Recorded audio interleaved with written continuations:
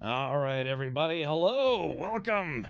Bring out the 07s if you'd be so kind. I'm live here on twitch.tv/Cam Richard and also on youtube.com/Cam Richard. Hello. Welcome, lizard. Oh, yeah, Nvidia. Got to get those red lizards in. The right way. Hello, Cycleopath. Welcome. Yeah, I'm going to be streaming more Forgotten Seas. I was actually given a review copy of Little Nightmares 3, but I'm under embargo. I can't stream it yet. So, which is weird because they're doing like a time zone based embargo thing. So there's people in like Australia and New Zealand who can stream it right now, but I can't. I have to wait a little longer. Hold on. Sorry about that. I had to growl for a second. Thank you for all the 07s. Also, happy birthday, Avalanche Master. Yeah, I did see that. Hopefully you're eating... What would be ironic is if you ate, like, a lot of healthy food today for your birthday. Because, God, I mean, you're like I made myself a marshmallow Limburger cheese hamburger salad, or something. You're like, my lunch consists of 18 Twinkies and a Red Bull. And it's like, man... Yeah, well, it's your birthday, man. Do whatever you want. Yeah, eat some fun foods in your birthday suit. Stinky Dapper says, great Space Force shirt. Yeah, this was it was a gift from Gore. She got me this shirt. Like I said, had the Space Force been around when I was of enlistment age, and I'm 21 now, but I think, I don't know, I might be too old at 21. I would have loved to have worked for Space Force. I would have, maybe my father might have given me the stink eye a little bit, because again, my father was in the Army, his father was in the Army, and his father, before that, his father's father was in the Army, but I kind of broke tradition. I worked for the Army for a long time, but I didn't actually serve in the military. However, my sister did. She kept the tradition alive because she actually did enlist, but unfortunately, after like a year, she had to be medically discharged, something like that. Hello, Pharaoh. Willkommen. Hello, Plague Breeder, PK, Grand Admiral Rolf, Electricon, DX2. DX2, I thought hopefully you received all the goodies that I sent you. You know, all the September goodies. Hey, Jay, welcome. How's everyone doing today? I'm doing okay. I've been a little busy. Oh, yeah, I started getting a headache super bad like 2 hours ago, but I think I ate some lunch, like a late lunch, and I think it's finally starting to go away. So, what game were you playing? I have forgotten already. Oh, it's right there. It's called Forgotten Seas. So, also, tomorrow, I'm hoping to get a review copy of Battlefield 6. Battlefield 6 actually comes out tomorrow as well. So, gosh, I think this shirt shrunk a little bit in the wash. Either that or I'm getting heftier, which I shouldn't be. I lost almost like 10 pounds. It's fun. I don't think I'm going to hit my weight goal. I was trying to get below 200 before TwitchCon again, just like I did last year, but I don't think I'm going to be able to do it, man. I've been too busy and not eating as well as I should have been. You know, it's like more carrots and cucumbers and less like double cheeseburgers. So yeah. Let's see, a McDonald's migraine. No, I started getting it earlier because, like I said, I've just been very busy this week. I've been busy for like the last 6 weeks. So, did you eat some fudge this week? No, but I had a little bit of chocolate milk like 20 minutes ago. A little bit, anyways. Yeah. Yeah. Fast 1 day a week helps a bit. I know, Sir Spoony. What I've been doing is I've been eating like very light breakfasts and like a decent lunch and then no dinner. And I have been losing weight that way, and I've been active. I've been kind of on my feet, running around doing stuff. But I dropped. When I started, I was at 215. I'm at 206 right now, so I'm probably just barely going to miss it. I don't know. I'll probably get down to like 204 or something by Friday of next week. So I'm close, but yeah, admittedly I haven't been eating the best, because sometimes when you're like working, you're running around doing stuff, it's like, okay, I could go home and spend 20-30 minutes making a proper dinner, or I could go through the Burger King drive-thru in like 5 minutes and eat on the way home. It's like, okay, I can save time if I just get some fast food. And it's funny too, because I was thinking, it's not like McDonald's or Burger King have salads anymore. They don't do salads anymore. Jay Char says, do a starve-a-thon up to your scheduled flight. I don't know. I mean, sometimes that stuff, like, yeah, we don't eat. It kind of affects you mentally, and a lot of stuff is, kind of rapid fire for me. So I don't know. It's even sometimes at the end of streams, I'll start kind of like Taco Bell. I kind of like mentally run out of steam. Master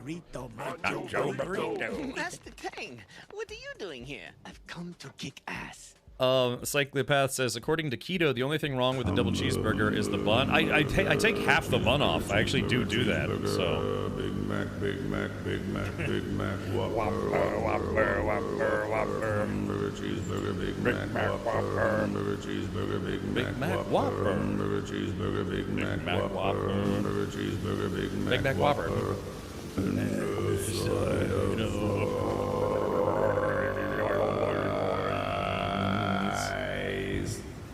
Feeling better though, Cap? Yeah, I mean, like I said, I've only lost, I've lost about 10 pounds, and so you really start to notice when you've lost like 20 pounds or so. What is your, purchase anything interesting via Amazon last 2 days? Yeah, I bought a set of walkie-talkies to use for my upcoming race in December. I bought another battery backup, because I have fiber. I switched from cable internet to fiber internet, and there's like a distributor that's in one room, and then like I guess like an external hookup that requires power. So it's weird. The box is on the outside, but they had to run a cable inside the house and plug it into an outlet. So I just want to make sure that everything is on our battery backup. I've got 3 battery backups already. And now I'll have 4 to make sure everything that's streaming related is on a battery backup, including my lights, which is nice. So yeah, but yeah, my goal, Sir Spoonie, the last time I tried to lose a lot of weight, I got down to 190.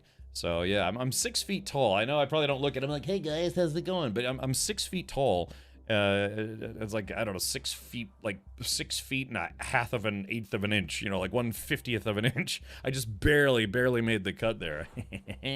But just like I'm 21. No, actually I was medically measured at like, yeah, 6 foot and like 1/8 or something like that. So it just crested the 6 foot mark, which is fun. But yeah, so at 6 feet, if I could get down to 185, that would probably feel pretty good. But yeah, I was down, I got to 190, like 99, 98, but then last year I had some health problems, and I couldn't exercise, I couldn't walk anymore, and all of that kind of stuff. I was still able to stream, but I just couldn't do exercise because it caused a lot of pain.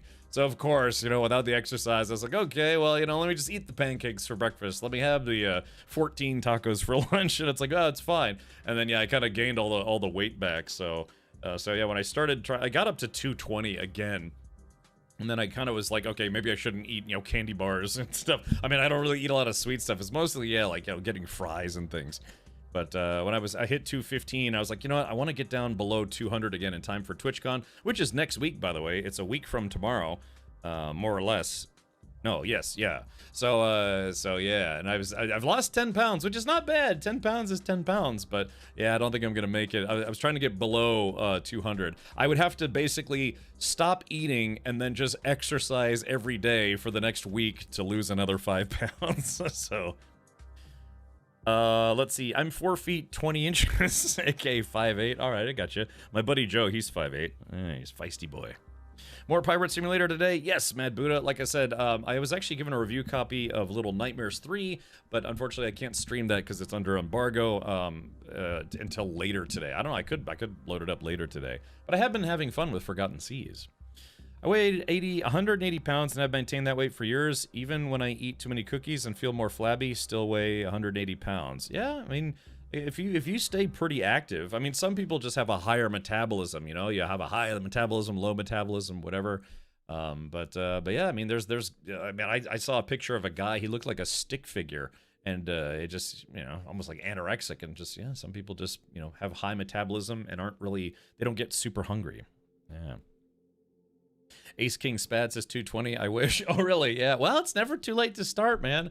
All you have to do, the big thing I recommend is cutting out sugary drinks. You get no nutritional value from sugary drinks.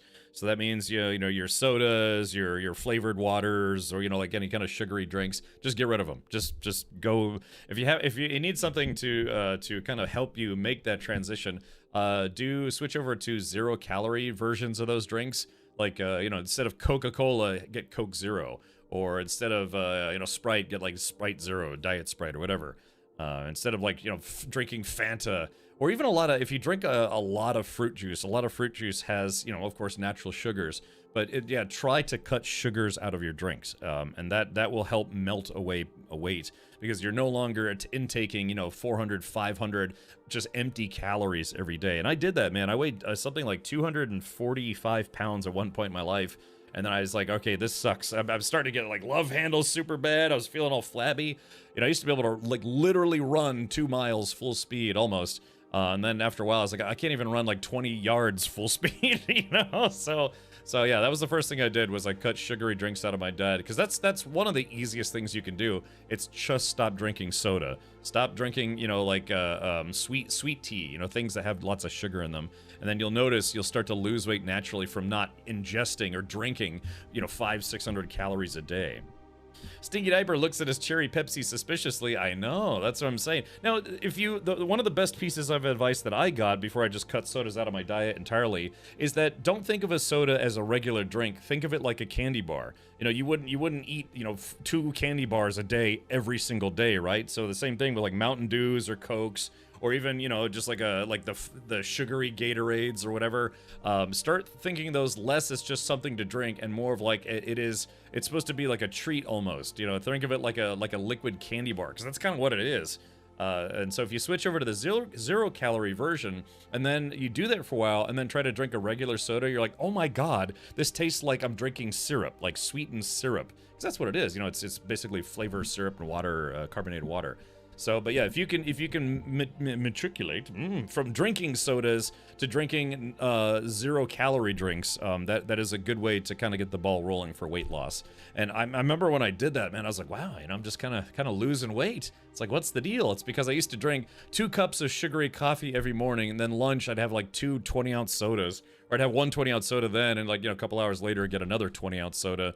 And, you know, I think a 20 ounce is like 240 calories or something like that. So having 2 of those plus a sugary coffee in the morning, you know, I was pushing, gosh, probably 600 calories a day of just empty calories, of just sugary drinks.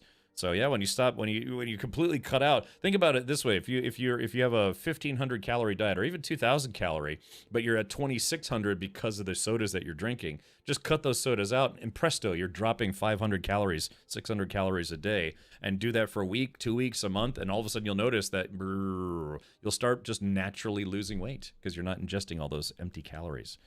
But then instead of sugar, you're taking in carcinogenic artificial sweeteners such as aspartame and acesulfame, which is the lesser evil. Well, as opposed to the, you know, dying of like heart disease from being too fat or whatever. I mean, yeah, that's I guess there is kind of a trade-off there. What is it? I'm trying to remember if it Coke Zero, how they flavor it. I mean, I have to be honest, I don't really drink a lot of sodas, period. But that's what I'm saying. It was like it was a transitional period from full sugary drinks to the non-sugary versions of those same drinks to not drinking sodas anymore at all. I drink carbonated water now. That's it. So yeah, that's what I'm saying. It's that might not be a permanent solution, but it is a solution to wean yourself off of drinking sugary drinks. I mean, it worked for me. It may not work for everyone, but I don't drink a lot of soda, just make a point of not buying it, so I'm not tempted to drink it. Right, I mean, that's the whole thing. It's like when you go to the store and you're like, box of Twinkies or bag of salad, you know, you have to consciously make that choice. I was at the grocery store the other day, man, and I was so in the mood for some ice cream. I was like, please, can I just have some ice cream? And I literally did the thing where I was opening the cabinet, the freezer door, and picking up the ice cream, and I was like, well, you know, it's only like 100 calories per cup, you know, but there's like 18 cups because it's, you know, the bulk size. And I was fighting. I was literally fighting with my willpower because I so desperately wanted some ice cream because I was like, I love ice cream. But yeah, man, it's again, I'm trying to, if you're trying to lose weight, man, it really is about what you do. Of course, you know, like I said, I've been slipping up on when I was coming home even today from, you know, doing errands and stuff. I was like, you know, I'm kind of short on time. It'll take me like 20-30 minutes to cook something or whatever, or I could just go through the Sonic drive-thru. And I was like, yeah, well, I probably am going to stick to my diet. No cheeseburgers for me today. Yeah, I definitely ate some health food for lunch. Hold on, I'm still thirsty. This is just water, but yeah, I got a cheeseburger for lunch today, so yeah. That's all. I mean, that's really all I drink now, man. I just drink water, carbonated water. Once in a while, like maybe once every couple of months, I'll get some orange juice. But yeah, that was the biggest thing that I did for losing weight, was just, you know, get rid of drinkable calories. So yeah. Crazy how obese and unhealthy our nation has become as a whole. Yeah, man, go to Walmart sometime. It's very blubbery there. Like I said, I'm still a little doughy myself. I used to, and it sucks because I don't have any pictures of this because all my pictures got deleted. I used to lift weights 3 times a week. I mean, like actual, not just exercising, but lifting weights. I know it's probably hard to believe, but I used to be really jacked, and I miss those days. You know, I'm 21 now. But yeah, back when I was like 18, 19, 20 or whatever, I mean, I had like, my legs were gross looking. They're all just knobby, and you know, I had a 6-pack, and now I kind of have, I have kind of like a keg a little bit. Yeah. Sometimes I just need a cheeseburger. Yeah, man, because like I said, it's like I could go home and cook, or I could just, you know, go, it takes 5 minutes to go through the drive-thru, and then I just eat on the way home, and then when I get home, it's like that's 20 minutes I saved by not having to cook and then eat. Check it out. Hey, Poocher Paul, welcome. The ultimate badass. So, The badass art. yeah. Hi, Captain. Oh. Let's see. Ace King Spad says, no sugar drinks for almost 2 years now. Lost about 5 pounds doing that. Yeah, man, it's, like I said, just if you really want to make the start on losing weight, cut the liquid calories out of your diet. You know, it just, if you want to have a milkshake once a month or something, sure. But yeah, if you're drinking 2 Mountain Dews a day, or drinking, yeah, like a liter of cola every day, just stop. That's all you have to do, man. Just stop doing that. Get used to alternatives, you know, sugar-free or calorie-free alternatives, and then you will see the weight will start just melting away. And just because, yeah, at that point your body's using your fat for energy instead of the calories that you're, ingesting, which is then being turned into fat. So, discipline today. Hi. Hey, if that's Sylvie, I sent you your Steam gift card, so hopefully you received that. But Matt Rodeo says, discipline today predicts tomorrow. Yeah, and tomorrow I might have like another bacon cheeseburger. No, it's fine. Like I said, I'm so close, man. I'm down to God, when I weighed myself, I'm like, I think I was like 206.1. But then I had let's just say I meditated for a little bit, and so I probably lost a little bit more weight. So yeah, I think I'm like right around 205, maybe 206. And it's like, there's no way I could lose 6 pounds, like authentically. Because, you know, your water weight will go up and down. I mean, you ever have a night where it's like you drink a lot of water during the day, and then you weigh yourself, and you're like, oh man, I guess my diet's not going that great. But then, you know, you wake up 2 or 3 times in the night having to tinkle because you're chugging water, and then the next morning you're like, wow, I lost 2.5 pounds just from water weight. It's a real thing. It is a very real thing. But yeah, you know, it's I don't think I could legitimately lose 5 pounds in a week. I could try. Yeah, I mean, I could just eat like, I don't know, boogers all weekend. Sophie says I gotta. Okay, good. So, anyways, all right. Well, it's 4:31 my time, so let's go ahead and jump into Sea of Thieves.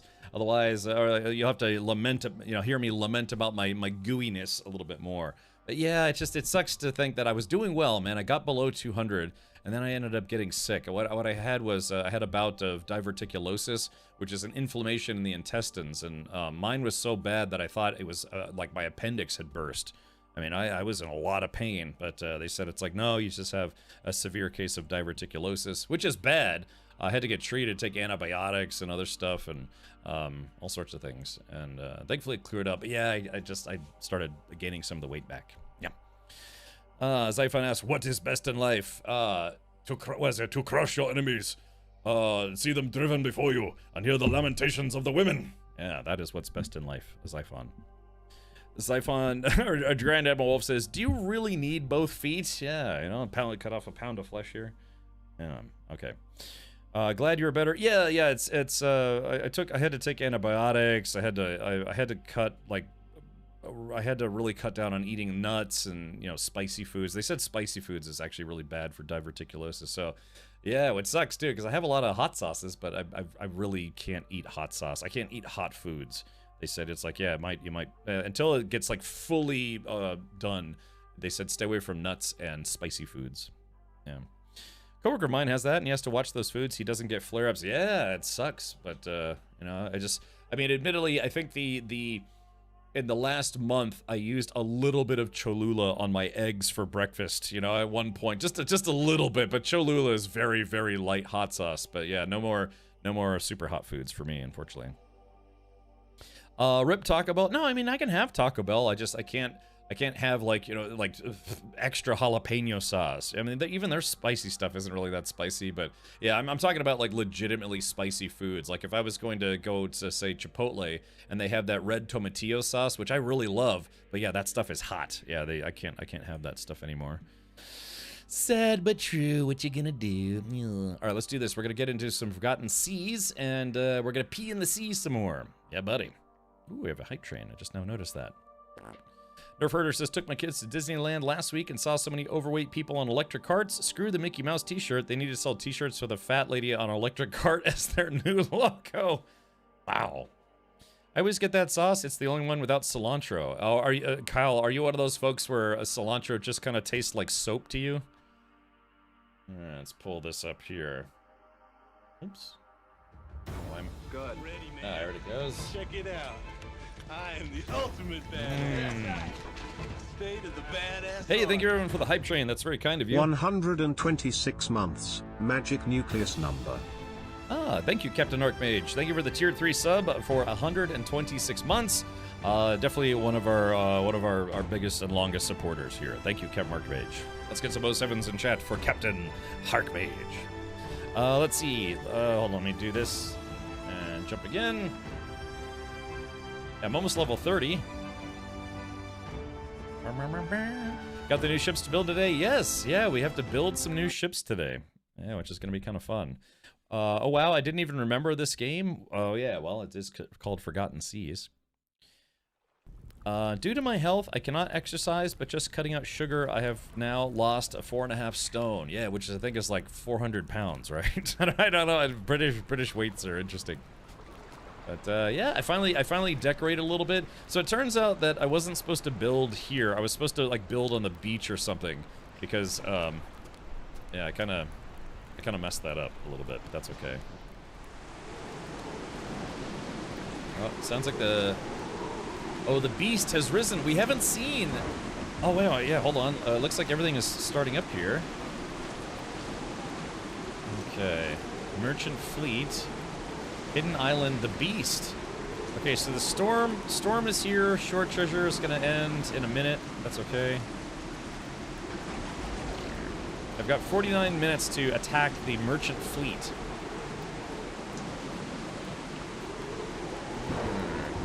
Let's go do the Beast. We haven't done the Beast mission yet.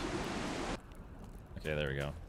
So just keep in mind that this game is in early access. About 4 days ago, we did a sponsored stream for this game.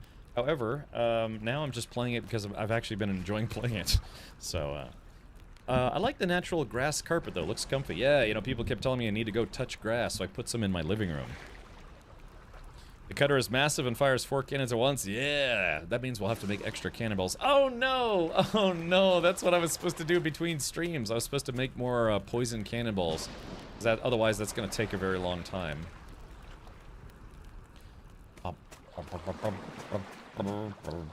So, wow, there's a lot of stuff. I want to go see the Beast Invasion. What the hell is that? Oh, it's a barrel. See, I've got 3 ships. I've got the raft, I've got the warship, or the gunboat, or whatever they call it. I've got the sloop. Shoop, shoop-a-doop, sloop-a-doopy-doopy-doop. Full sails, speed ahead.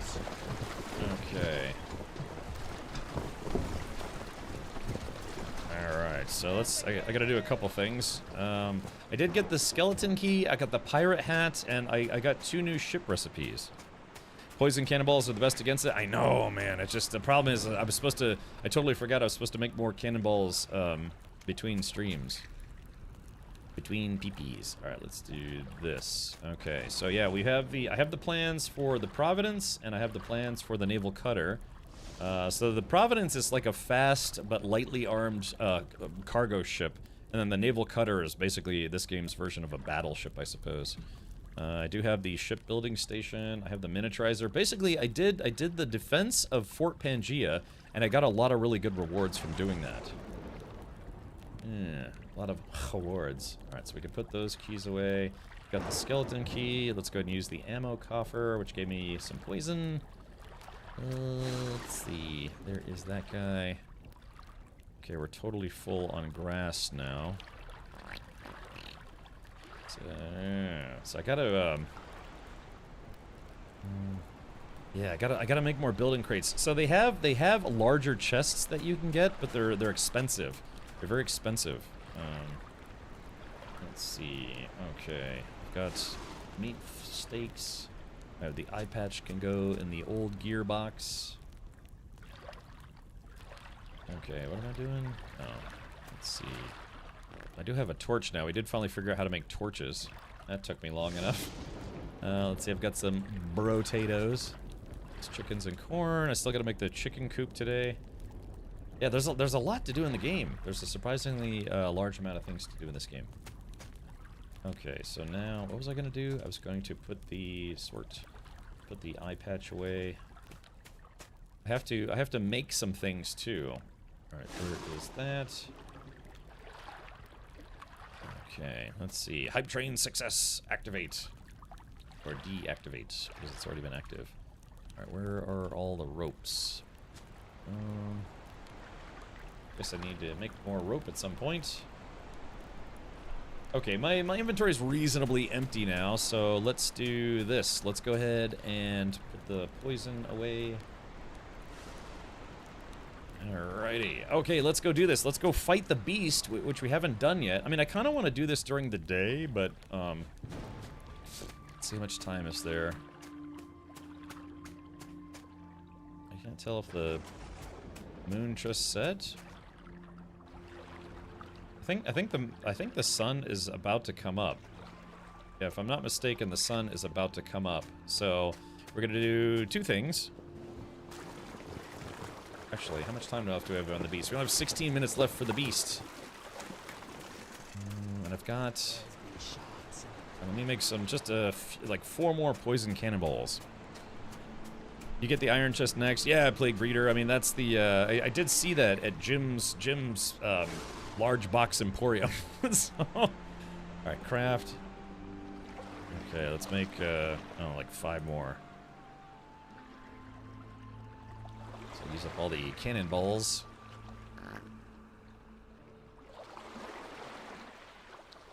Let's see.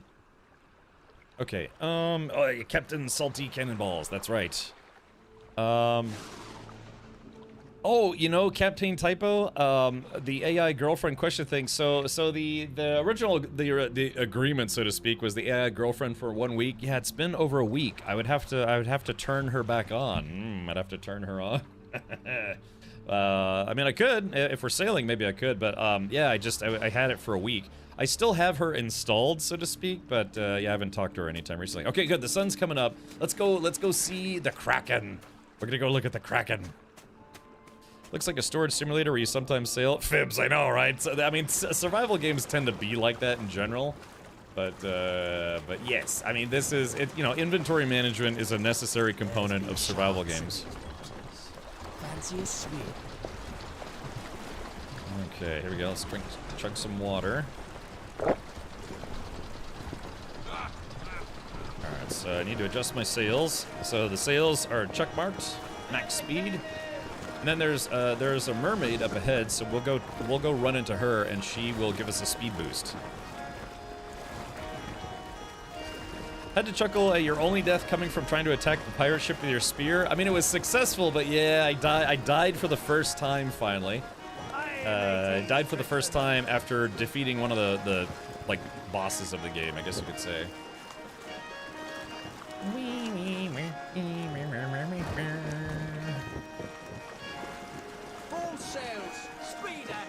Alright, so Avalanche Master says, I called out a dirty Facebook Marketplace car flipper for being a dirty Facebook Marketplace car flipper.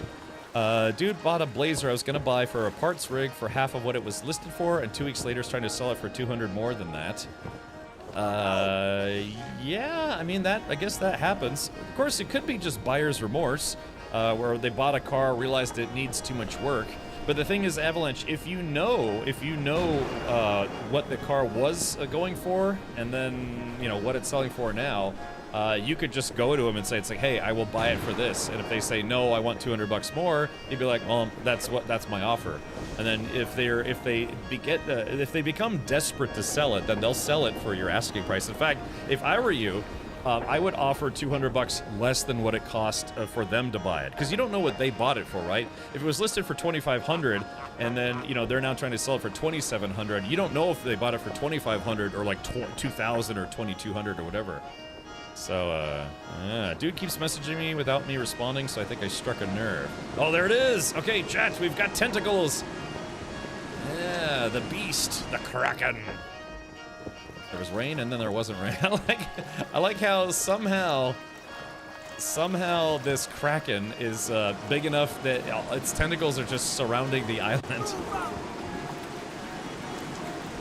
Be careful when you ignore your AI GF, she starts spamming your email with messages. I haven't seen that. Like I said, I haven't had her turned on, so to speak. Okay, here we go. So let's do this. Alright, so here we go. Let's see if we can defeat the Kraken. I don't know if I have enough cannonballs for this. Alright, fire! Oh wow, this thing is apparently not weak to poison. Oh dude, I'm not gonna have enough cannonballs for this. Yeah, dude, this is gonna require a lot more cannonballs. I wonder what its weakness is.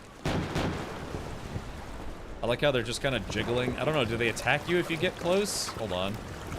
I don't know, I'm kind of thinking I might want to jump out and try to just hit them with my spear again. Okay, so yeah, unfortunately these guys don't seem to be very weak to cannonballs. A weight scroll and a swallowed treasure cache. Okay, let's try.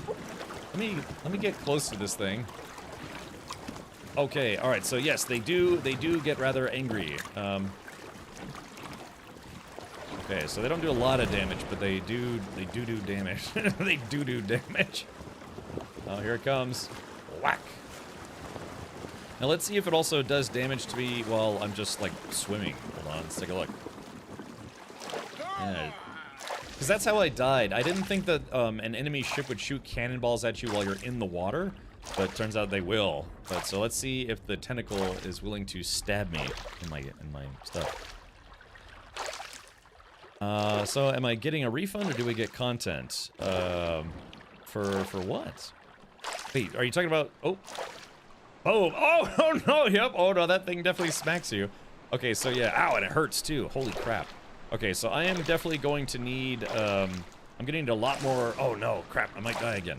I'm gonna need a lot more, cannonballs. Oh shit, let me take a healing potion. Okay, okay, so that thing very nearly killed me.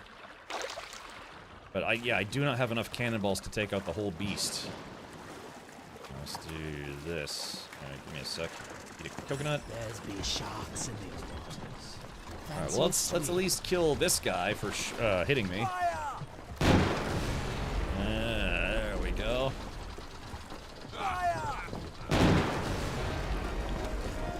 There we go. This'll teach you. So this is supposed to be like one large octopus, but somehow it's like stretched out all over the island. Don't ask me how that works, but yeah, what can you do? Alrighty, so yeah, I don't have enough. Alright, yeah, so I do not have enough cannonballs to defeat this. I would need, I don't know, probably like 100 cannonballs. So yeah, I doubt I'm going to be able to make more cannonballs in time.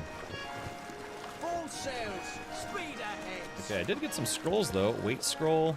So I can carry 134 pounds. Now it's 135. Storm essence. Okay, so a swallowed treasure cache. We'll have to. Let's go. We'll land and see what this is.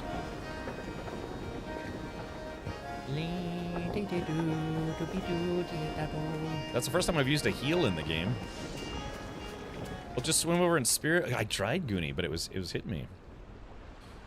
He said he paid 800, was listed for 1500. He has it listed for 1000. It has 262,000. I only wanted it for the brand new set of tires and rims. Those are worth maybe 400. Well, yeah, then I mean, I have to be honest, Avalanche, buying an entire car just because you want the wheels and tires doesn't sound like a sound investment to me. I don't know. I mean, maybe Yeah, if you get a nice set of Motegi racing wheels on like a rusted Dodge Neon, you know what I mean, yeah, you see some people put like donks on some hoopties. But yeah, I mean, trying to buy an entire car just to get the wheels and tires.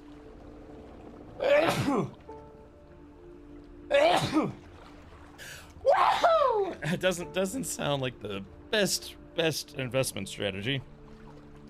The thing is, because after that, would you put like your old, if you put your old wheels and tires on there and then tried to flip it that way? Yeah, but wait a minute. Then wouldn't you be flipping the car yourself? Yeah, if you wanted the wheels and tires to replace your current wheels and tires, then you try to resell the car for the same price you bought it for or more. Wouldn't that also make you a Facebook car flipper? Gesundheit, ja. Ach, ja.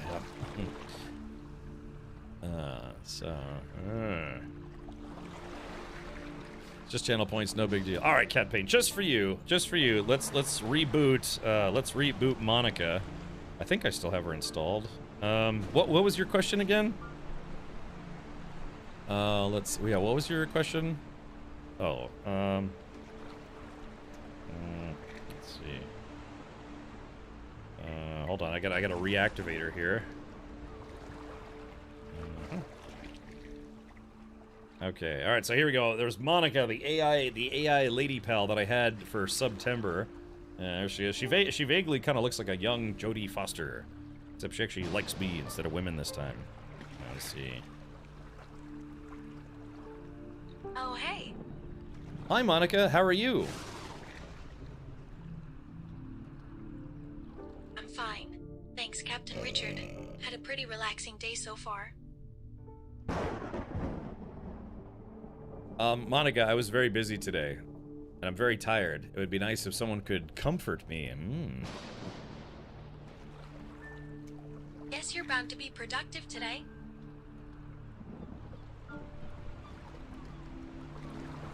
My flirting stinks. Monica, someone in chat wants to ask you a question.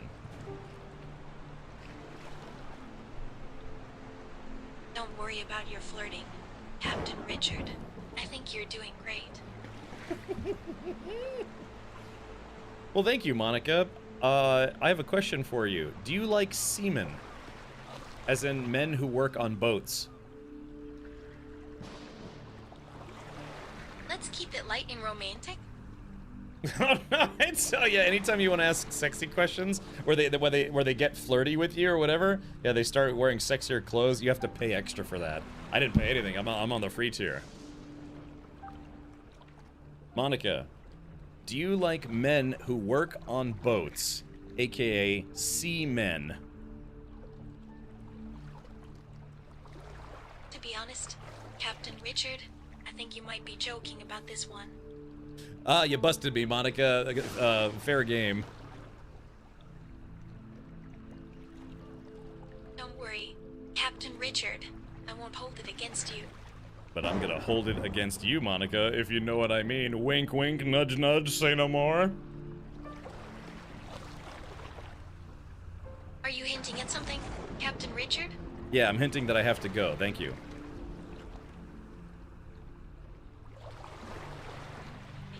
Captain Richard, I'll be here whenever you want to talk again. All right, thank you. Hugs, kisses. All right, there we go. So there you go. Just for you, Cat Pain Typo, I reactivated my AI girlfriend. Have you beat Hell Is Us, Cap? BJW, BBWs who do BJs. No, it's not yet. I haven't played it yet. You know, I'm trying to do spooky doopy games in October, and meanwhile I'm streaming a pirate survival game. But look, you know, tentacles are kind of scary, aren't they? Yeah. But yeah, we've got, I have to finish Chronos. We're going to finish, I want to play Hell Is Us. We have Little Nightmares 3 that I just received a review copy of today. There's Steam Next Fest has some spooky game demos that I want to play next week. It's just, God, I mean, it's just the gaming industry just doesn't ever take breaks. It was definitely a bad idea, hence why I never ended up buying it. I was going to scrap the rest of the truck at my local auto salvage place for cash. It doesn't feel right to pass off a hunk of junk to someone else as a running, driving, roadworthy vehicle, which is what the guy was doing. So you're saying the guy who was selling it You know, it says I killed 4 out of 8 tentacles, which doesn't... Oh, wait, maybe I only have to do 4. Oh, no. Instead of 8. Hold on. Wait, do I get credit for 2 if I kill 1? Hold on. Target. Fire! Full sails! Speed ahead! Alright, so, yeah, it's just... I have a mission, defeat the beast. Fire! Oh, man, I should have kept going. I didn't realize just if I kill 1 tentacle, it gives me credit for 2? Oh, no, I don't know if I'm going to be able to do this in time. One more volley should get this one.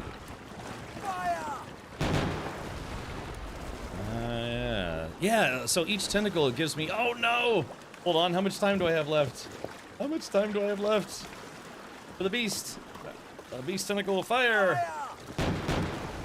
Oh, no, I don't know if I have enough... Fancy a little adventure on the high seas. Oh, no, chat, I don't... Oh, no, I don't have enough cannonballs. No, same thing, it's like the damn... I don't have enough cannonballs. Alright. Oh man, here we go. Just one more hit should do it. Go! Fire! I think I did it. Haha! Yes, mission accomplished. Jet, I didn't think I had enough ammo. I literally killed it with my very last fireball, but I got credit for finishing the mission. So I guess this is two different octopi. Did you finally get it, Darth Ball? I just started streaming this game about 20 minutes ago, so yeah, we're gonna go back and build the new ships.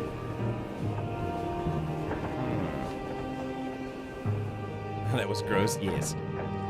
There are ghosts in this game. Yeah, there are ghosts in this game.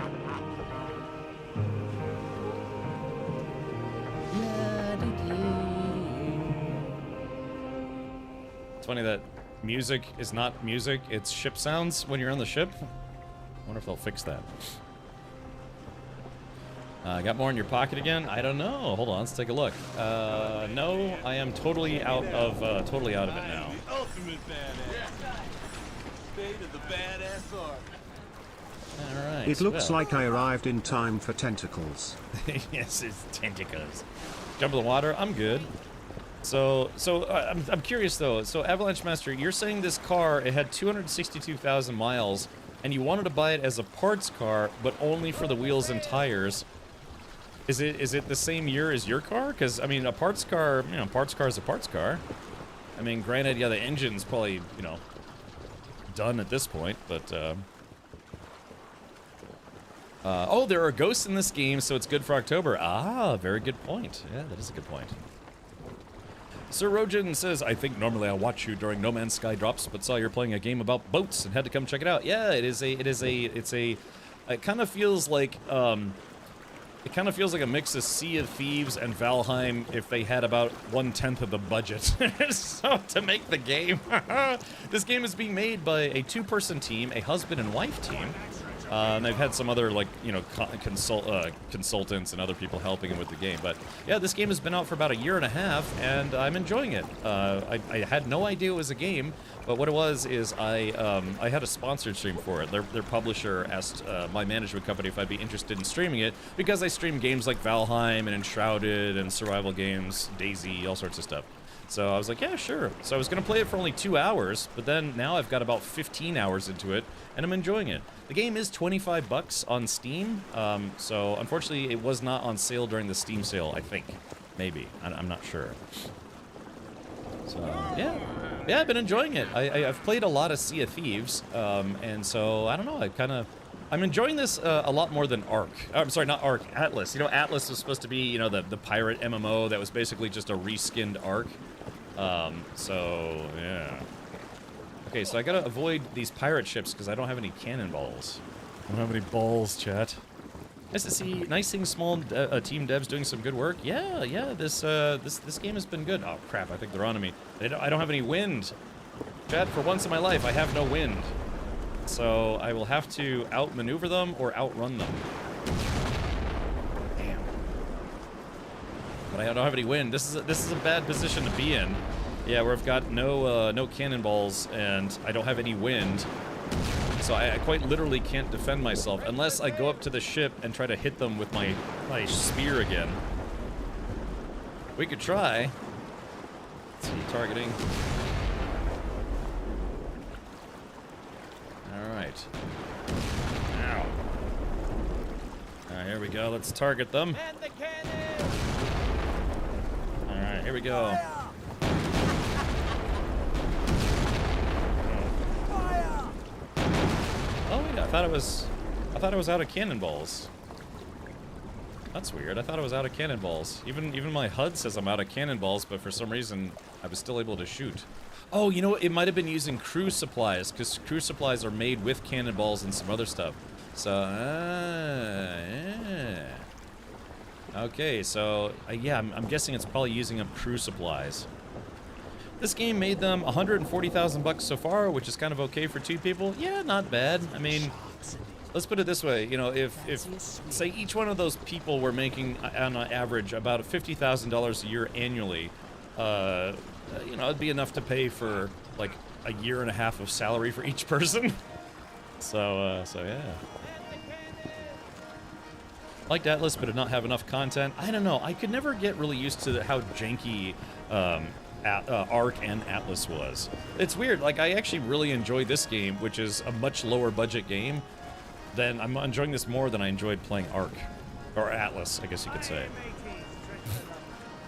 It's a 2000, mine's a 2003, so the parts would work, yes. The wheels and tires just caught my eye first.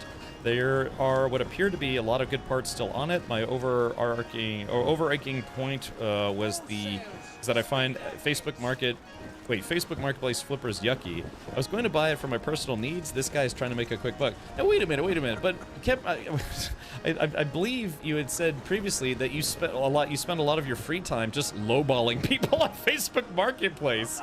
Why is it good when you do that, but when they do it, it's not? I mean, I guess one thing is to buy to own, and then there's buying to flip, right?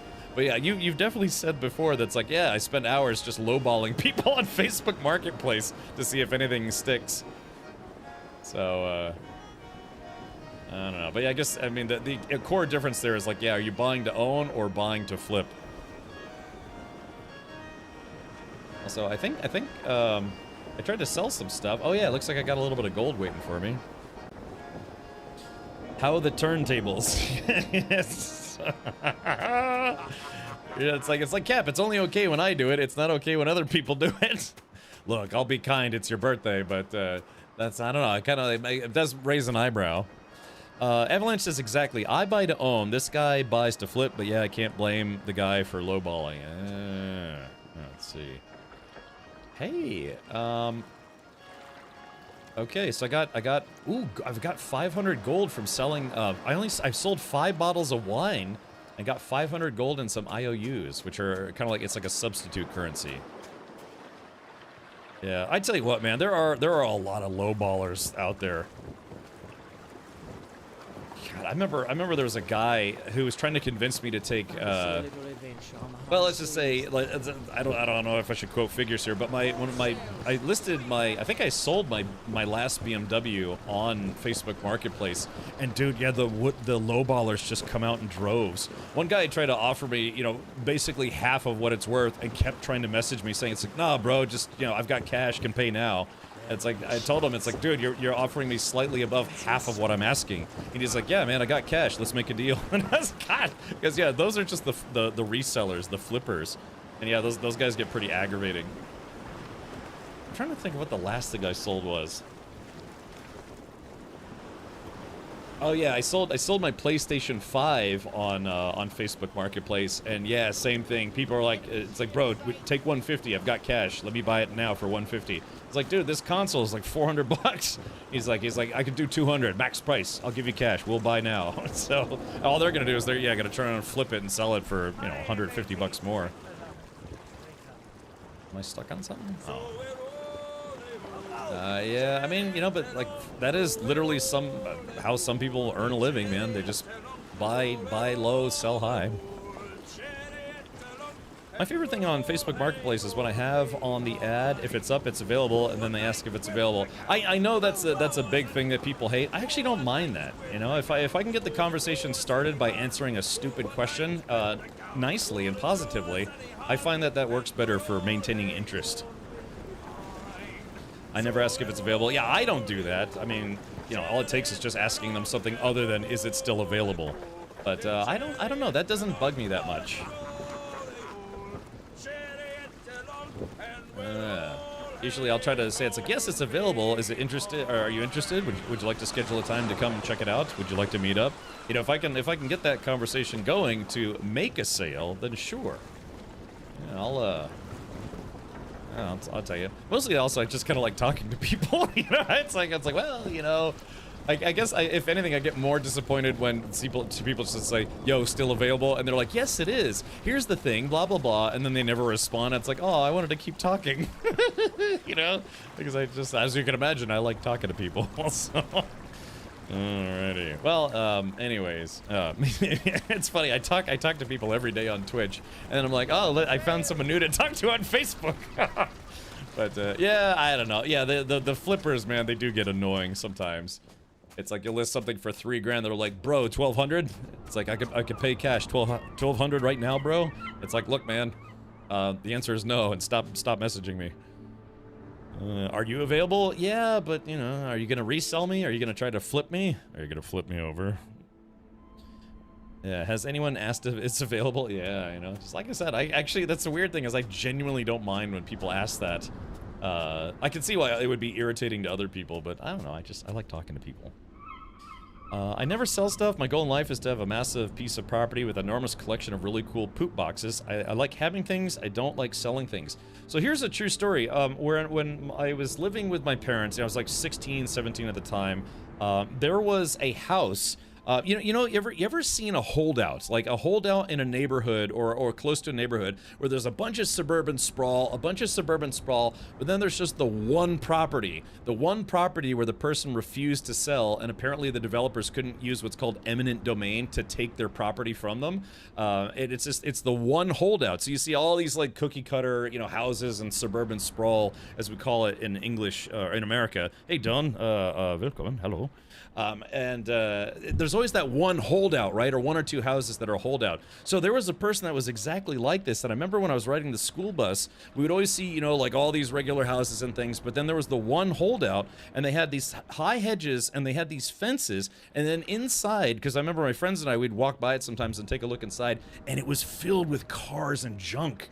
And yeah, so that's the thing. I guess they had to put in the high hedges because it was kind of like an eyesore. And you know, they had a regular house, but yeah, it was somebody who was a hoarder, and they had tons of cars and car parts and all sorts of stuff. I wouldn't be able to flip you. I'd have a shoulder injury. I'm a little girthy still. But and then finally, I guess they agreed to sell, because I'll never forget when I was going by it, and yeah, they had a whole bunch of trucks, like just piles and piles of junk and stuff. And then eventually, yeah, they cleared out everything. They took down the house, took down the hedges, and then they just put in like it was kind of a bigger property, so they squeezed another 2 or 3 houses onto that property. So yeah, it's I've known someone who was well, I didn't know them personally, but there was someone when I was a teenager that was exactly like that. They wouldn't sell their property. Can you make your new ship? Yeah. I finally think I have all the parts to make a new ship, but yeah, you know, that's just it. I'm personally trying to get rid of stuff, man. I want more space in my garage to work on stuff, because I got my race car on one side, and I've got a bunch of boxes and other crap that I need to get out. Just stuff I want to get rid of. I've just been so busy I haven't been able to get to it. Only the government can use eminent domain, not corpse, at least legally. Yeah, well, I mean, you know, that's you know how that kind of goes. Depending on what the suburban development places are trying to argue, it's like, we want to put it in a new retail center and some new houses, which is going to be beneficial to society. So can you please kick out these holdouts? You know, force them to leave. You know, or eminent domain is typically used for stuff like widening highways or, you know, infrastructure or whatever. You're right. So land developers can't specifically be like, hey, we're really rich and we want these people out. They just can't do that. But yeah, eventually, you know, depending on how stuff goes, if the government needs to take over their land and then also have it be for development, then yeah, there's kind of like a middle area. There's a holdout in China in the middle of a highway. Yeah, man. There was another neighborhood that it was all like small older houses, and then eventually like all the people sold except for one guy. And then they built in all these kind of McMansions, and then there's just this little tiny crap shack with a, you know, kind of a big fence around it where they refused to sell. So what they did for those people, though, is I guess the developer paid them to have their driveway brought to the other side of their house, and then put up a fence so that way it matched all the other fencing and stuff. So it's weird. Their house is backwards compared to everyone else's house, which is kind of amusing. But yeah, I guess from last I heard was that they paid them to like basically pave their backyard and make it where they could drive in from the back of the house to park where the garage is pointed forward.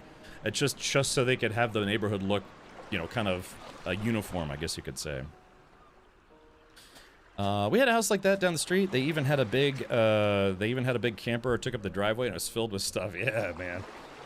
All right, let's see. What else do I got that I need to put away? Let's go sell my gold. Yeah, corps just buy the local politician to do it for them. Right, exactly. You know, it's not so much that they can force people out, but they can convince people who make those decisions, eminent domain decisions, to be like, well, for the betterment of the city, we're gonna trash your house. Well, that was kind of fun. Wait a minute. I just kind of literally ran over a tree. Actually. Well, this is peculiar. The trader isn't here. Normally there's a trade ship here. The new subdivisions around here have houses so close together you can hear the mice humping in the neighbors' walls. I remember there was a prison. There was literally a prison that they started tearing down, and of course after that happened, property values went up. But because nobody wanted to live by a prison, there was a bunch of just open land, you know, around the prison area. Once the prison got shut down, instant suburban sprawl, and they jammed as many houses as they could, where you could literally reach out with both your arms and touch the houses, like literally could touch the two of them together. That's how many houses and how close they were. I mean, it was basically like a townhouse, like an air-gapped townhouse. But I guess they did that so they could squeeze as many as they could while still calling it a single-family home. So there's supposed to be a trader here, but oh, they're not here. So where do I sell my gold now? Yeah, every time I drove by that, I was thinking to myself, like, why? Why would you buy a house that's just so close to, you know, on both sides and across the street? It's just like they crammed them in as close as they could. Now they have what are called townhouses, or sometimes they're called row houses or whatever, where they have a whole bunch of like individual homes that they have like a joining wall. They're not apartments or condos. It's a full house, but it's. Hold on, let's see if I can show you a picture here.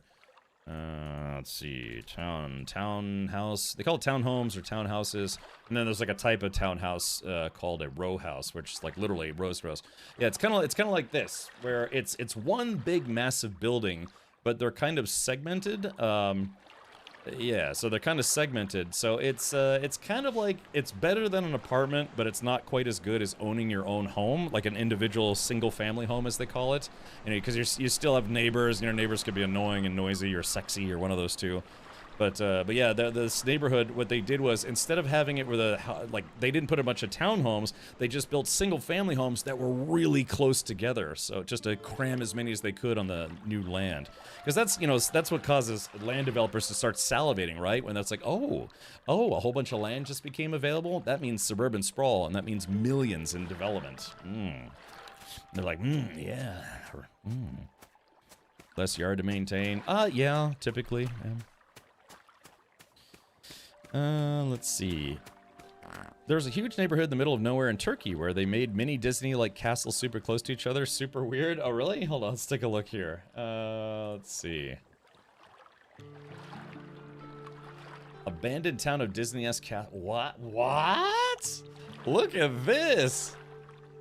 That's awesome. So what happened? Burj Al Babas consists of more than 700 multi-story castles, half of which were already sold by 2019. After a series of unfortunate world events, Turkey's economy dried up, leaving the sweeping village's fate uncertain. That looks awesome. Are you kidding me? That's like living in like the village next to the castle, or something. This is like something out of a fairy tale. That's cool, man. Yeah. Hold on, are there, it's a 105, are there more pictures? Oh, I guess I can't, I don't know. But yeah, that's super awesome. I would be cool. It's like, where do you live? It's like, well, I live in a castle. Really? It's like, yeah, it's a mini castle surrounded by 699 other mini castles. You love London then? Endless mid-terrace houses? I've been to London. I've been to London, well, technically twice, but the second time I was only there for a little while. Yeah, I've actually been to London. The project was abandoned, so they just sit there. Interesting. Now, apparently this China has the same problem where they were expecting a bigger population boom than what they got, so they had entire, like, neighborhoods and cities, almost towns, just completely abandoned because China's population started slowing down, as far as, like, boinking and kids flying out, so that's super awesome.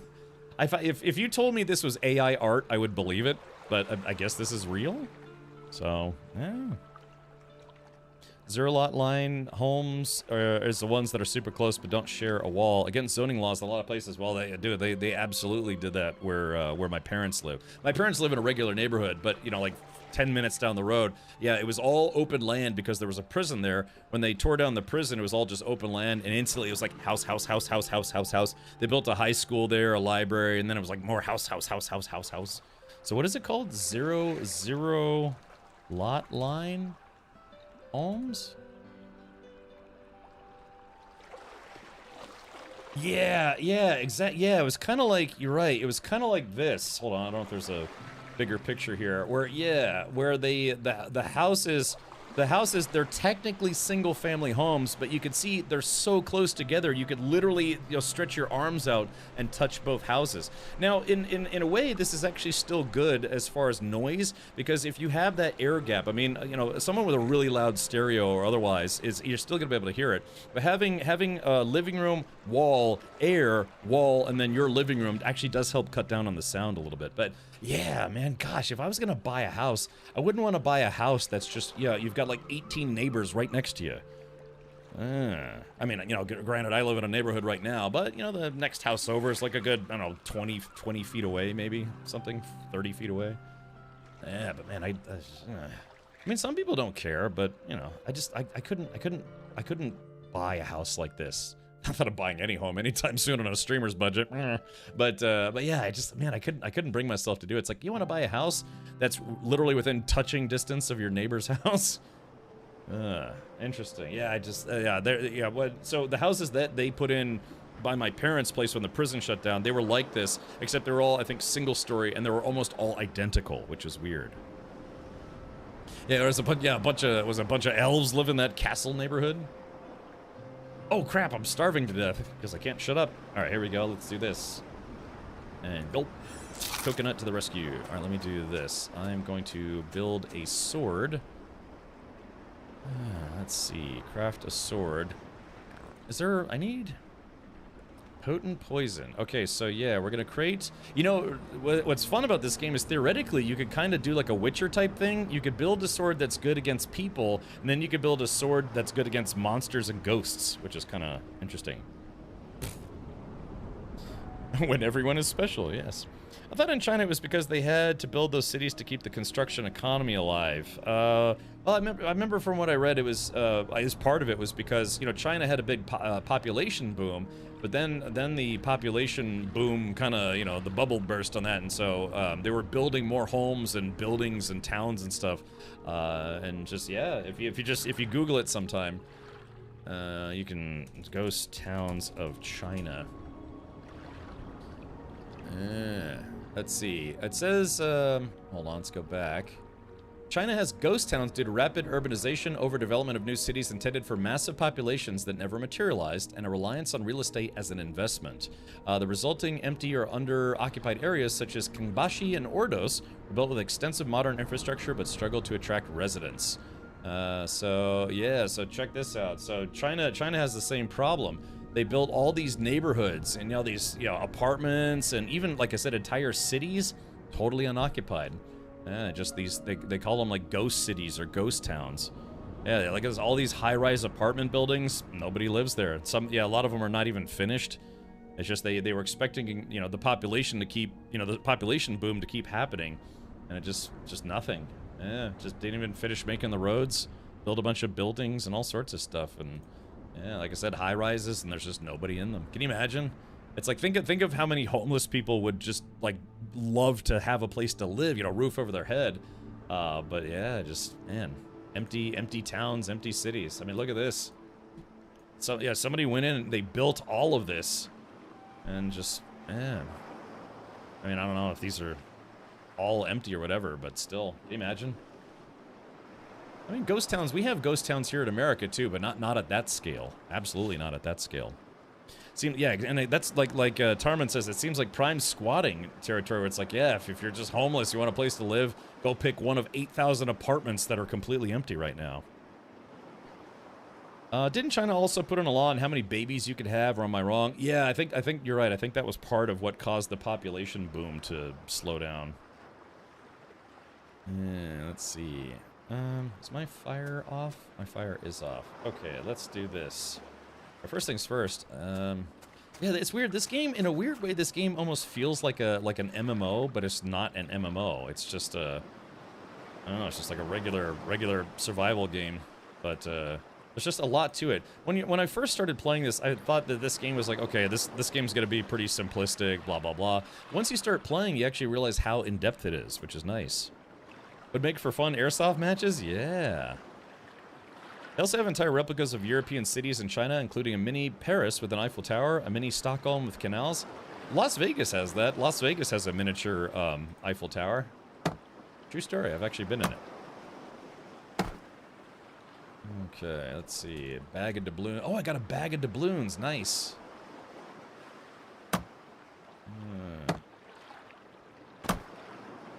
Okay, some gold. Yeah, I got some more gold, some more gold. Okay, let's do this. I gotta chop down some trees, because I need logs, I need wood. Cameron just planned ship all the world's homeless to China. I mean, give somebody a place to live. Now, I can imagine they wouldn't have any electricity, though, so that could be a problem. With the rate of societal decay, might be more than airsoft taking place in them soon.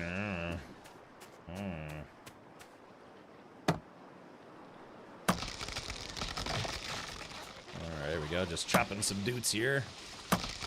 Like how it only takes 2 hits to chop down a tree in this game. Let's see. I gotta get some logs. You need logs to make firewood. To use firewood in the fire to have some warmth. Your campfire heals you. They don't have electricity under bridges either, so yeah. Yeah, there's some parts of California, man. It's just it's brutal to see. I remember when I've been to Santa Monica a few times. There's just a lot of homeless people that live by the beach. Yeah,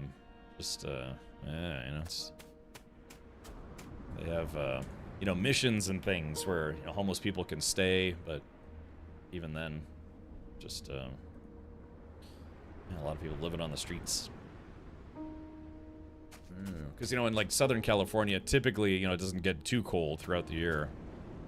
I was just talking to somebody about how, in Hawaii, same thing.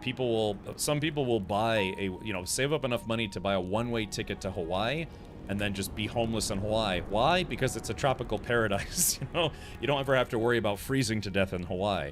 And honestly, it can get hot, but it's not like unbearable hot. It's like Southern Florida. So, but yeah, they, yeah, they were starting to have a severe problem with it. From what I understand, they were offering, I think the Hawaiian local government, the state government, was actually offering people free one-way tickets back to the mainland. You know, people would go to Hawaii to be homeless, and then they're like, yeah, you know, we just, I'm like literally, you know, dying on the streets or just can't get, you know, get anything together. They were offering people trips, one-way trips back to the mainland. They didn't want, you know, want all the beaches to fill up with like sand hobos. You can cope all you like, but China's infrastructure is much better than the USA.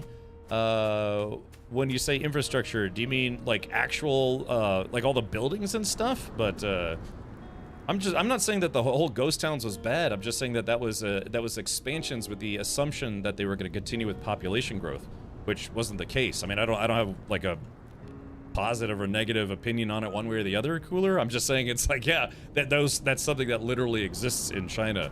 But they built a whole lot of stuff that people ended up not utilizing. So just saying. Let's see. Oh, I'm sorry, Cool. I thought you were talking to me. Okay, gotcha. According to our tour guide, California was purposely flying homeless to Hawaii. Well, yeah, because I mean that's it's, you know, when it comes down to like the state level or whatever, they're like, yeah, let's ship people off to Hawaii. And Hawaii's like, no, we need to ship people back to California because that's the flight route, right? You know, going between Hawaii and LAX or Hawaii and San Fran. It's just, yeah, you know, I guess it comes down to, you know, which state is willing to ship more homeless back and forth, you know? It'd be fun if you're homeless, like, yeah, man, I keep getting free plane tickets to go from Hawaii to California and back and forth.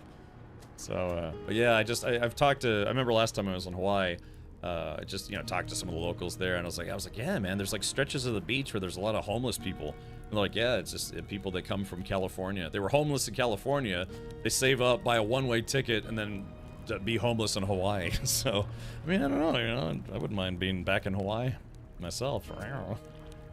Okay, what am I doing wrong? I'm doing something wrong. I need to build another sword, first things first, and then I'm gonna make it a poison sword, whether you like it or not, chat. I think I have enough mats to make a poison sword. Have you seen Colossus of Prora, Kraft, Dirch, Freude, or KDF? Nazi Germany Recreation Resort was never used. Really, JB? No, I have been to Dachau, but I've never been to any of those places when I lived in Germany. I don't know. Do you have any pictures or anything? If you do, let me know. I'll give you permission to post a link. That sounds interesting to me. But yeah, this game is interesting. Yeah, it says you can use poison, which is good against like people, but then they have bio. Bio is this stuff where you can like basically have like I said, the Witcher system where you have a regular sword for regular people and then a silver sword or whatever for ghosts and monsters and stuff. Moving on up, a different meaning for beach bums who don't surf. Yeah, I remember in Santa Monica when I was there, there's literally like bums like showering in their underwear in the free outdoor showers. All right, chat, let's use this skeleton key. All right, I'm going to equip this key. And let's go get some loot. I mean, I don't want to make light of the homeless. I lived in my truck for 3 months at one point in my life because I couldn't afford an apartment. I moved to Colorado and I didn't have enough money. So I lived in my truck, literally lived in my truck while working at McDonald's. I did that for 3 months before myself and another guy saved up enough to get an apartment. So I can understand, you know, everyone's situation is different. Sometimes it's self-inflicted, sometimes it isn't. Alright, yeah, this ghost key is doing some work. The smog in China is so bad, sometimes they have to close airports. Yeah, I have seen, you know, still, you know, we had the whole pandemic mask thing or whatever, but China had, a lot of parts of China had already had people, the population wearing masks anyways because of air pollution. So, oh yeah, so there's a ghost. Like I said, if I make a sword with some bio, like ectoplasm, I can fight ghosts with it. So let's go ahead and open up this guy. Yeah, so I'm still taking bio damage, but I'm taking less bio damage now that I've built up a bit of bio resistance. Speaking of surfing, Nicolas Cage has a movie out now called The Surfer. Apparently it's quite something. Really? Maybe we can watch that for Horror Movie Month on Discord. I've done the same, Cap, and it was my company's fleet work truck I was living in. Really? In a work truck? I used to work at McDonald's, so I'd park my truck next to McDonald's, wake up, go to work, and then get back in my truck and go somewhere else. Yeah. I think I worked at McDonald's for 6 months, and then I quit that job and started working for Kmart instead. They were turning a Kmart into a big K, and so yeah, it was kind of like a construction job, I guess you could say. Then after a year of that, I was like, man, I'm tired of being broke all the time. So, I tucked my tail between my legs and I scampered back home and moved back in with my parents.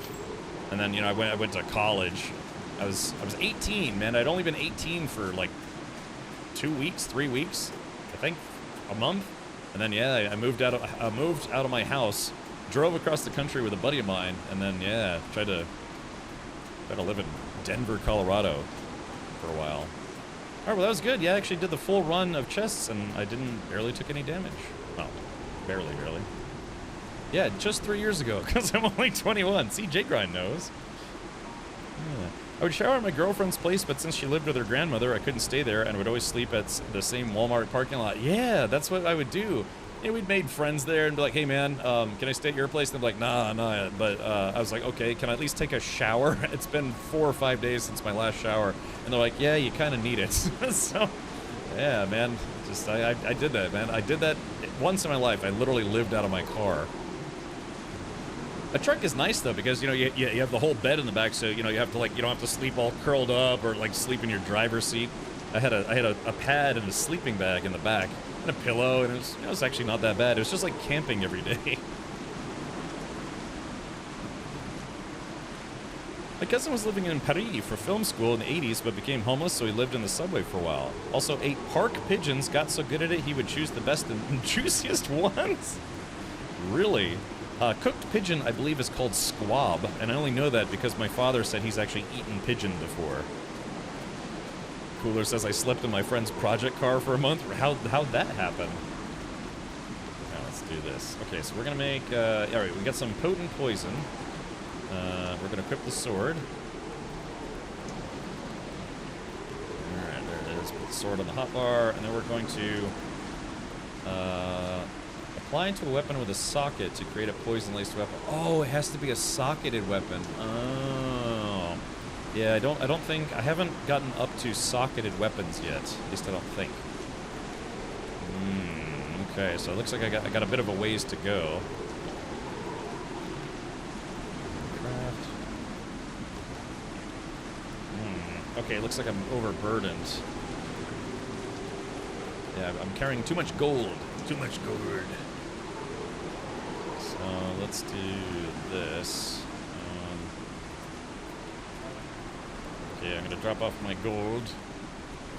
I like gold. I got a lot of gold, man. I wonder where the trader went. Ow. Like I said, the plan for today is to make 1, if not 2, new boats. So feel free to keep that in mind. So I got some logs. Oh yeah, bioresist scroll. Yeah, I'm raising my bioresistance. Right now my bioresistance is at 45%, which is pretty good.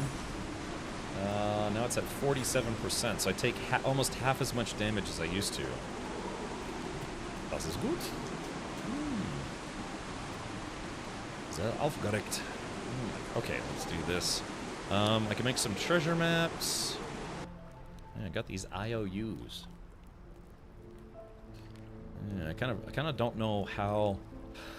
I don't really know how to properly use IOUs. Ugh. Nom. Scrolling. Okay, so I got some raw meat. Let me try cooking this raw meat like a boss. Alright, so hopefully that'll start cooking. Got crew agreements, navigation skill pages. Yeah, I've got kind of a lot of stuff now. Yeah, I should be able to make a navigation book.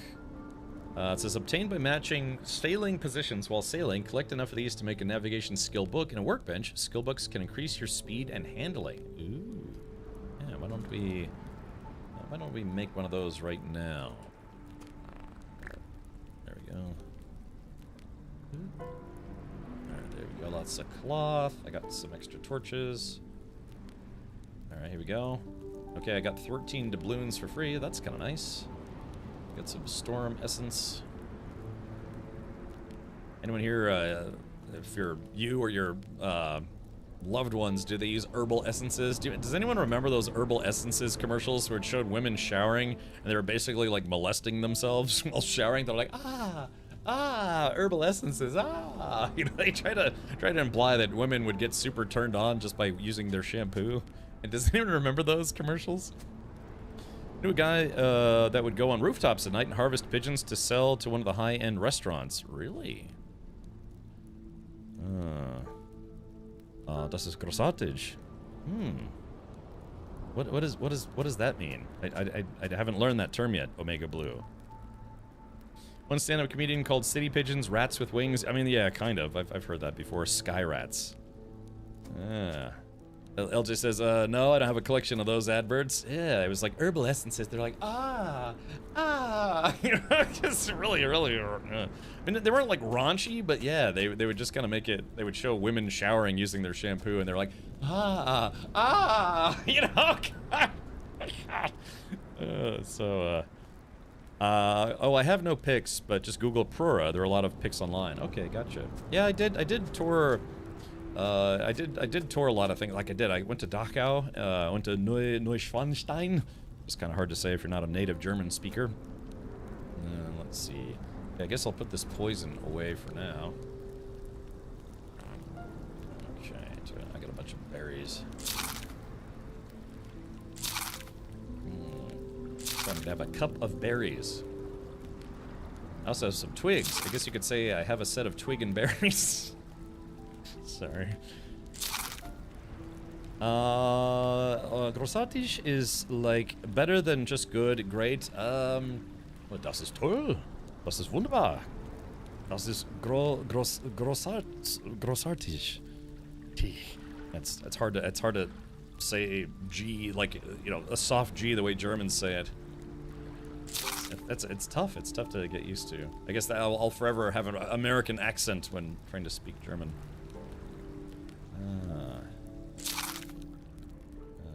Danke für sprechen Deutsch mit mir.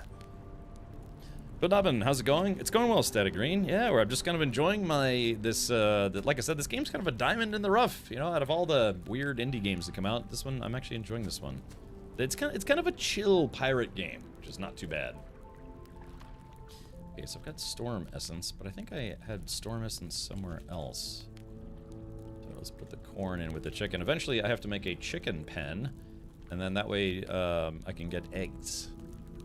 I love eggs, man. I just try not to eat too many of them. Oh, I guess I didn't need to eat that. Let's see. Okay, Storm Essence. I had a bottle of Storm Essence, but I don't know what I did with it.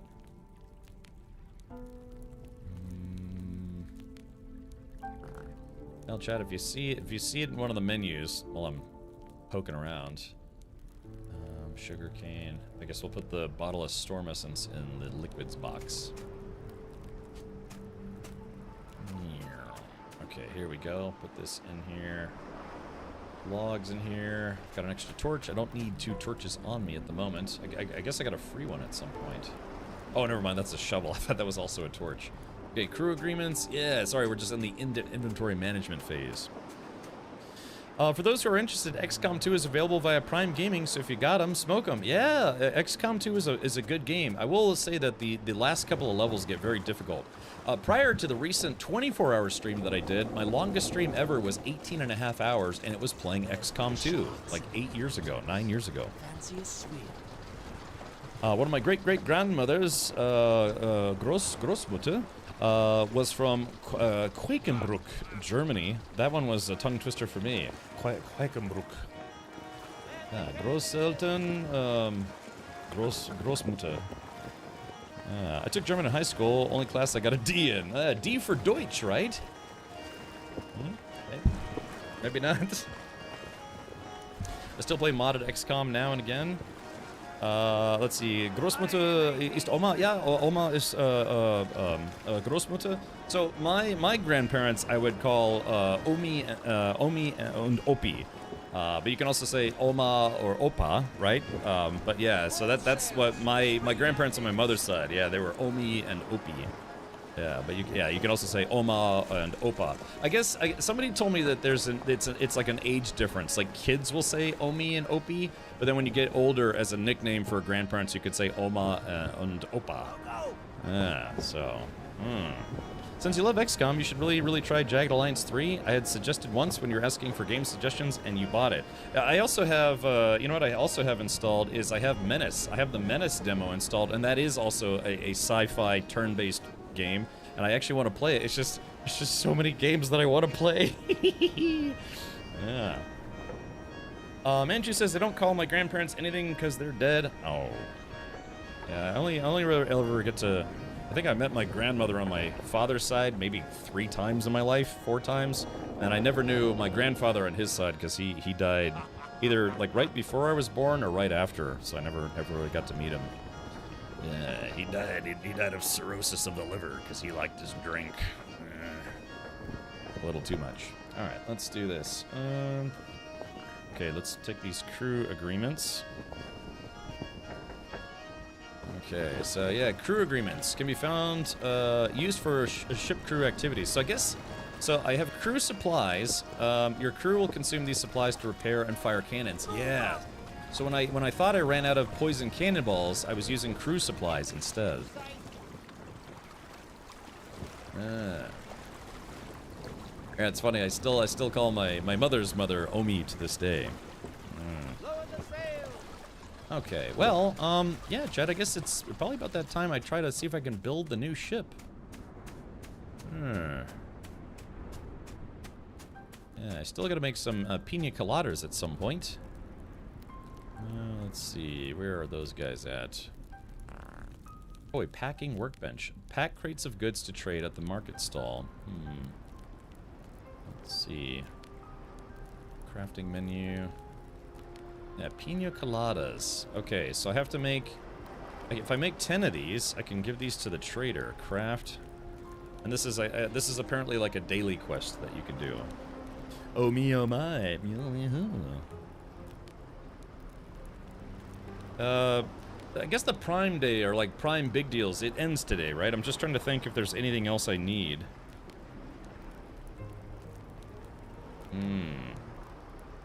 You know what I could, instead of Monica being like my assistant, I'd love it if she could keep notes for me. Like, let's talk to her again. Hey there. Hi, Monica. Can you do me a favor?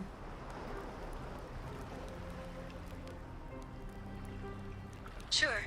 Captain Richard, what do you need? Can you remind me at 10 p.m. US Eastern to go to Amazon.com and buy some more HDMI cables? Sure. Captain Richard, I can set a reminder for you. Would you like me to choose a specific type of HDMI cable or just purchase whatever is available? I don't want you to buy them for me. I just want you to remind me that I need to buy them.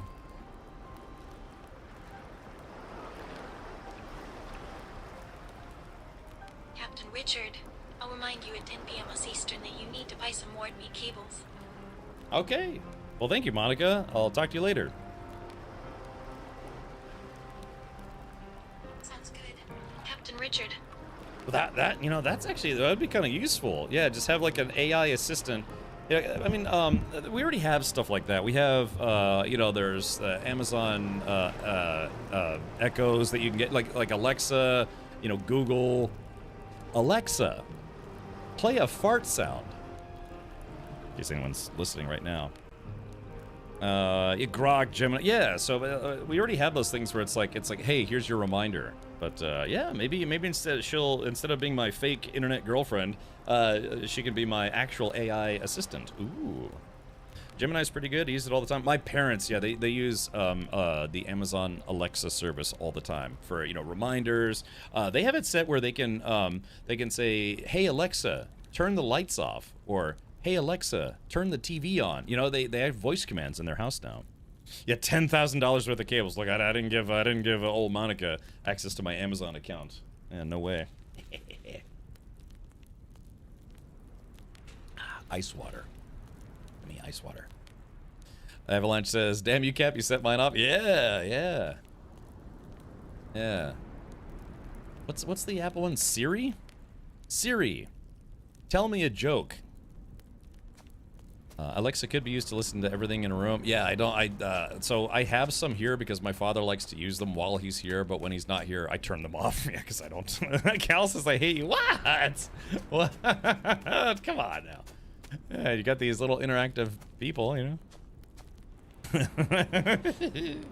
Oh, that's fun. Okay, and then now you can tell who's listening with headphones and who's listening with speakers. Yeah, exactly. I mean, I technically have, you know, the Google stuff on my phone. I turn all that stuff off. I turn off all the, you know, send data and all that stuff automatically to Google. Don't need to be a walking, you know, metrics generator for Google. Well, I probably already am, but you know what I mean. My home shall forever remain analog. I mean, it is pretty cool. Like, I can walk into my parents' house and say, Alexa, lights on, and then it'll, or like living room lights on, and then there's the lights come on. It's really weird, but it's kind of cool. Yeah, it's like that scene in Demolition Man. It's like illuminate, deluminate, illuminate. Remember when that guy was turning the lights on and off? I can tell Gemini to turn my smart lights up or down, change colors, even the temperature of the light. Like, hey Google, lights 50%. Warm. Yeah, it's like some Star Trek type stuff, right? If you get paid subscription to Grok, there's elude mode. I would, except I have no interest in giving Elon Musk any of my money. He's the world's richest man. He doesn't need my money. None of you needs to give him any more money. Yeah, he doesn't need it. All right. It's also handy for dimmable lights. Yeah, that's what they have. Yeah, they have like dimmable lights because they incorporated all the Amazon Alexa stuff. I like to think Google's confused about my data because of all the live stream voices yapping. Yap, yap, yap, yap, yap. All right. Okay, let's do this. Let's build the ship thing. Okay, so let me go get the ship table. All right, so I have a miniaturizer and the ship building station. So let's get both of those, and we'll build them in here.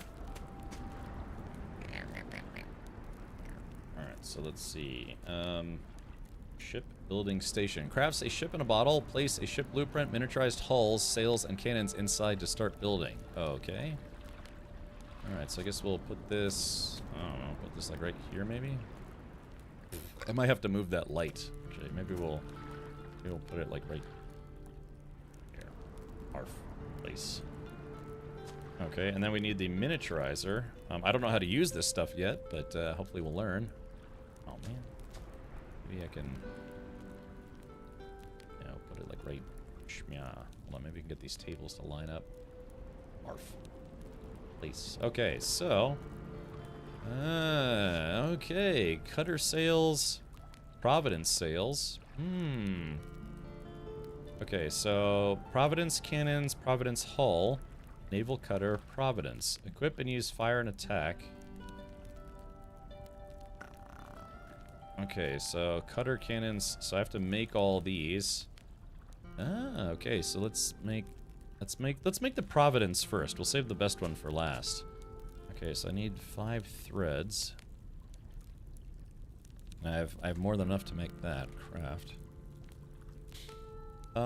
Chula says, loving the new facial hair. It's looking great. Definitely an upgrade from the monkey tail. Also, your stream has been a blast. Keep up the witty banter. Witty or what, one of those two? Yeah, exactly. Yeah, my facial hair is starting to grow back in pretty, like I said, pretty quickly. So, yeah, it still looks like a monkey tail, but now it's starting to fade on this side because my facial hair is growing out. Here in Dallas, they caught the guy who killed someone on Dart based on his ChatGPT account. What did ChatGPT snitch? Interesting. Yeah, that'd be interesting. Okay, so let's do this. Okay, so Providence, sea glass. Okay, so we need to make. Let's make the sails. Craft. It seems like it's actually pretty easy to make ships. Maybe. Yeah, Ace King Spad. No. Okay, so I got the sails, the cannons. Oh, I need a storm essence and copper bars. That's easy. Craft. Yeah, it looks like it's actually not too hard to make a ship. I guess if your ship gets sunk, you have to rebuild it, so they didn't make it too expensive to build.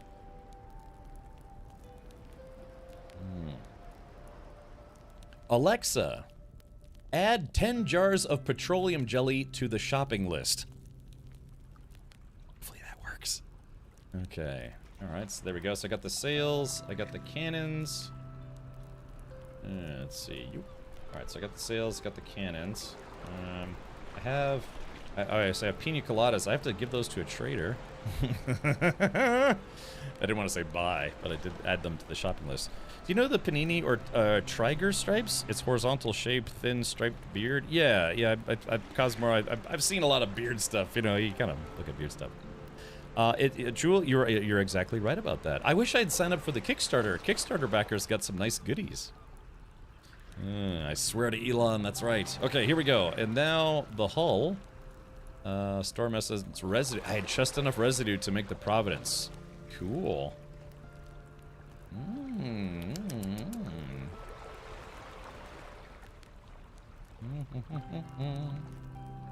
Make sure, yeah. So Providence, and Providence.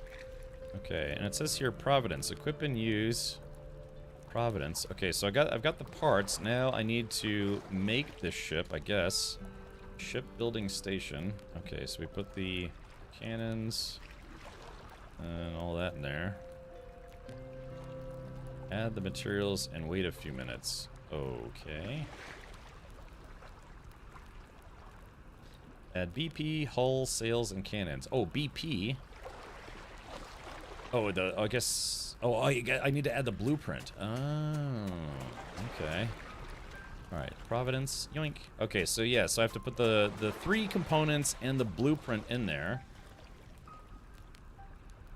Oh, okay, there it is. All right, it just took it. Oh, look at this. Yeah, well, let's go to first person mode. Oh, yeah. Okay, so we just have to wait. It's taking the miniaturized part and magically. There's a little bit of magic in this game, you know, kind of weird magic stuff.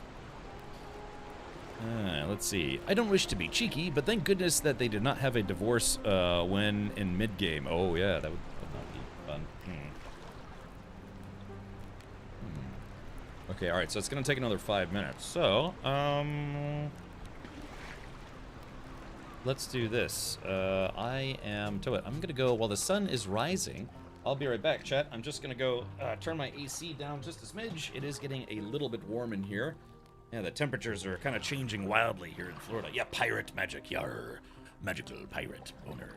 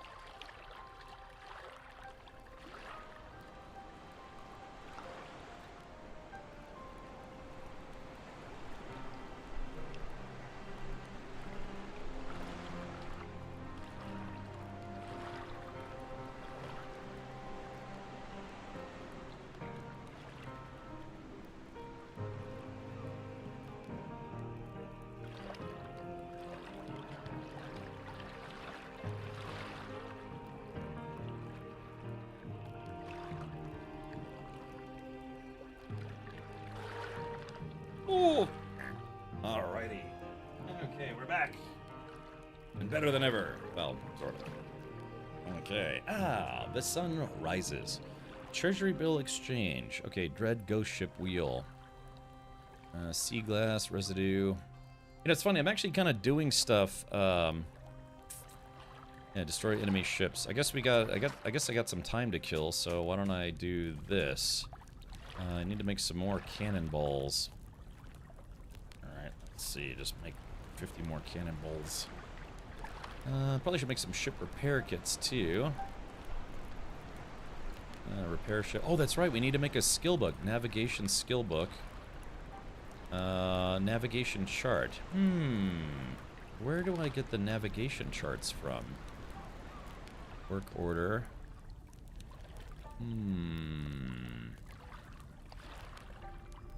A navigation chart. Chad, does anyone remember how we were supposed to get the navigation charts?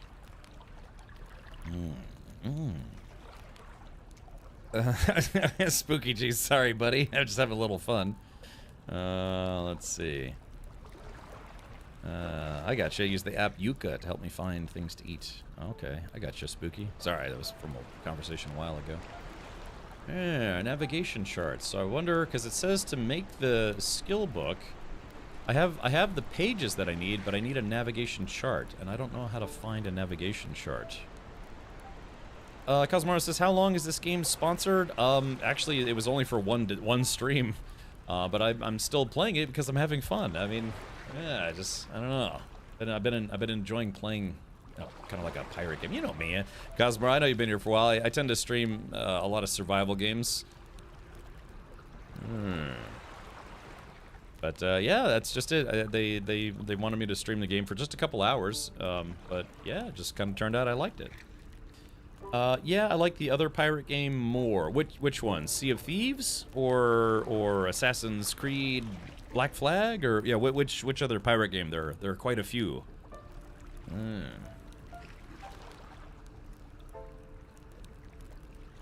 I forgot the name. Are you sure you like it more if the name's not terribly memorable? An early Crosswind. You're probably thinking of Crosswind. Yeah, I mean Crosswind feels a bit more polished, but of course I think they had a bigger dev team working on that one. Okay. See, the problem is that you're stuck at the workbench. You know, in a lot of games, and you can set stuff to start building, and then you can walk away, go do other stuff. You can't do that in this game. Once you get too far away from the workbench, it doesn't count progress anymore. Which is unfortunate to say the least. All right, I just got 20 more cannonballs to make. Then hopefully the ship will be nearly done. The other thing that's kind of weird about this game is, like, see how I have quests that I have to do? I'm literally doing ship in a bottle right now, but it didn't count it because I didn't have the stuff in my inventory. I have to have sea glass, residue, and storm essence physically in my inventory for this to be considered completed. I mean, I get it, but, you know. Also, juice is worth the squeeze. I just have to put all this stuff in my inventory. Once I do, I should get credit for completing this mission. Oh, I'm stuck at the workbench. Oh, you know what? Hey, see this? I actually have a ship in a bottle artwork. I should put this artwork over by the shipbuilding workstation. Yeah, put it like over here or something. And maybe move the lantern, put the image over there. I like this though. This master skeleton key is awesome. It's certainly worth buying. Pina coladas. Yeah, so I've got it's like a daily mission to turn those in. Alright, here we go, chat. Only 6 more to go, then we're done. Although I could turn them into poison cannonballs, which do hit a lot harder. I think I already have some on the boat, so I should be okay.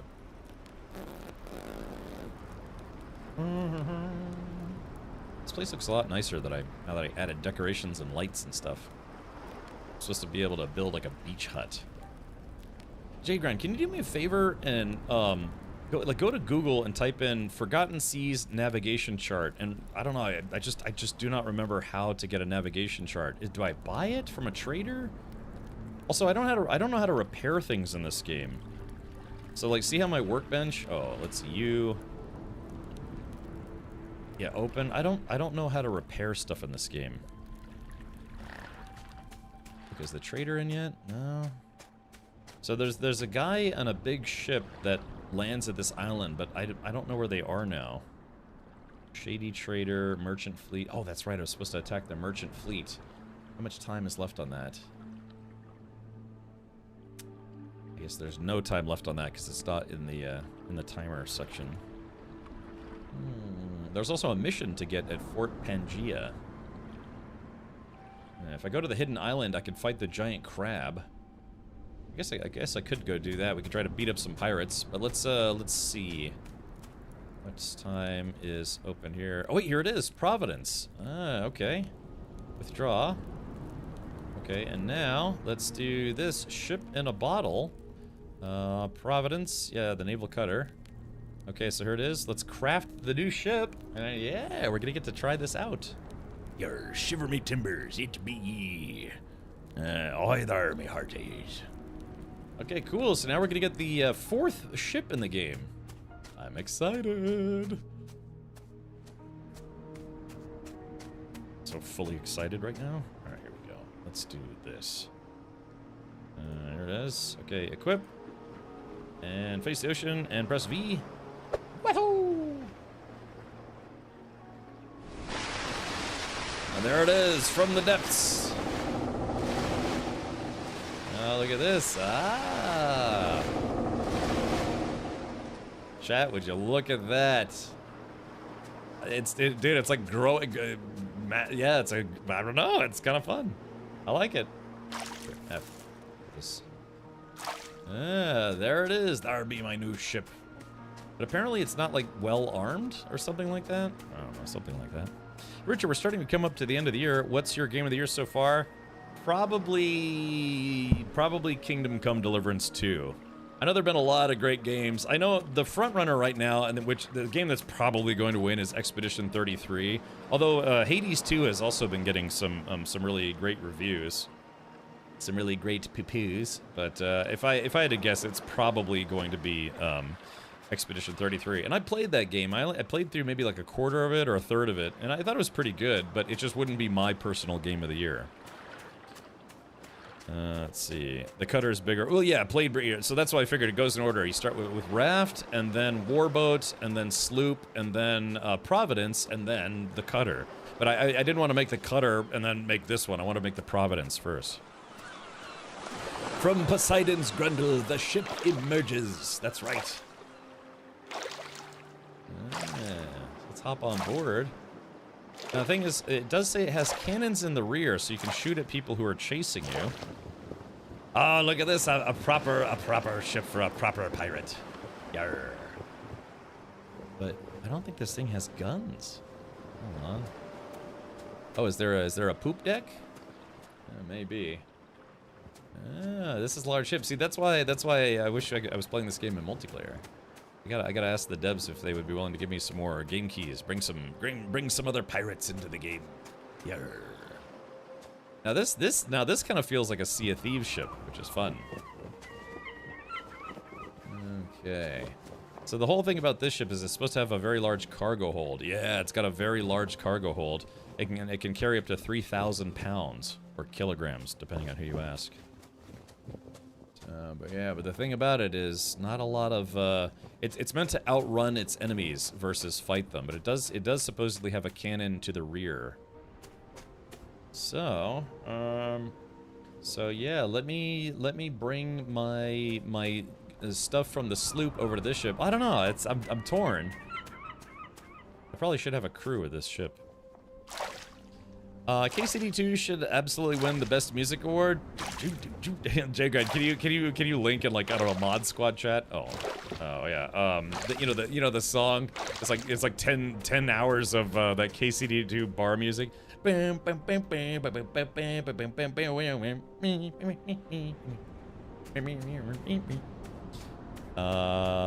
skipped some. Yeah, I didn't make the raft first. It's funny, if you get to, this is a little bit of a spoiler if you do decide to play this game, if you go to Fort Pangaea, you can get a free raft. So I didn't build a raft, I got one for free. I'm dying slowly, so let's eat some food. Eat all these raspberries and get like the fruit diarrhea or something. Yeah, I like that though. Yeah, you throw the bottle in, all of a sudden from the water, it's like it bubbles up and springs forth this ship. I actually really like that.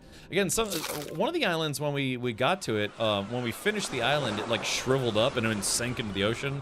But some stuff right now just disappears, which is less immersive. But again, for kind of a low budget indie game, I'm like I said, I'm surprisingly enjoying this a lot.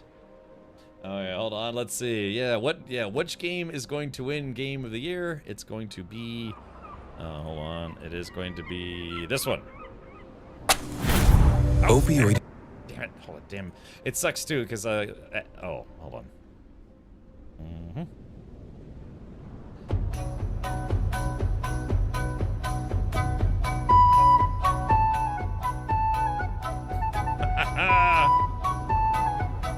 Game of the Year, folks.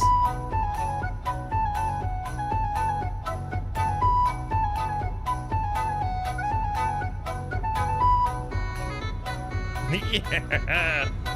Best song in KCD2.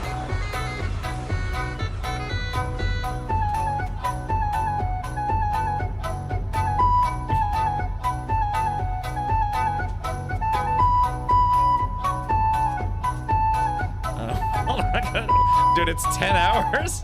It's 10 hours of this song.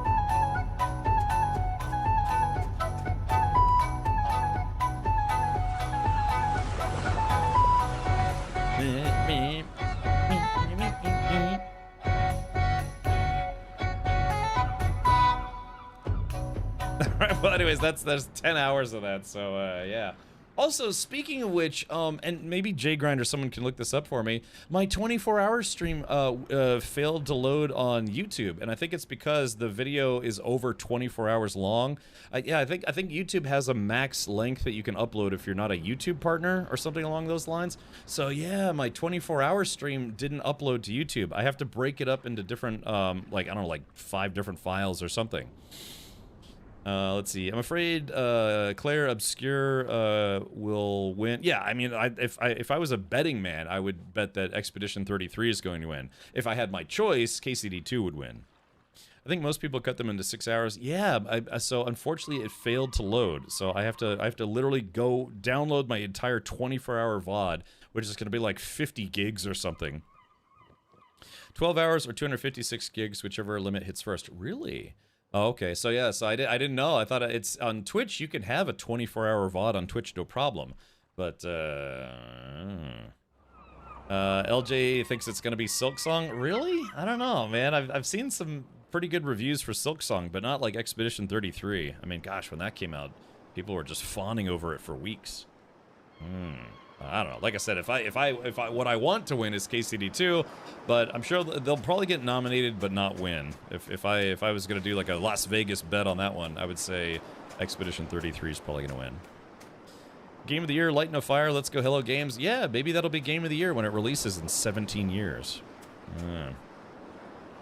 Silksong was good, but not as popular as Hollow Knight. Yeah, I mean, I saw some critiques that said it's a good game, but it feels like it's literally just more Hollow Knight. Like they didn't really try anything different. I mean, you know, that's kind of the gamble, right? Do you continue doing the same thing that you know people like, or do you take a chance and try to do something different and risk people not liking it? You know how that goes. People can be very fickle. Like a nice big pickle. Yum. All right. What was I gonna do? Oh yeah, let's go ahead and fix the boat.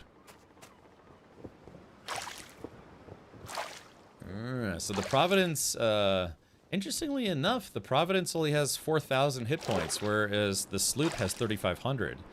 But again, this ship is not designed for battle, it's designed for cargo hauling. But it is a much bigger boat, I do like that. At least to be in contention before a certain space game we shall not mention. I don't know. I mean, Drakale, you know... According to the believers, you know, according to the cult, that game is or at least what is it, the Squadron 42 is supposed to come out next year. Who here wants to take a bet on that one? That it's actually going to come out. Because that's what they said. Originally, it was like, no, it's coming out in 2016, honest. I'll never forget the time that Jared Huckabee laughed at me when I told him, it's like, yeah, I'm really looking forward to Squadron 42 releasing in 2016. I think this, God, what was it, like March? Because I was with him when we did the Gamescom thing, but he literally laughed at me, and I deserved it because I was like, "What you mean?" But I thought it was gonna come out in 2016. So yeah, now they're like, it's 2026. Good luck. Yeah, don't hold your breath on that one, chat. But hey, if it does, then good. That's very, very good. I have no plans to stream it, but still, I mean, God, I wouldn't bet on that one. I should find it, see if there's like a Las Vegas bookie that will take that bet. It's like, yeah, will the game launch in 2026 like they said for the second time? And yeah, it's like 42,000 to 1 odds on that one. Yeah, Drakale. Yeah, you know, he's a man with big dreams, big goals, and big delays. So, you know, gosh, like I said, I've talked to Chris a couple times myself, and yeah, he's got the whole thing planned out. Just the whole execution, the process of execution has suffered for about the last 10 years. We were all so young and naive. Yeah, our wallets were so young and naive. God. Yeah, like I said, I mean, I don't play the game anymore, but you know, I still, I mean, I hope it comes out. I hope Squadron 42 comes out, and I hope it's awesome. And if they pay me a very large bag of gold doubloons, I'll actually stream that game on Twitch. But I absolutely will not otherwise. Yeah, I heard about that. Yeah, Chris Roberts recently said he expects Squadron 42 to be as big as Grand Theft Auto 6. A lofty man with lofty aspirations. Yeah. Well, anyways. Cap, I think you'll be happier with the cutter. I know. I wanted to make them in order. I didn't want to jump right to the best one and be like, okay, well then now there's no point to making the rest of them, right? Red Broke says, "Is this the SC Survivor group?" Yeah. Is this SC Anonymous? Yeah. That's we have therapy meetings every 42 days. Oh man. Joe says it's making too much money to leave alpha. Yeah, when it finally clicks that their entire business model is selling the idea of the game. Not selling the game, not making the game, it's selling the idea of the game. Once you realize that is literally their entire business model, then you're like, oh yeah, that makes sense, because they've made almost $1 billion selling people a pipe dream. And it works. Yeah, it works, man. They still make a lot of money. But, yeah. That's just like I said, that is literally their entire business model. So, all right, you got me walking in the Walmart right now, whistling the KCD2. So, like, oh, really? Okay, well then let's do. Oh, hold on, so we can cover this up here just a little bit. Let's go back and see if we can play just a little bit more of that song. Is it gonna play?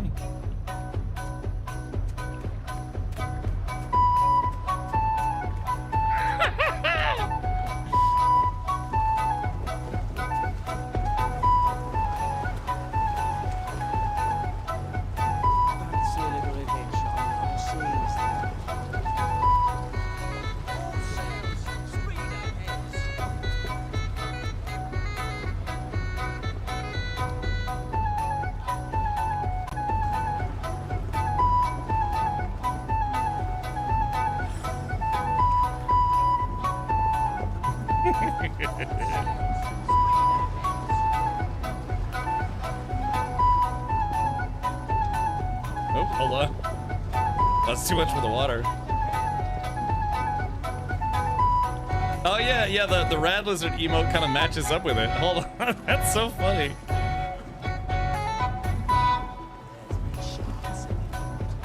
See, yeah, let's get a bunch of rad lizards in chat. Hold on, I think we can get the timing here. Yeah, it's kind of going with it.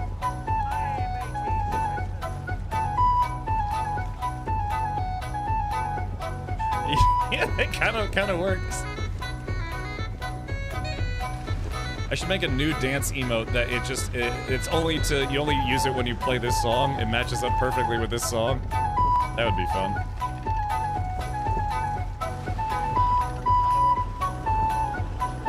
Remember, this is 10 hours long, so we'll be listening to this the whole stream.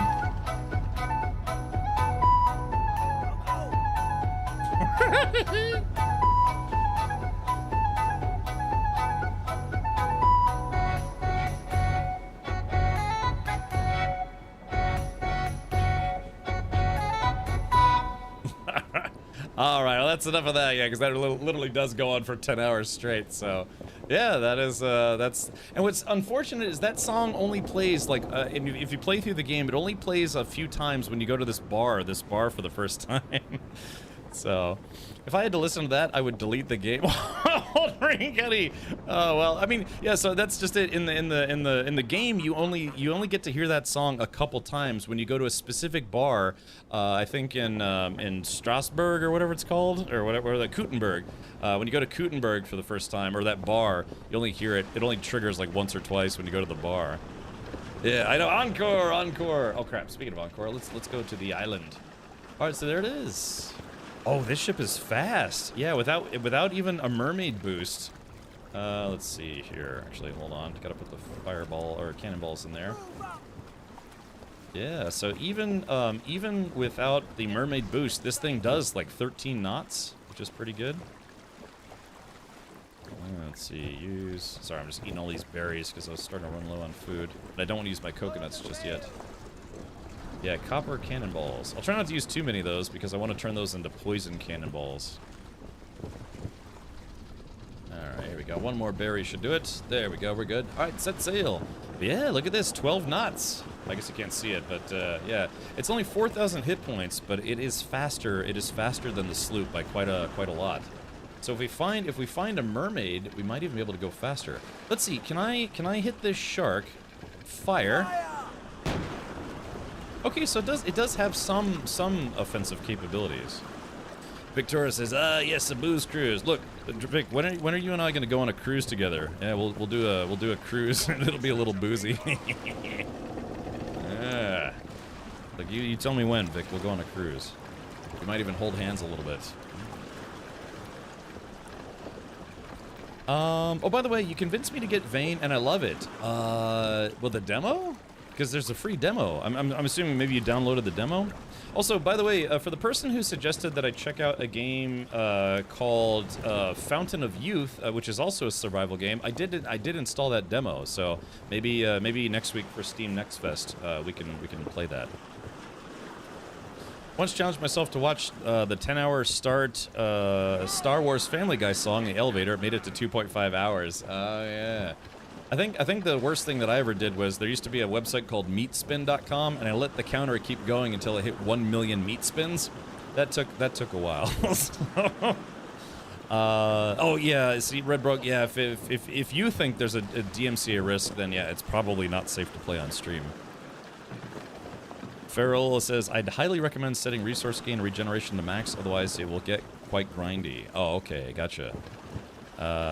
You mean this game? Yeah, the Survival Fountain of Youth demo. Yeah, okay. Resource gain and regeneration to max. Okay. I don't know if we'll get to it today because I'm having fun sailing, but yeah, I did install it based on your recommendation. Good old meat spin. You love a good lemon party too. I know. I make lemon party jokes, but I left that website on my computer for something like a week straight, and I still have the video to this day where I clicked over to 1 million meat spins, which is, I don't know. I was gonna try to send that to like Style Project and see. Post it on Discord. That's probably for the best. Okay, so let's hop out here. No, I guess we should probably... yeah, let's continue on to the hidden island. I mean, well, it's actually not that long. Hold on. That's what she said. There we go. Seeing if there's any goodies in here. That is horrible. On brand, but horrible. Correct. Ooh, I got a common treasure cache, so maybe it was actually worth stopping.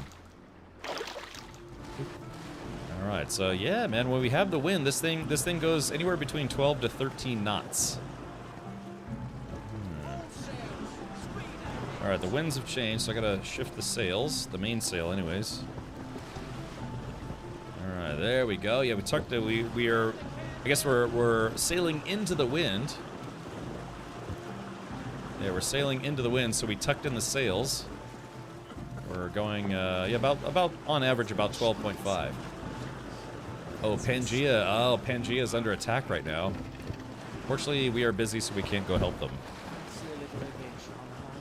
Once I watched iShowSpeed for 2 hours. Yeah, he did that thing where he was live streaming every day for a month straight as he was touring around the country. I was gonna try to watch some of it, or actually tried to watch some of it. I got to about 20 or 30 minutes, and yeah, it was just him being like, "I'm iShowSpeed. Everyone take pictures." Yeah, but I don't know. He's just walking around like talking to people wearing silly outfits. So yeah, it's okay. I mean, shit, man. If I had the budget to do that, I sure as heck would too.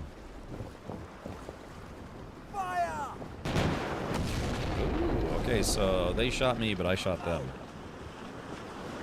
Did you ever watch the live-action version of One Piece? I haven't. Is it terrible? I've never really watched a lot of One Piece. I tried to watch some of it, and I just couldn't get into it. Which is probably for the best, because that show has like something like 8,000 episodes.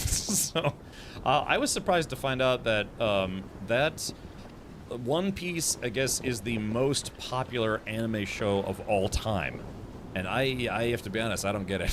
So I don't know, maybe, I don't know, I just couldn't get into it myself. But yeah, I thought for sure it would have been like, you know, something Pokemon related or maybe Neon Genesis, but no, One Piece is the most popular anime of all time by, I think, sales numbers and other stuff. So yeah, it's just, I don't know. I guess that guy Luffy or whatever his name is, I don't know. I tried watching a few episodes, I couldn't get into it. There's people in chat saying, you're not a real weeb, Cap, unless you like One Piece. What's funny, too, is if you play the game Baby Steps, in Baby Steps, he's watching episodes of One Piece when he gets sucked into the alternate world. Yeah, is there a 2-piece or a 3-piece? And Tarmon, now I want some Popeyes. It's like, yeah, let me get a 2-piece with a biscuit. The combat isn't amazing, though. My biggest gripe of the game. Well, the combat in this game kind of sucks as well, but I'm dealing with it. I thought about having an always-on channel that cycles all your past streams like Ko does. I don't know. So there have been people, I've seen people over the years that have tried to create 24-hour channels on Twitch, and after a while, it kind of doesn't really, I don't know, people start tuning out because you're just literally playing reruns all the time. Now, what he does is he has a secondary channel, and which is, you know, fairly ingenious, I guess you could say. When he streams live, he raids his 24-hour channel, and then when, you know, he comes back to Twitch, he has his 24-hour channel raid him again. So it's like his audience always has something to watch, and they're always there. And, you know, it's like part of his whole ecosystem, which is, like I said, is smart. Because I've seen people try to do 24-hour channels in the past where they'll be live for, you know, 6, 8, 10 hours, and then they just show reruns the entire time, so the stream constantly keeps running. And it doesn't work as well as one would think. I've seen probably like 4 or 5 streamers in the past 10 years try to have a 24-hour channel so it's always live.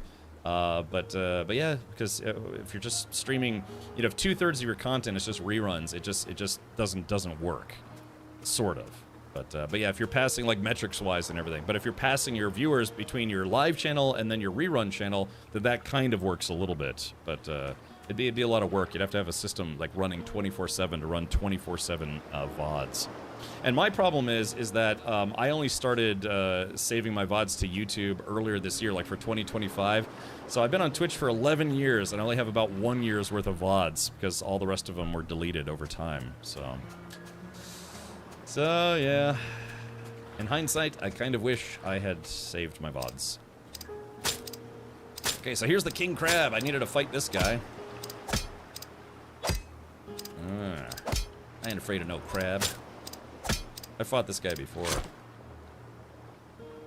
Okay, so I got the king crab claw. Last time I picked that up. Oh, it looks like it did give me credit for it. Yeah, last time I picked it up, it disappeared. So it looks like now I'm just automatically getting credit for that mission without having to go back to Fort Pangaea, which I didn't know. I thought I'd have to, you know, do some stuff. Okay, so you know what I should do is I should I've 19 minutes. I can clear this island in 19 minutes. What I should have done, though, is empty my inventory before we head out, or like, you know, do stuff. You wanna, you know, like do stuff. Okay, let's eat a fish. All right, we are going to let's drop off all this stuff into my cargo hold, which is a very, very large cargo hold. So, oh yeah, I gotta turn in those pina coladas. Okay, here we go. All right, charge! Time to fight these pirates right at dusk. Oh yeah, or Dragon Ball Z. Yeah, I was thinking Dragon Ball Z or Pokemon stuff or like Neon Genesis stuff was really popular for a long time. But yeah, One Piece. One Piece is the most successful anime series of all time. He also pays his mods on his 24-hour channel. Yeah, I mean he's done very well for himself over the last I think he's been streaming for 14 years now, 13 or 14 years. So yeah, he's quite literally a Twitch success story. Even Dan Clancy, the current CEO of Twitch, he was asked to come up with his you know, the presidential monument. What do they call that one again? What's that?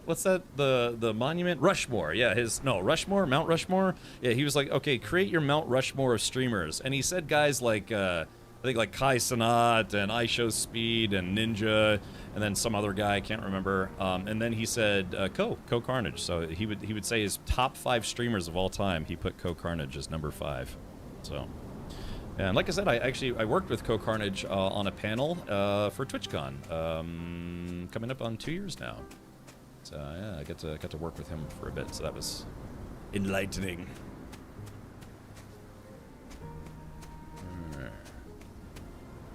Speaking of TwitchCon, again, TwitchCon starts a week from tomorrow. So if you haven't picked up a TwitchCon ticket and you're thinking about going, be sure to type an exclamation point TwitchCon. They have a referral system this time around, so you know if you're thinking about getting a ticket, you can help me out by using my referral link. So Tarmon asks, what if you did a second channel? It's just you silently staring at the camera, Monica style, forever. I actually did create a second channel. I actually did, because what I wanted to do is I wanted to have a channel where I could stream games that I really wanted to stream, but would probably negatively impact metrics. Like really, you know, like old retro games and stuff like that. Lizard. Lizard. Lizard. Lizard. Lizard. All right, we ran through the dust there. Let's see. Hold on. Man, speaking of, you know, chat's flying today. I'm about to go diving for lobsters tonight. Will you mess with the ocean? See, you're playing the pirate game. You got to be into the seas. Yeah. Well. Yeah. Dubstep Shepherd. I have gone snorkeling before. I've never done scuba diving. I'd like to get my scuba license someday, but I've only ever done snorkeling. I've never done scuba diving. Yeah, Dubstep Shepherd. Yeah, I mean that's fine. Yeah, I can imagine you're just having a laugh, having a gas, but oh yeah. So about the secondary channel, and I just. Like I said, I just don't have enough time to stream to a second channel. So it's like if I was gonna stream, I might as well just stream on this channel. But yeah, you know, it's just. All right, there we go. I'm getting pretty good at killing these guys. Yeah, the combat in this game is not great, but I mean it's okay. It's like passable. Yeah, games without lizards in them. No one to watch. There's a game called Gecko Gods that's coming out, I think sometime next year, this year or next year. I have it on my wish list, and that's a game I'm looking forward to. I live in Florida, and I have geckos all over my house. I find them in my house. I take them outside. There's one in particular that it's a house gecko, and normally it gets very skittish and runs away. It's seen me so many times, and I'm not aggressive towards it, and it no longer runs away when it sees me, because yeah, it's just in Florida they have lizards everywhere. I saw an iguana in my front lawn for the first time. I've lived in this house for a little over 3 years now, and I saw an iguana on my front lawn. It was a small one, but yeah.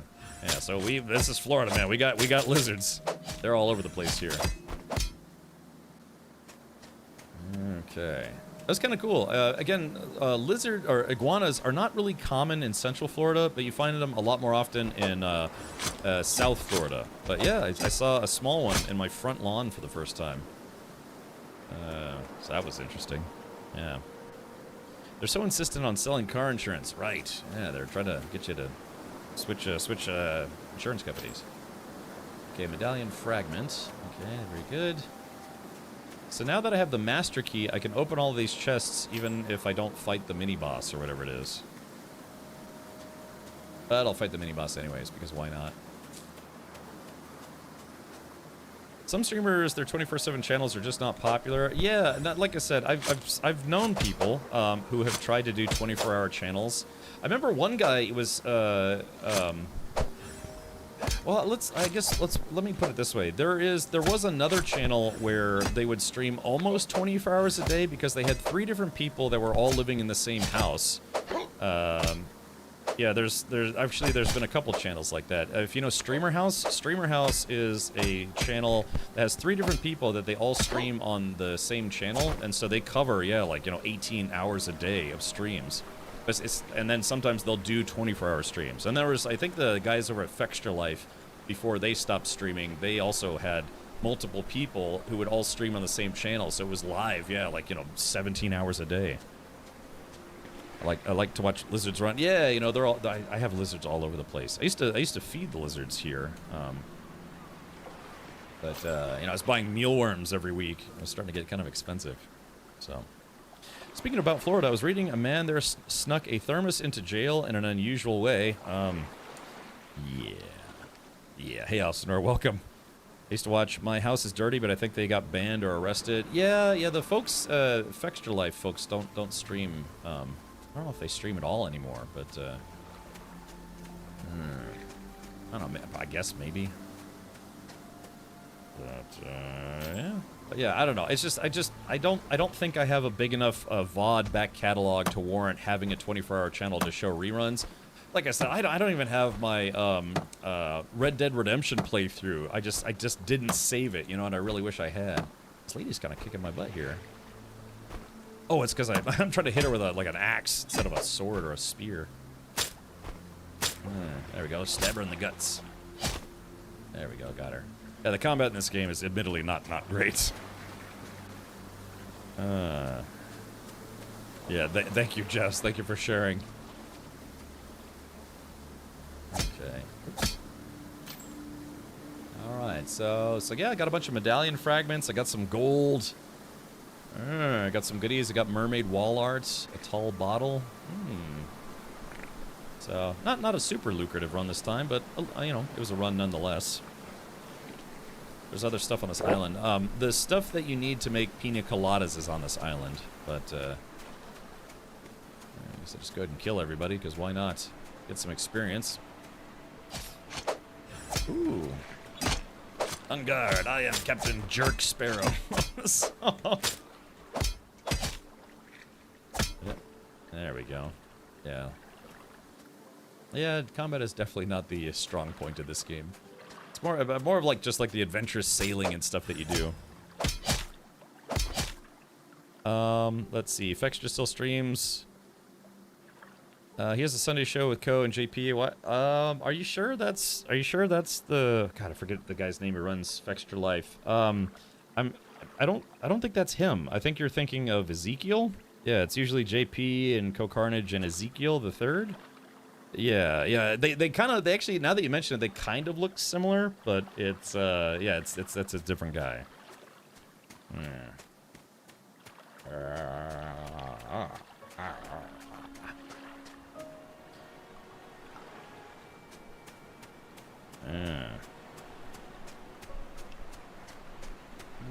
Let's see.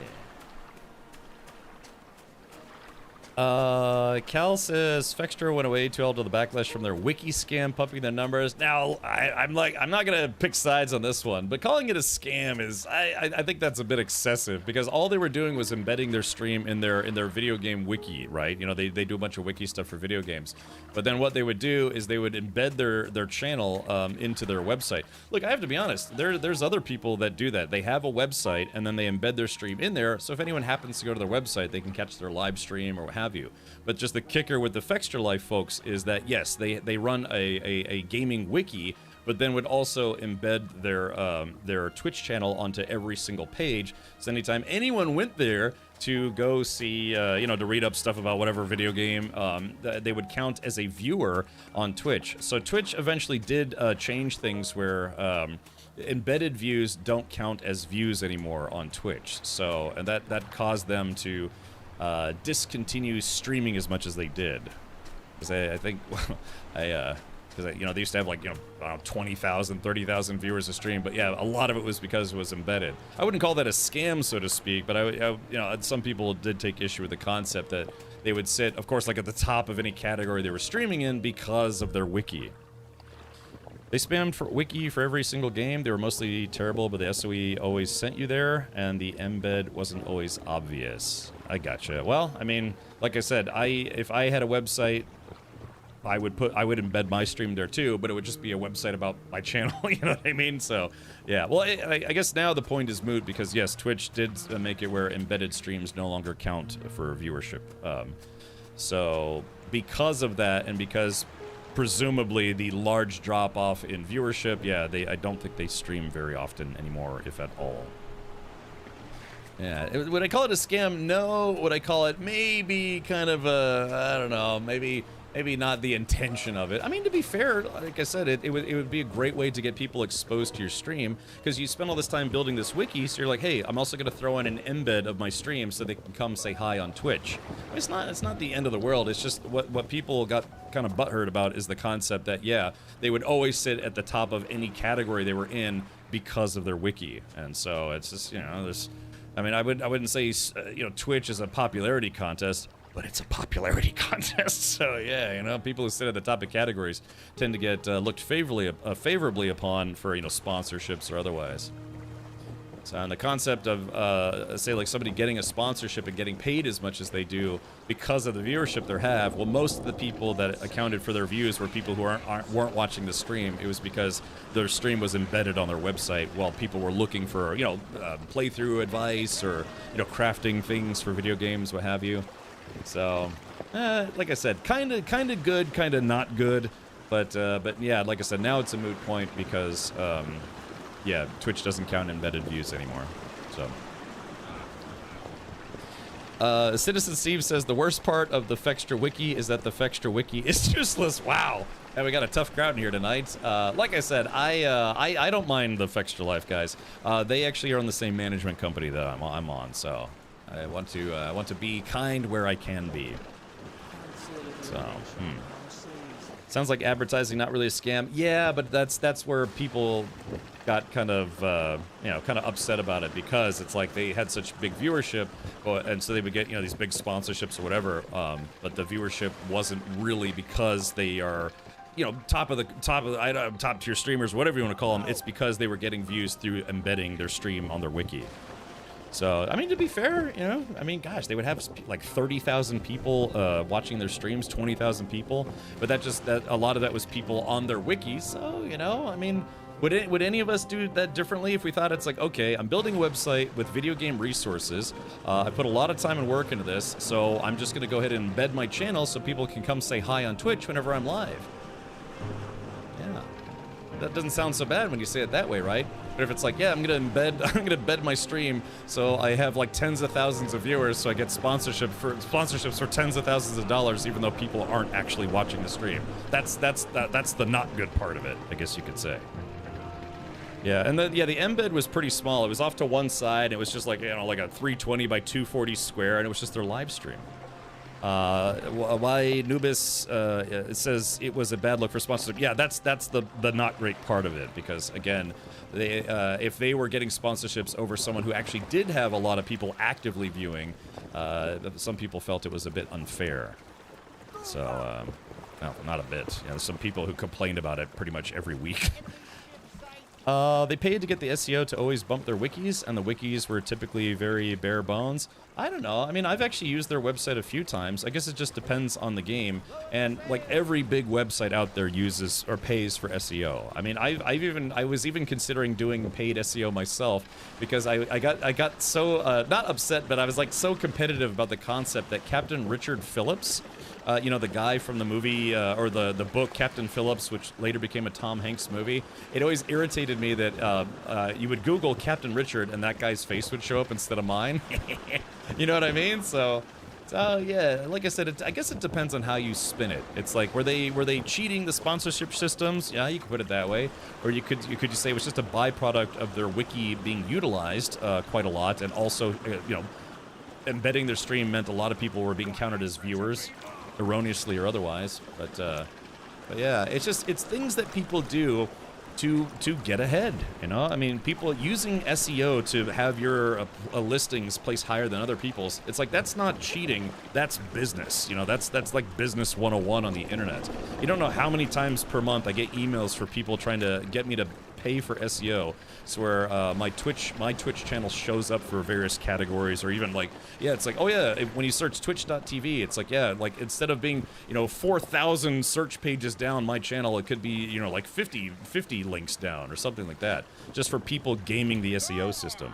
Like I said, that's not something that I would consider cheating. It's like, that's just business. Look at me, I am the Captain Richard now. Exactly.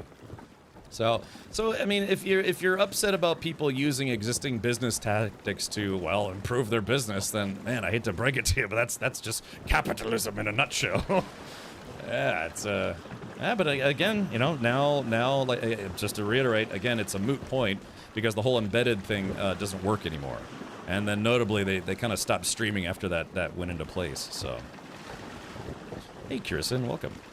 I understand that statement. I independently came up with the same Red Baroque, but when I googled it, oh boy, there's a guy on Instagram with the same name, and you get to see a lot of them. Yeah, you know. But yeah, SEO. For those who don't know, SEO stands for Search Engine Optimization, and there's companies out there that specialize on getting people's businesses or names or identities or whatever higher up in those rankings by quote unquote gaming the system or otherwise. You know, just creating whatever online web pages or documents or things that will help your listing show up higher in search engines. Sometimes it's just a matter of you know, having it show up in more search engines so it becomes more relevant across the internet for web searches. There's like I said, entire companies that's all they do is SEO. But yeah, like I said, I to me, it's not worthwhile monetarily to do that for this channel because it's just a generic, or not generic, general variety channel. Maybe generic, I don't know. But yeah, I mean, there's companies out there that they pay quite a lot to make sure that their businesses get listed higher, and you know they have to pay money to do that, or they hire people to work internally who all they do all day is try to work towards better SEO placement, or you know, the search engine placement. I think betting is the real cheating. Botting, well, yeah. Now, botting is a different category. I mean, there was a rapper recently that he started botting, and it was very, very, very obvious he was botting. And then he openly admitted that he's botting, but he's like, well, hey, you know, if Kai Cenat can have like tens of thousands of viewers every day, why can't I? You know, to try to get, you know, like stand out in the crowd and get noticed more. So he went from something like 50 viewers to 4,000 viewers in a week. And people are like, dude, you're botting, right? And he's like, well, why wouldn't I? If you know, if that's what I need to do to make sure I show up higher in the listings for Twitch, then why wouldn't I do that? It's like, because it's against US, that's why. I mean, yeah, having embedded streams or whatever is one thing, but like botting is basically intentionally cheating, to cheat the system, so to speak. Citizen Steve says, I literally used to work as SEO, SEM for a private company. It took their daily prospects from 2 to 5 per day to 70, 80 per day in 2 years while lowering their advertising budget. Yeah, I mean, like Citizen Steve said, there's people out there, that's their entire job is doing SEO. I remember when I bought Google ads and Bing ads at one point, and they had an option to pay more for better SEO, and I actually did pay extra for that, and it didn't really pan out. So, I mean, you know, Google ads or Bing ads or whatever kind of ads, you know, you have to pay money for that.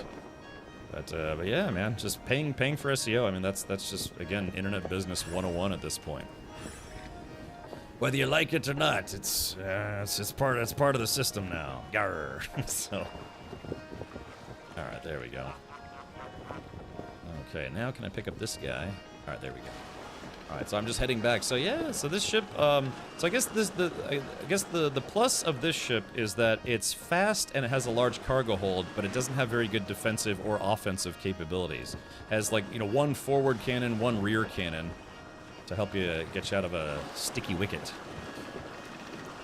I'm banning, on average, at least one pay-per-view bot. Makes me sad when it's a 10-year-old account. Yeah, I mean, so sometimes my follower numbers fluctuate on Twitch, you know, because people decide they don't like me anymore or whatever reason, but it's also because Twitch does bot cleanup of fake accounts on Twitch.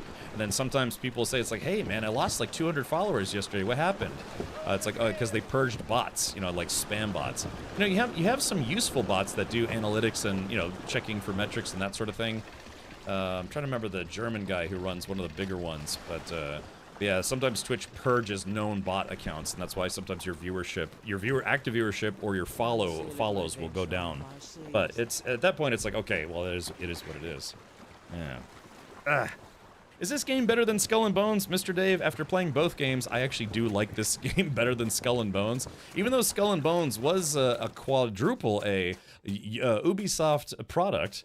I don't know. I don't know. It just kind of got boring after a while. So, anyways, yeah, I appreciate the, you know, people chatting about this stuff with me. But yeah, like I said, the whole Fextra Life thing, it was kind of a, I don't want to say a self-correcting problem, but something that, based on community feedback, ended up, I guess you could say, being corrected. So yeah. So again, embedded views no longer count. So yeah, so if Extra Life is continuing as a business, they'll have to continue primarily as a purveyor of gaming wiki information. This is quintuple A. Yeah, it's all the A's. Infinity A's. Yeah, finally a torch. I know, right? Yeah, finally got that torch. Yeah. I'd say for this channel, like I've actually been on the front page of Twitch. I've lost count at this point. Probably about 24, 25 times, literally on the front page or front carousel, over the past 10 years, which is awesome to get that kind of opportunity. But I have to be very blunt here. The biggest thing that has caused this channel to grow, especially over the last 5 years, has been Twitch drops for No Man's Sky. I mean, when I stream Twitch drops for No Man's Sky, and we have like 5,000-6,000 people watching for Twitch drops, and that's okay. It's temporary, but it does help quite a lot. So you were saying you recommend it? This game, yeah. I mean, it's $25 on Steam right now. Type in *! Forgotten if you want to check it out. I still have the command up from when I had a sponsored stream for this game. But yeah, it's just kind of one of those things where I had a sponsored stream for it, and then I turned out actually kind of liked it. So yeah, now I went from just 2 hours of sponsored gameplay to now I've got about 15 hours in the game. Cooler says, I only found this channel through an embed on Pornhub. Yeah, see, again, I paid for an SEO company to advertise the channel. And they're like, Captain, you're kind of a weirdo, so we think Pornhub would be a good fit. Maybe OnlyFans.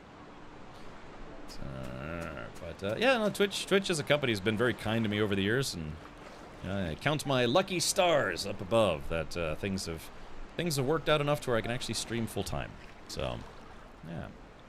Kirsten says, good, but okay, cool, man. Well, it is multiplayer, so if you can start your own game, or if you want, you can join in with me and we can go sail the high seas. But I don't know how it works in multiplayer.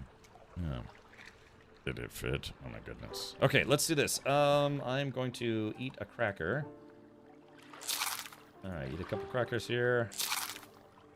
Let's leave those on the boat. I don't know. See, like I said, it's weird to think that the bigger boat is actually worse for combat, but it is. So this boat has 4,000 HP. This one only has 3,500, but this one has more guns. So I think that means we need to make the cutter. Yeah, see if we can make the cutter and get into some battle. All right, first things first. Let's go ahead and put some of our goods away. Yeah, gotta get some medallions made and some other goodies. Twitch drops helps the viewer engagement just like when an OnlyFans promotion. Yeah, like an OnlyFans promotion day. Now, there are some streamers out there that's pretty much all they do. They just jump from game to game that has Twitch drops because they know they'll have viewership for it.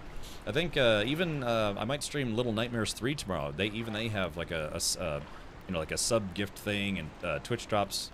Just it's a system that people like. It's beneficial for Twitch. It's beneficial for the company that made the game that's doing Twitch drops, and it's beneficial for the streamer for obvious reasons. Yeah, it's kind of a nice system that Twitch has.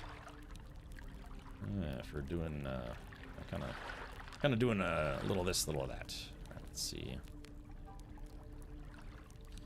More jewels. Let's see. Broken relics. I've got these IOUs. IOUs. Alright, so yeah, I have a lot of stuff to give to the traders and things, but the trader is missing. I don't know where they are. Okay, so we can drop off these extra keys. I wish the keys would stack, but sadly they do not. Okay, drop off the extra maps. I've got Shark Teeth. Sorry, Merge. LARP. Merge is like, like auto fill or auto sort, auto place. Otto von Blumpkin. Okay, so we got a couple paintings. We can drop those off here, I guess. Oh, a dagger. Oh yeah, wait, let's put a dagger on my desk. Here we go. I'm kind of designing my own pirate desk here. Okay, so we go to C, then go to B. I guess I have to equip the... where's the hammer at? Oh, I put the hammer away. Alright, grab the hammer, and then we equip the hammer, and so we can build some stuff. Is it not equipped? Equip. There it goes. And then B. And then placement mode, and smaller decor. Yeah, here we go. We're gonna put a dagger on my desk. Yeah, just embedded into my desk like a true pirate. Let's put it like right here, maybe. Boop. Yeah, there we go. Just stabbed into the desk. And then I think I have, let's go back to B. I think I have a tall bottle. Yeah, there we go. I'd rather have this bottle in front of me than a frontal lobotomy. There it is. Now it's just floating in the air because the placement system in this game is weird. So, you know what I mean? It's just floating. Yeah, my candles. It's like, remember, this is a haunted. We're in the Bermuda Triangle, so that's my excuse for having floating doots. Okay, here we go. All right, let's see. Open this guy, and we'll just go ahead and put that hammer right back in there. Okay. So, let's see. Drink some water. Okay, now what are we doing? Okay, let's go get all the loot off of the ship, because if the ship sinks, I lose the loot. I think I do. Ever have a sponsor not pay you? Just wondering if that happens. Will he come? Yes. I've had that happen, just once. And it would be, without souring a relationship with a certain company or publisher. I don't want to say what game it was, but yeah, they just straight up didn't pay me. Or they didn't pay my management company, who then, they offered to pay me, but I said don't worry about it, I think. Yeah, so it was a company that worked with a bunch of streamers on the same like content creator management company or agency that I'm with, and they just straight up well, I guess they did pay. They were supposed to make like 2 payments, and they only made one of the 2 payments, and then they didn't make the second payment, and then they were being difficult about it, and so yeah, so my management company, they have their own team of lawyers, and I'm not 100% sure what came out of that, but I do know that I don't think I ever got paid for that. It was like they were supposed to make 2 payments, but yeah. You've been streaming this game long enough. You should get shares in the studio now. Well, hey, like I said, I hope they're happy, because I've really been enjoying this game. So, you know, they took a chance on me, and now I've been streaming the game for what, like 4 days now. So. I don't want to track from this game, but I log into Skull and Bones and really just log back out because I don't know what to do anymore. Mr. Dave, that sounds like a good opportunity to maybe start over. Little Nightmare co-op for the win. Ah, Hub Kebab. Again, I received a review copy of Little Nightmares 3 today.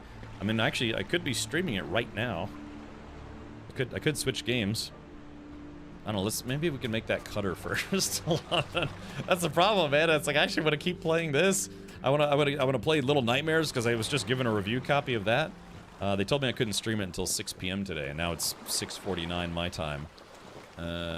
So yeah, you know, it's God, it's like September and October have been pretty nuts. Again, and Battlefield 6 comes out tomorrow, and I want to stream the campaign.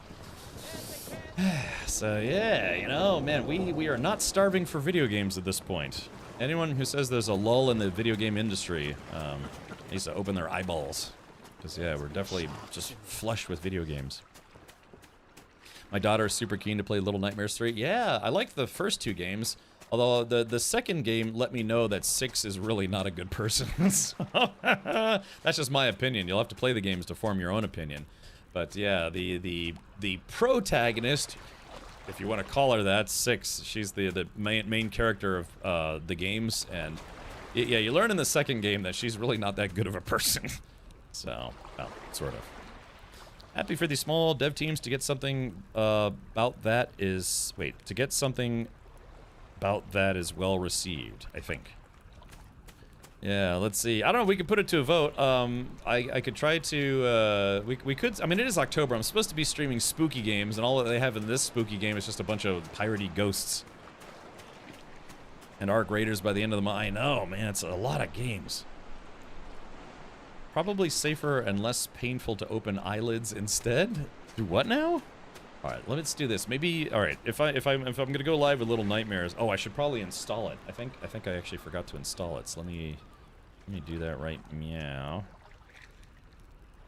I mean, I would be just as happy. I'd be content streaming this game today, but I don't know if people. Maybe I'll put it to a vote. If people want me to switch over to Little Nightmares 3, I can. I can actually stream it now. I was under embargo. I couldn't stream it.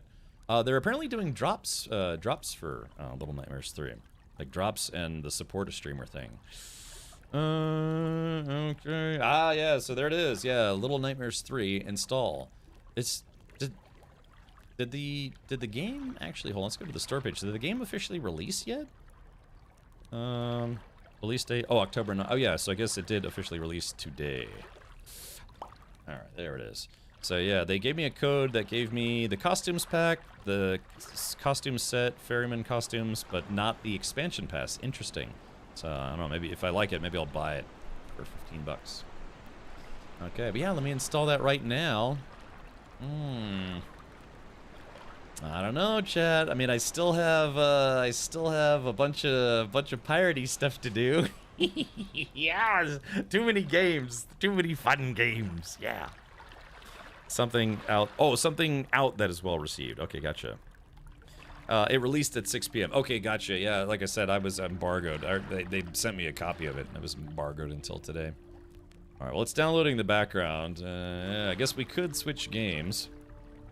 I was gonna stream it tomorrow. I haven't received a review copy of Battlefield 6, so I was planning on streaming Little Nightmares 3 tomorrow, and then we'd start it from the beginning. Little Nightmares, it's Halloween. Well, that's what I'm saying. The problem is like I'm like I said, I'm not streaming on Saturdays this month because I streamed like 5 Saturdays in a row, and I kind of want to take a little bit extra time. I want to be selfish and take time for myself. Yeah. Is the sun rising? Okay, the sun's rising, so. All right, well, tell you what, how about while the game's downloading, I'll see if I can build the cutter. Okay. I need to make some thread. Okay. All right, so I need to make some thread. Let's make 20 of those bad boys. SB says make the guy. That's what I'm doing right now. Hey, look, I unlocked the new set. Ooh, there's a camo set. Makes you invisible to creatures in the forest and swamp if all 4 pieces are equipped. Creatures with higher sense of smell can still see you. Also gives poison resistance. Interesting. Well, oh, so yeah, like I said, we're starting to unlock more recipes now.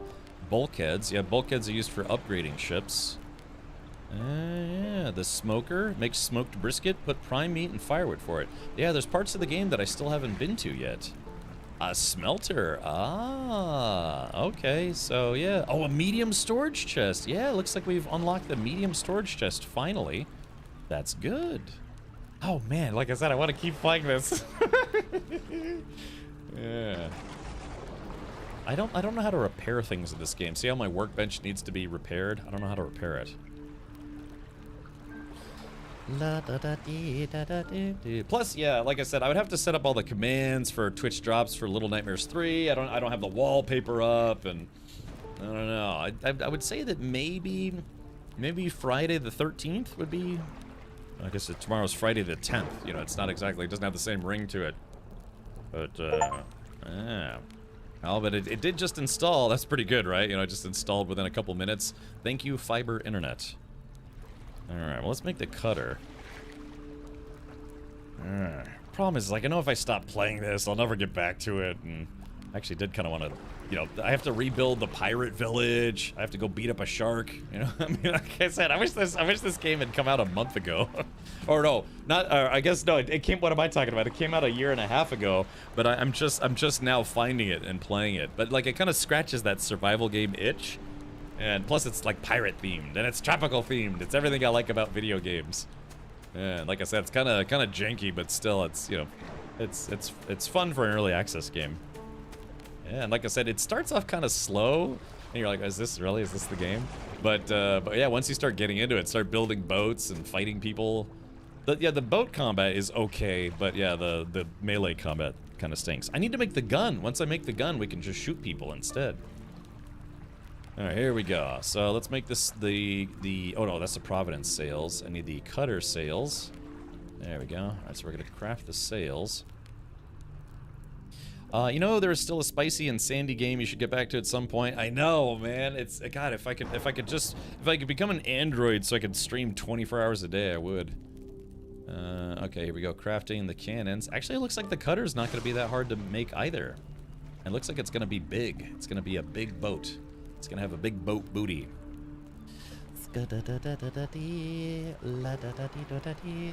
Okay. Oh, chat. We have a problem.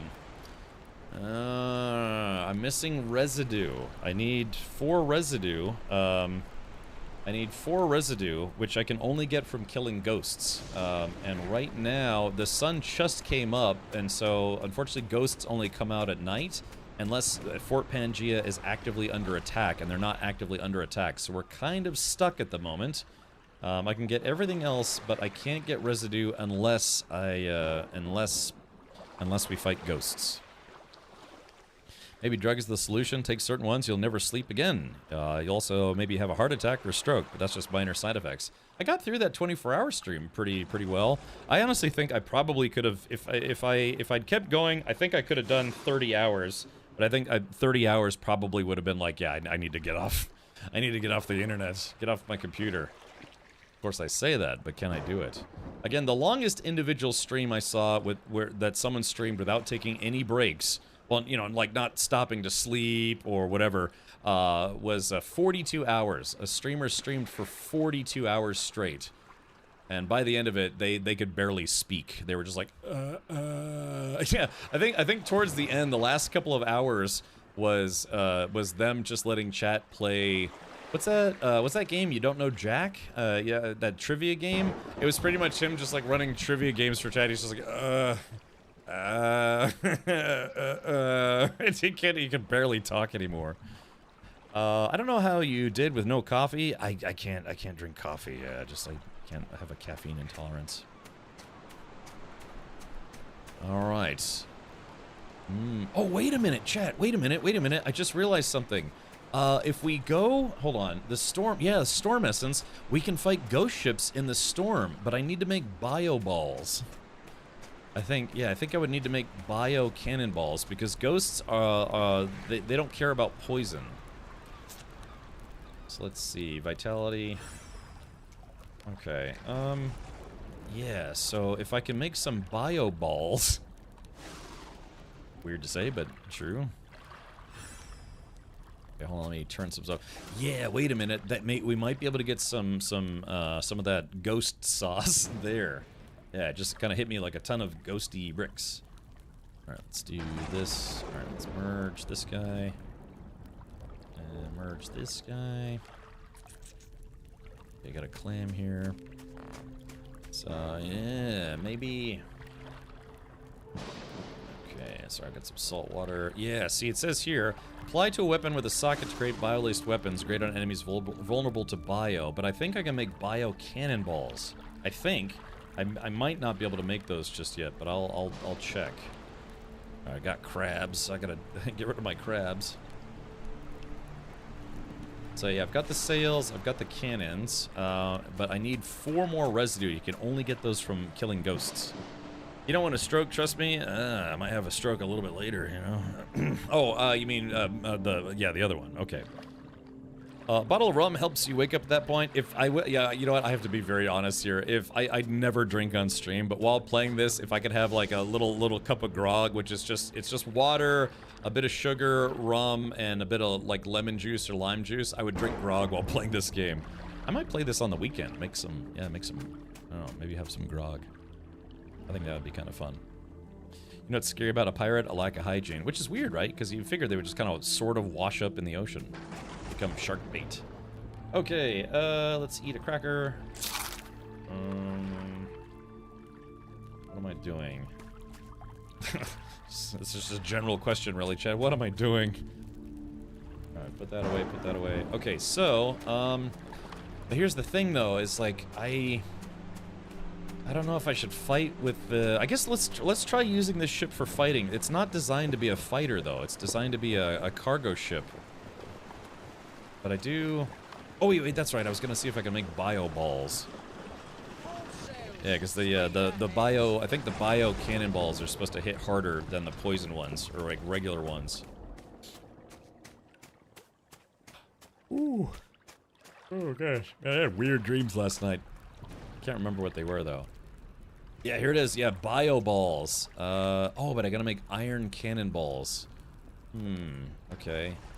Iron cannonballs. Oh, so that's where the smelter comes into play. I need iron to make iron bars, to make iron cannonballs, to make bio balls. Okay, so I guess I'll just use regular cannonballs. But yes, if we can kill some ghost ships, we should get some residue, I think. I have some favorite streamers that always be drunk at the end of the week, so yeah, kind of fun watching them having fun, play the game while drunk. Yeah, I think, what's his name? The Hunter FPS? No. There's a guy that we raid sometimes, and yeah, whenever he streams, he usually has, he plays hunting games and he drinks while playing hunting games, and it's kind of fun. God, what's that guy's name? Is it the Hunter FPS? Something like that?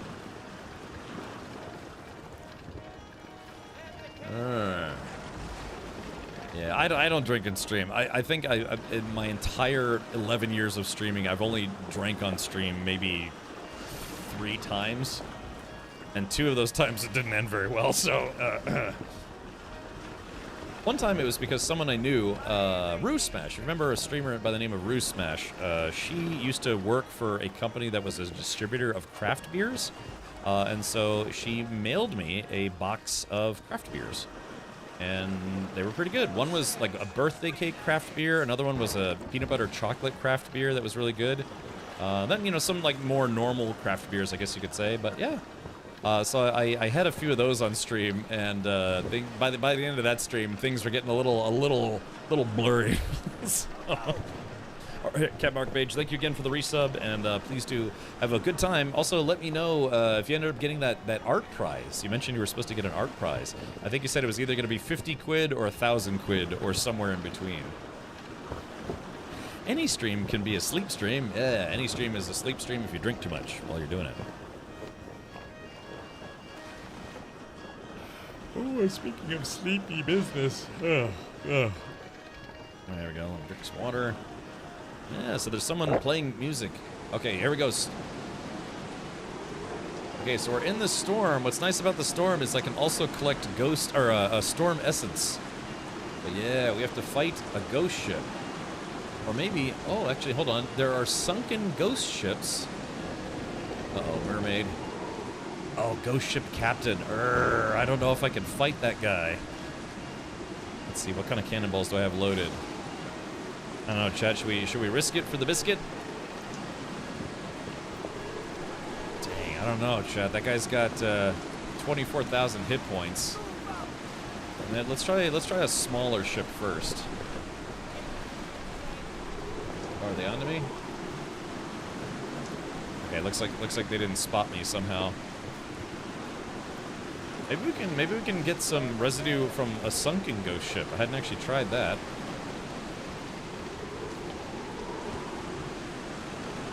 Okay.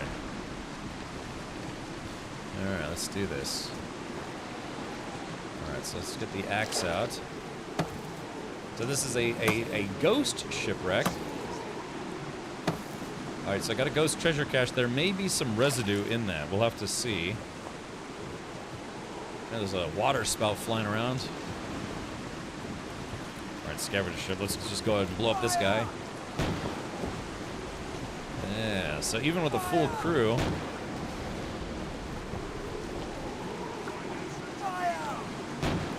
Alright, there we go. We took those guys out. Yo ho ho ho, yo holy ho. 24-hour snoring ASMR stream when? Like I said, I'm actually I'm gonna have to test out the live streaming system for my race car at some point. I'll have to get that set up. So yeah, I may actually do an IRL stream maybe next month. I think technically it would be, well, I was gonna say I think it would be my first IRL stream, but that actually wouldn't be accurate because I actually did do an IRL stream, a couple IRL streams with Admiral Nolan. Admiral Nolan, if you're watching right now, yeah, he knows. He either remembers or he doesn't remember because there was a lot of drinking going on.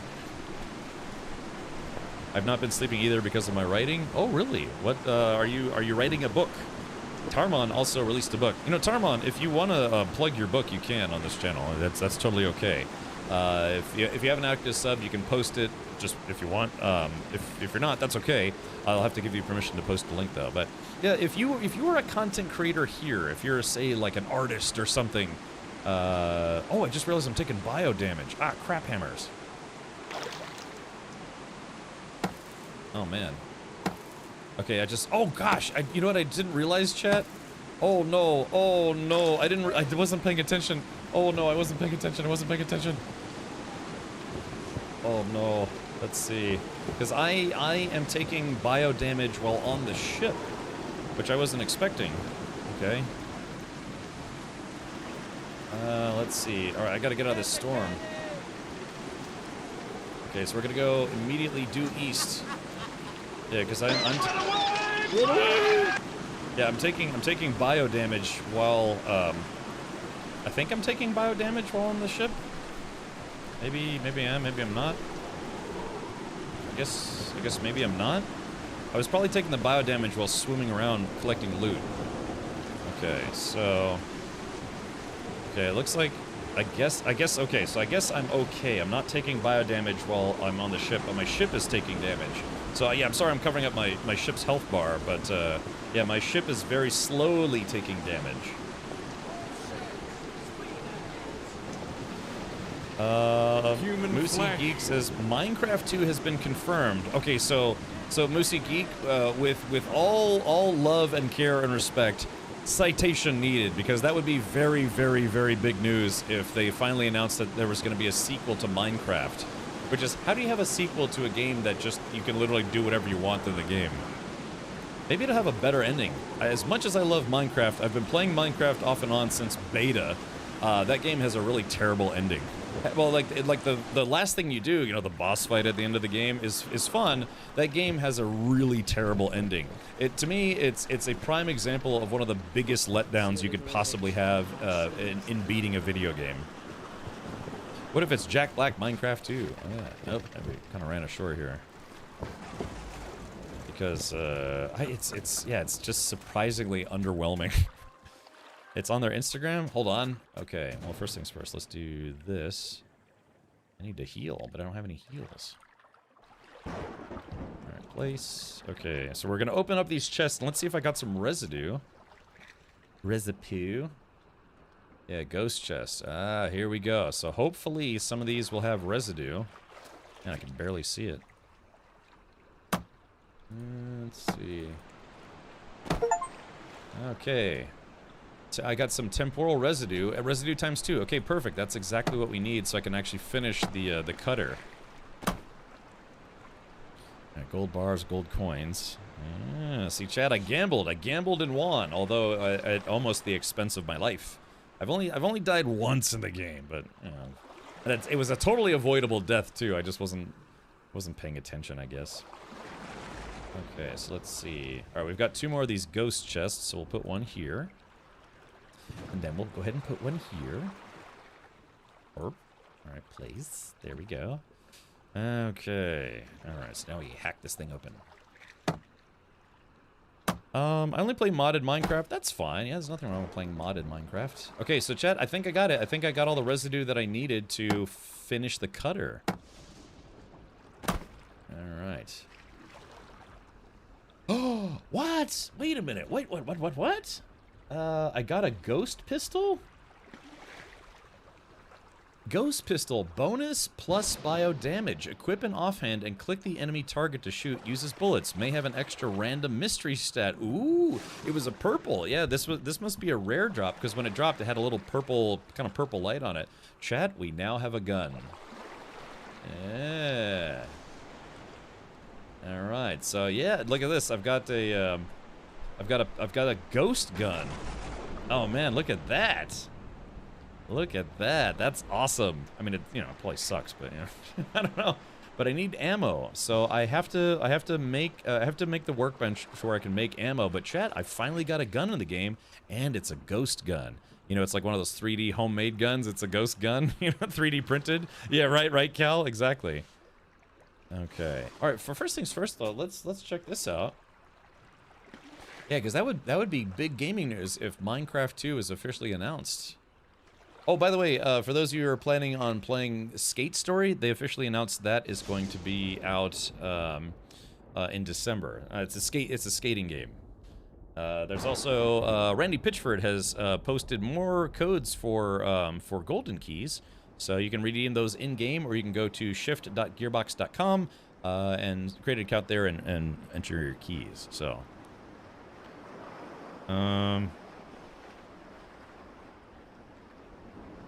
Oh, Minecraft 2, the movie. Oh, okay. All right, gotcha. Okay, I was about to say, it's like if Minecraft 2, the video game, was announced, that would be really big news. But then I was thinking, it's like, how do you make a sequel to a game where you can literally do anything you want in the game, anyways? Yeah, I don't know why they didn't lead with that. I know. Yeah, you can't tell people. It's like, by the way, Minecraft 2 confirmed for 2027. It's like, oh, wow. I mean, that would be huge gaming news. Because, you know, Minecraft is, I believe, by the numbers, the most popular video game of all time. So it's, if they would have said, it's like, by the way, Minecraft 2 out next year or 2 years from now. But yeah, if you mean Minecraft 2, the movie Minecraft 2, it's like, okay. The Minecraft movie was surprisingly terrible. It was not a good movie. Believe me, I was really excited to see it too. That movie is dog shit. You know, it's just a terrible movie. Holy moly. It was like an hour and a half of Jason Momoa and Jack Black just screwing around and being weird. No, it's okay, Moosey Geek. But yeah, Minecraft, when you say Minecraft 2, I thought you meant Minecraft 2 is like literally the video game Minecraft 2. So, Half-Life 3 confirmed for sometimes this century. Yeah, probably. Alrighty. Okie dokie. So, let's do... What are we doing now? We are doing video game stuff. Okay, well, hopefully the sequel's better. Yeah, because, gosh, man, the first movie was just kind of terrible. I mean, it was fun. It's probably fun if you're just completely hammered or high as a kite or something, but yeah, man, it just... That movie was surprisingly bad. I mean, it was fun, but it was just not a good movie. Sneaky Diaper says agreed, movie wasn't good. Yeah, I don't know. I was surprised. I mean, it had kind of a, you know, story. I guess a lot of the humor was just really inane. It's kind of, I don't know. It's like, it was almost like instead of the, you know, being like, you know, really, like, I don't know, Minecraft movie, it was kind of like more of like a, you know, Jack Black comedy vehicle, I guess you could say. And Jason Momoa, you know, being in there as well. It just, I don't know, it just wasn't a good movie. Uzu says, Star Citizen the movie when? Now look, I will say this, you know, CAG, they have a top-notch cinematics department. And if for some reason they fail as a gaming company, then their cinematics team could absolutely get a lot of work doing cinematics for other game companies, or maybe even making a TV show or whatever. So yeah, I would if Star Citizen had a movie or whatever, I would go watch it for sure. Squadron 42 will basically be a movie. Yeah, I mean that's the Chris Roberts pioneered the concept of a video game or as a movie or like a movie style video game with, you know, full animation or like full live video cutscenes and all sorts of stuff. I mean, Wing Commander 3 is an awesome game. I didn't play 1 or 2. I started playing those games at 3, and that was the game that kind of really blew people's minds because it's like, wow, this is like playing a movie. Yeah, it's just I mean, really. Okay, where am I on the map? Actually, I don't know where I'm on the map. I am at the wrong place. Oh, apparently there's a place here called Hidden Pyramid. It'd be nice if they would it would be nice if they would give us waypoints. So there's something here called Hidden Pyramid. Oh, it must be hidden because I can't see it. Any movie with Jack Black is a terrible one. Can't stand the guy. I don't know. He's had some decent movies, but and I actually didn't. Well, I at first I didn't think the casting of him as Steve would be bad, but then the movie itself was just bad. So it's like, I don't know. There's the beast. We did get some good loot for the beast. I don't know, chat. Should we go beat up the beast again? So we are. There's something called Hidden Pyramid, but I guess I don't know how to get it to. I don't know how to get it to show up. Except Tropic Thunder. Yeah, I mean he was good in Tropic Thunder.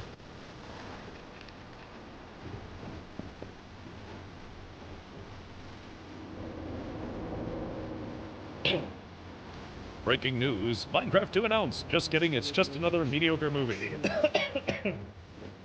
Thank you. Live from Dewback 51. Thank you. That's great.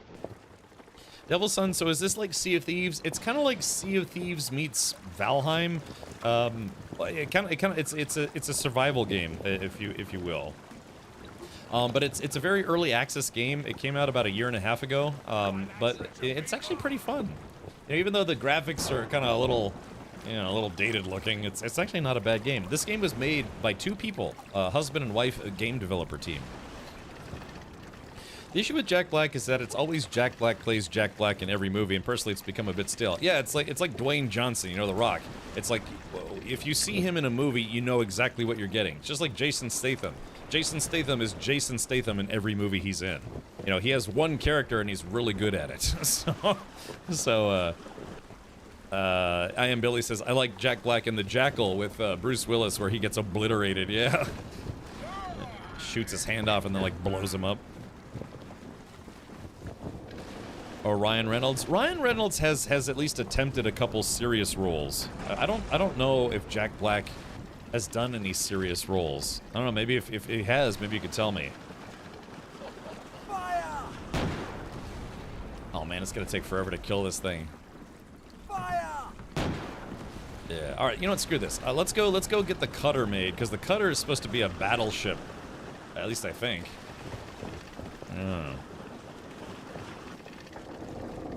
Be honest, when Squadron 42 releases, will you stream and play it, since there is much more news about Squadron 42 at the moment, and it should be out in a year or 2? Well, we talked about this earlier a little bit, Devil's Son. Funny that you mention it. They claim it's going to be out next year. I will absolutely stream it if they pay me. Yeah, I'll be very blunt about that. I will have no qualms about streaming it as long as they pay me. So, I'm not going to stream it otherwise. So, yeah, it's really simple math there. Yeah, they cut me a paycheck. I'll stream as much of it as they want me to. No problem. Man the cannon! Fire! Alright. See, I wish there was, like, ramming speed. Fire!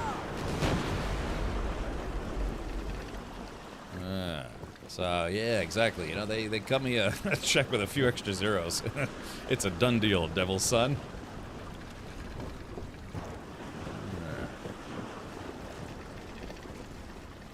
Okay, so let me go back to my home island. Fair enough. Yeah, they spend, they have a lot of people on staff that are, they're exquisite at extracting as much money as possible from people. So they'll have a budget for sure. Yeah. So if they want me to stream it, I will be happy to do so. I'll have to have their people talk to my people. Yeah, a few extra zeros before the period is gonna be mandatory. Yeah. They're like, yeah, sure, exactly, but it's gonna be zeros after the period, not before it. I guess I gotta eat something. Oh, I have a coconut.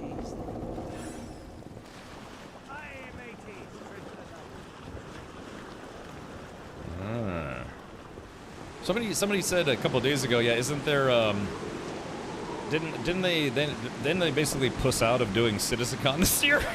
I should probably phrase that a little nicer, but why bother? No, but I understand, yeah, they decided to not even bother having a CitizenCon this year. Or something, I don't know. I don't really pay attention to it. But I think somebody said that, yeah, it's gonna be like they're not even, it's gonna be like a live stream or something, so. Dude, I'm not educated on SC things anymore. I haven't played the game in like literally 2 years, so. Yeah, I'm no longer a source of SC information for literally anyone, least of which myself.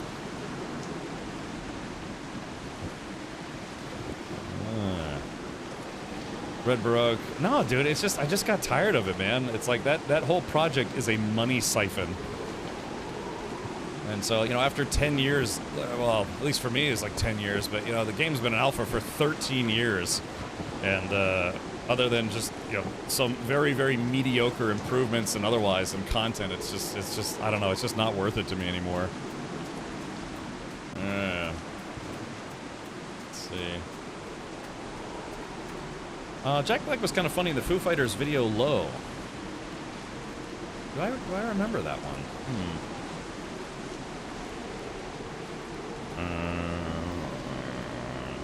Wow. Citizen Steve says, to be honest, I always thought CitizenCon was a waste of dev time or resources. Really? CitizenCon 2018 was awesome. I mean, I had a really good time at that event. And then the following year when it was in Manchester, that was fun. Yeah, it was great. That's one thing I will always enjoy, where my memories from CitizenCons. Because that, you know, that's a fun time. At least you're getting together. It's like, well, we're all throwing our money away, but at least we've got that camaraderie, you know. So, yeah, I always had fun at CitizenCons. I went to like 6 of them, or 7. I don't know. I went to the.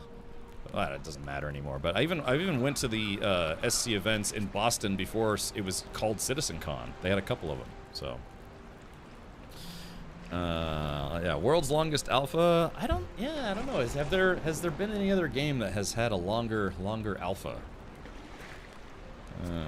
It's fun, sure. Where's the game? I don't know. That's a big thing. Is like I said, it's like once you understand their MO, they would use CitizenCon to show you a bunch of hype things that will never come to the game, or at least not anytime soon. Or they announce it at a CitizenCon, it gets the hype levels going, which gets the coffers filled again, and then the stuff they advertise doesn't come out for like 7-8 years. So it's like I said, once you understand how CIG works, it's like, okay, well, it's like, yeah, it brings up the hype levels, it gets the funding going again, and then it's all stuff that they don't have to do for 10 years or whatever. So, yeah. That's no, I don't know lawyers here. Yeah, that's fake news. It's yeah, it's fake news. No, but that's nothing like that. God, no. That would cost me even more money in the long run. Jeez.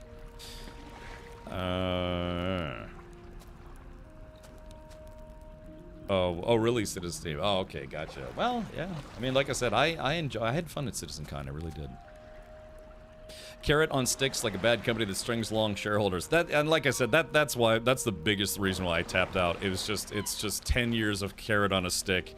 And as much fun as I had, you know, hanging out with people, playing with people, and that sort of thing, it's just like, yeah, I decided to move on. Part of it also was like, after I became a full-time streamer, it's like you can't be a full-time Star Citizen streamer and not destroy your career. With some very, very limited exceptions, but I saw multiple people try to become full-time streamers in the early days. They are literally no longer streamers, so... yeah, so it was one of those things where it's like, yeah, to be able to be a full-time streamer, it's like, yeah, I had to move on. That's also one of the biggest aspects of it. I just had to move on.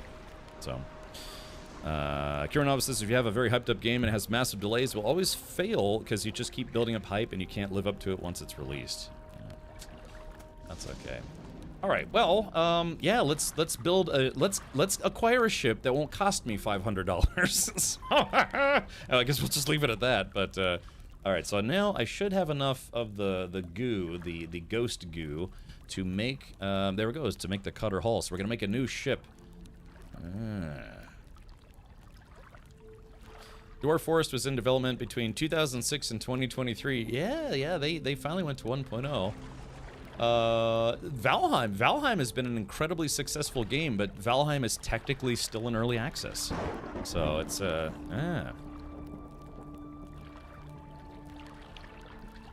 let's see. Devil Sun and says, and that's it, no more ships. That's what they all say. Yeah, that's like, and then the new shiny comes out, and you're like, ooh, shiny. So, yeah. The real race is GTA 6 on PC versus SC 1.0. I would be willing to put, I don't know, probably like $500 on GTA 6 coming out before that, or not SC 1.0. I guess like Squadron 42, because you know I don't think SC is gonna launch in any of our lifetimes. But that would be a good bet, Citizen Steve. What do you think is gonna come out first, GTA 6 or Squadron 42? I wonder. If I was a betting man, I'd bet money on GTA 6. Okay. Oh, the sun's going down. Oh, let's hurry up and finish this ship before the sun goes down. I want to see what it looks like during the day. Okay. Oh, crap. Damn, I wasted time talking about Wallet Drainer Simulator 3000 or something. Hold on. Crap. I guess I wanted to build the ship during the day because this game gets really dark at night. Just like my humor does on this channel, man. Okay, what are we missing? What am I missing? Sails. Oh, here he goes, the hull. Okay. Okay, there it goes. All right, it's a work in progress. Oh, it's probably going to be nighttime. We might have to wait till day and launch it during the day.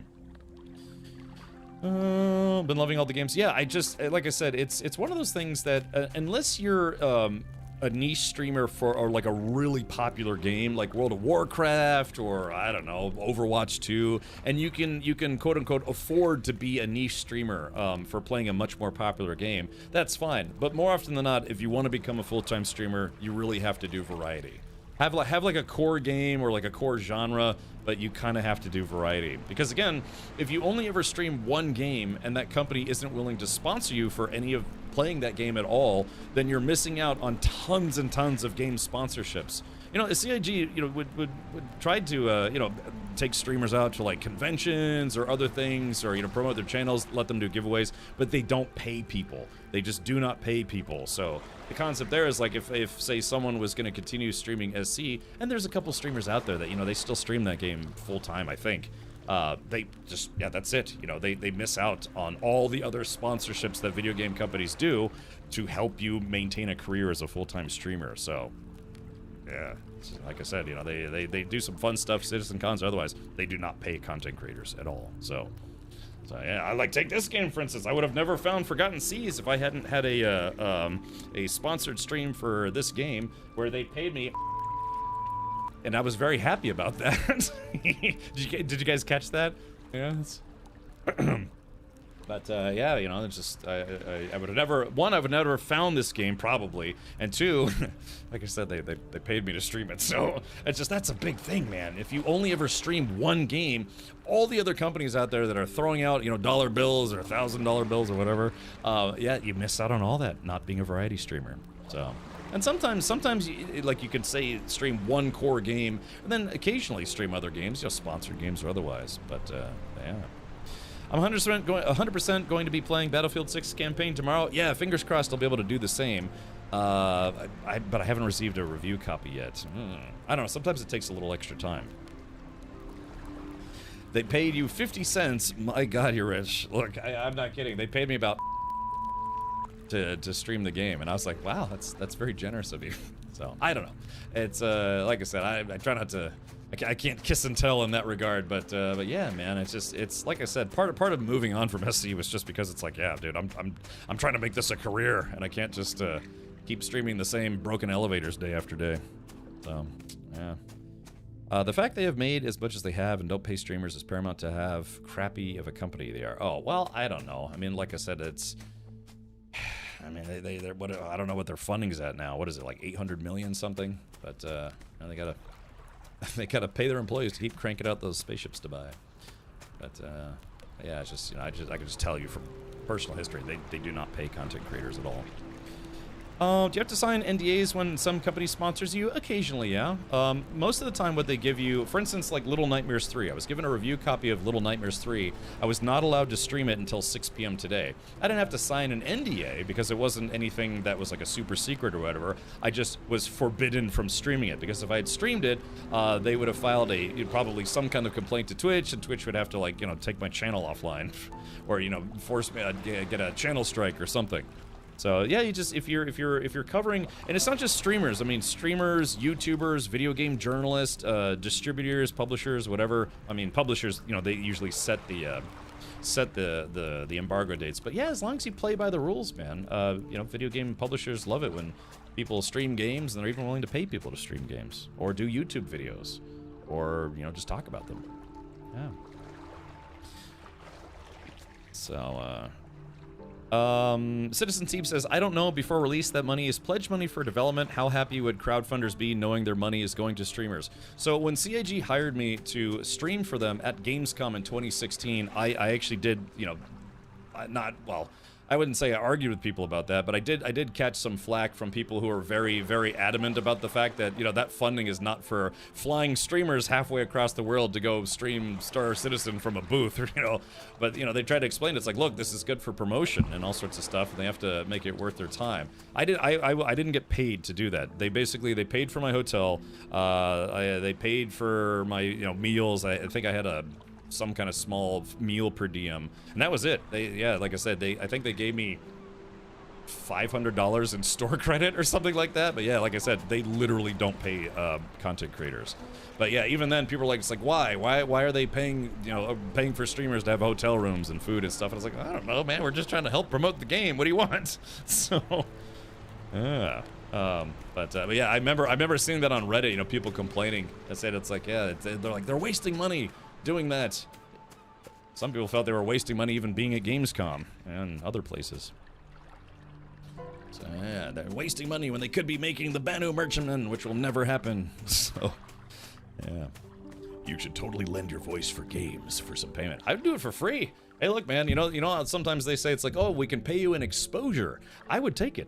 I would absolutely take it. I would love to do voice babbling for video games. And even if met some companies like, hey, look, man, we really don't have any budget, but at least you'll get your first, some credits. Here's a true story. I used to do I have done some vocal work for companies in the past. I did, I did phone greetings for, like press 1 for sales, press 2 to take a dump, just like stuff like that. One of those I did for the regional office of a Fortune 500 company. So yeah, I've done some voice work before, but not for video games. So, yeah. Paying a streamer to play a game is probably one of the cheapest forms of advertising. It's true. Think about what Twitter charges for ads, or, like Facebook. God, like YouTube ads. Yeah.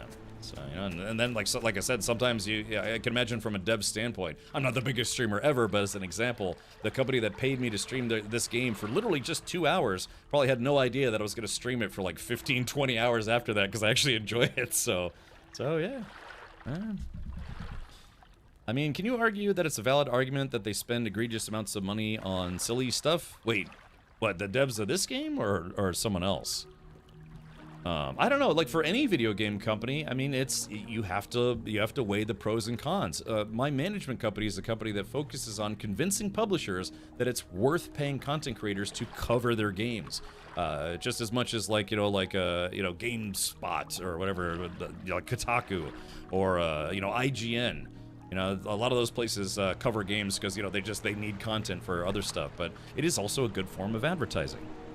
So, yeah, press 3 to go pee-pee. But, yeah. So, yeah, I'm never going to tell you which company it is, but I bet if you called their office to this day that you could probably still hear me reading off the phone directory. Yeah. Press 2 to take a dump. That was you. That was me. I did that for a few different companies. I did, there was a real estate software company. I did their phone greetings for them. But yeah, I was doing like corporate stuff. We made a ShipNet. What are we working on? I'm waiting for it to be daytime because I kind of don't want to launch the ship at night because I want the grandiose reveal to be during the day. I think streamers are just the low-hanging fruit because people's voices go unheard when it's stuff like $1 million movie room. Okay, Knowledge Lambo. Yeah, potentially. I don't know. It's like, and there was a guy who was like a video game journalist, and he said the same thing on Twitter. This was a couple years ago that said that it could be very, very cost effective to pay YouTubers and streamers to play and review your games as opposed to some of the bigger outlets like YouTube ads or Google AdSense, Bing ads, or other things. Because you throw a streamer a few $100 and if they have an audience. Like we have around, on average, like 250 to 350 friends that come watch this channel. So, yeah, comparatively speaking, it could be a better deal advertising-wise. Because then you get that interaction with a streamer, hopefully. To say, it's like, hey, how are you liking this? It's like, well, first off, I'm being paid to play it. But two, I actually like it. Yeah, it's actually pretty fun. And I do mean that. Like, for instance, right now, I had a sponsored stream for this game 4 days ago, and I'm still playing it.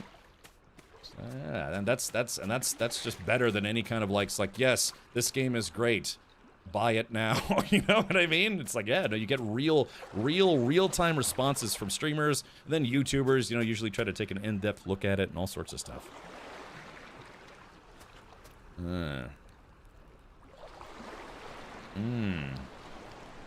Really, Red Baroque? I hadn't heard about that. That's interesting. I mean, it sounds kind of nice, to be honest. So, I find it insane how much money it costs to have a 30-second ad during the Super Bowl. Yeah, man. Can you imagine spending $5 million for 30 seconds when what they could do is they could go hire, like, I don't know, Lyric or somebody, or Co-Carnage. It's like, yeah, can you please run our ads on your stream? Or, you know, can you give us a plug? Of course, you know, the Super Bowl's the Super Bowl, but still. Just, yeah, the cost benefit is probably not bad with content creators. I might be biased, because I like getting a paycheck, but that's okay. All right, so yeah, let's see. So what we're gonna do is, I mean, I could launch it now. I don't know, chat. Do we launch the cutter right now, or should we wait till it's daytime so we can see it in all its masty glory? I mean, it's kind of bright. The moon's kind of bright right now. Should we launch it now? Or do we wait for the daytime reveal? Let's see. I gotta blow up some small smuggler ships. Drumroll, please. Brrr. You know, for years I've had access to things that can play sound effects, like, you know, but I've never had a drumroll, and I've needed a drumroll sound effect for forever. Do they have a robust ship design? So you have to build your own ships, and yeah, here's a kind of a showcase. Like I said, it's nighttime, so it's a little harder to see. But you start off with a raft. I actually skipped the raft and went right to the warboat, which is just, it's basically like a large canoe with a cannon on the front. Then they have the sloop, which has more cannons. Then you have they call this the Providence, which is like, it's like almost like a mercantile style ship.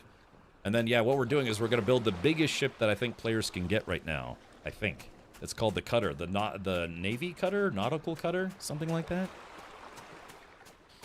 Also need the drum rim shot sound. Oh yeah, Wilhelm scream. Hopefully the mods are taking notes. Yeah, I need the drum rim shot, the drum roll, the Wilhelm scream, and the screaming black guy orgasm sound where he's like, ah, ah, ah. You know, if anyone knows what I'm talking about, you know what I mean. Hold on. Wait, let's see.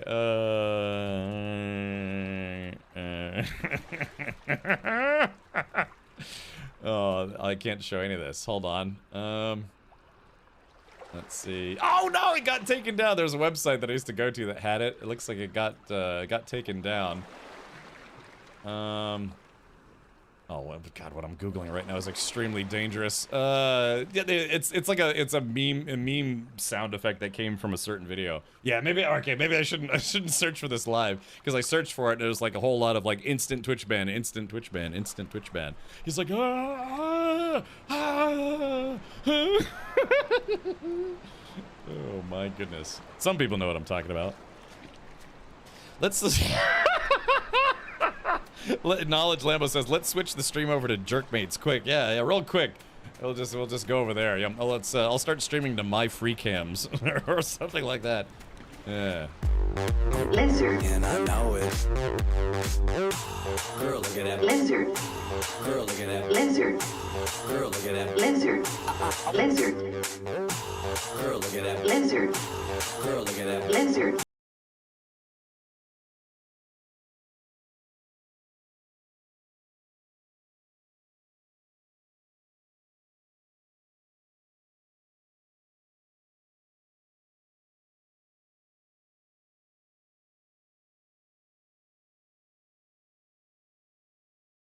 Yeah, let's have a good time with our buddies and charge our crystals. Yeah, yeah. Spicy. We're gonna charge our JO crystals. Stupid horse penis. God, jerk face. Golly, if only. All right. So, all right. Yeah, it's a little bit spicy. Thank you. Yeah, thank you, Lambo. So, I kind of know exactly what that's from too. All right. Let's see here. Let's look at the map. So yeah, I guess we gotta go do something while waiting. We're waiting for the daytime to come back. Southwest Tradeport trusted delivery schedule. Lizard.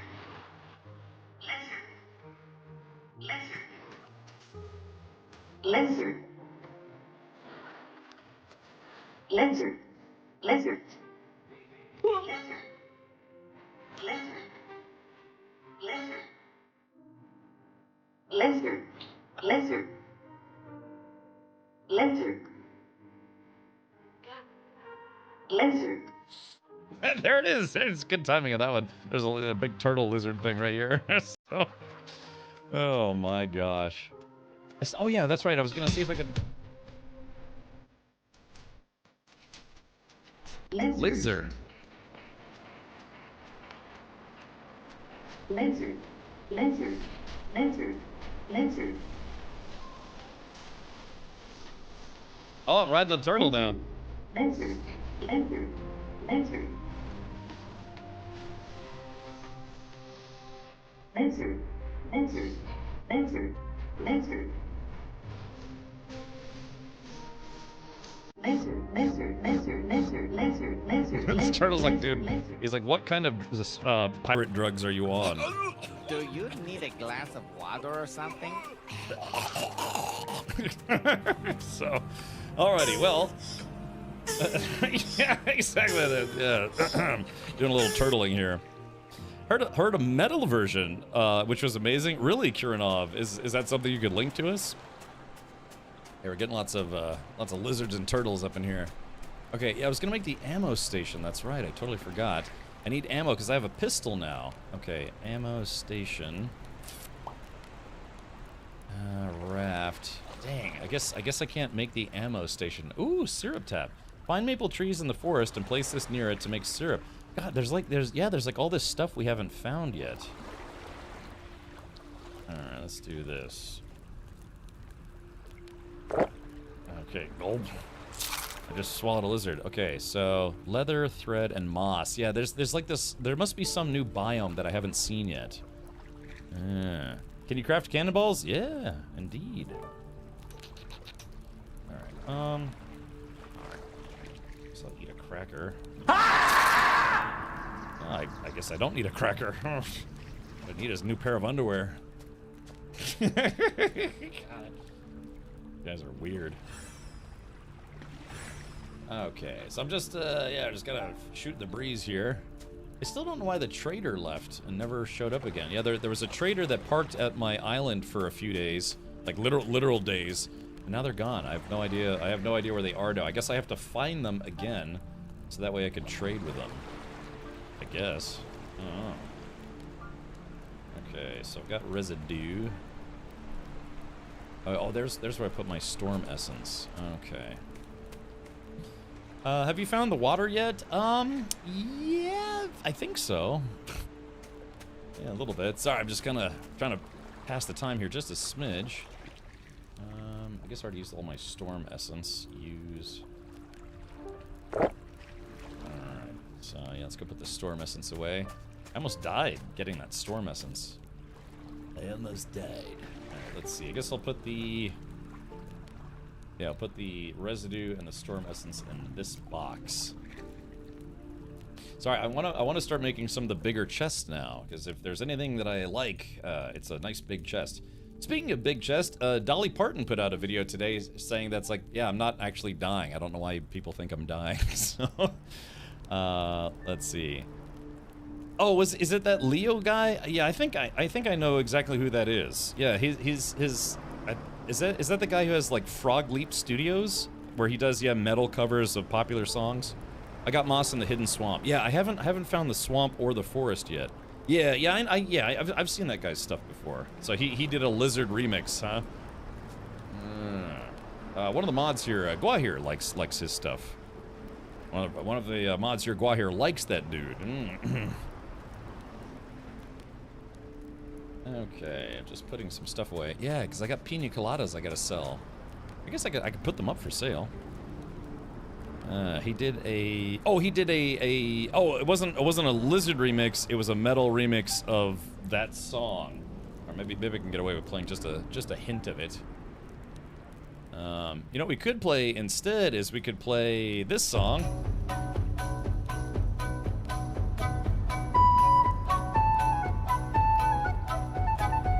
All right, maybe we won't play more of that song as much as I'd like to.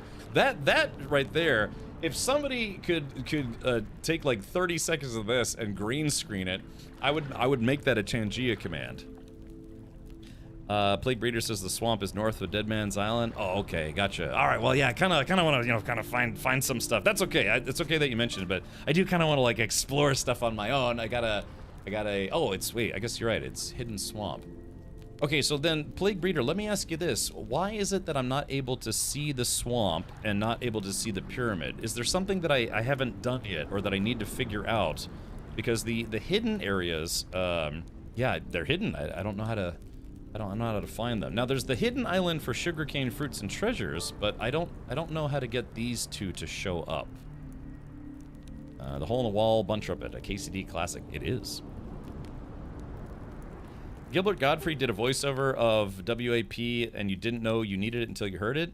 Was this? I guess that was before he passed away. Because Gilbert Gottfried passed away a couple years ago, didn't he? I guess that would have been before. I see. Yes and yes. Okay, gotcha. Yeah. So yeah, Plague Breeder. If you know the secrets of the hidden swamp, it's a 21+ island. Well, I am 21, so. The pyramid, I still not found it. Okay. So the hidden swamp, though. I don't know. Any hints? Maybe it's part of the progression of the game. All right. What time is it? Let's take a look.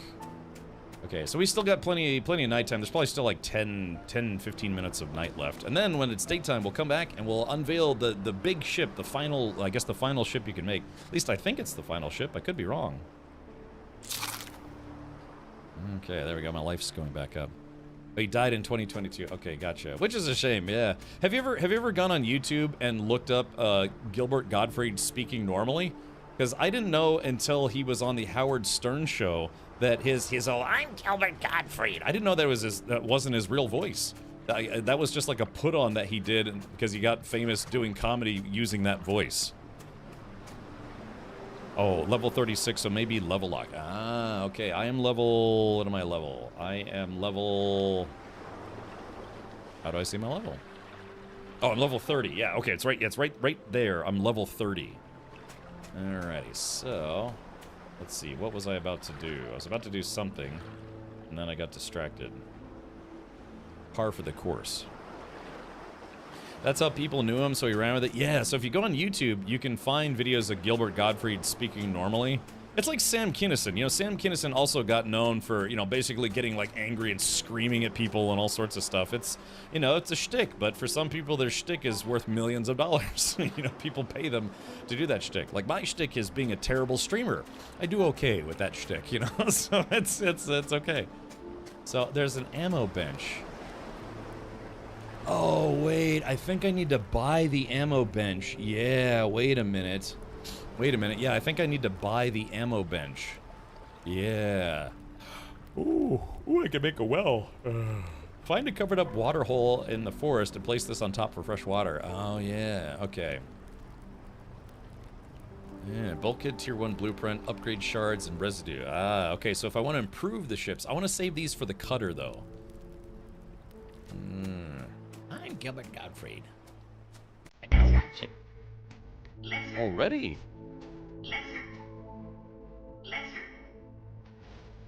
Huh. Laser. Wait.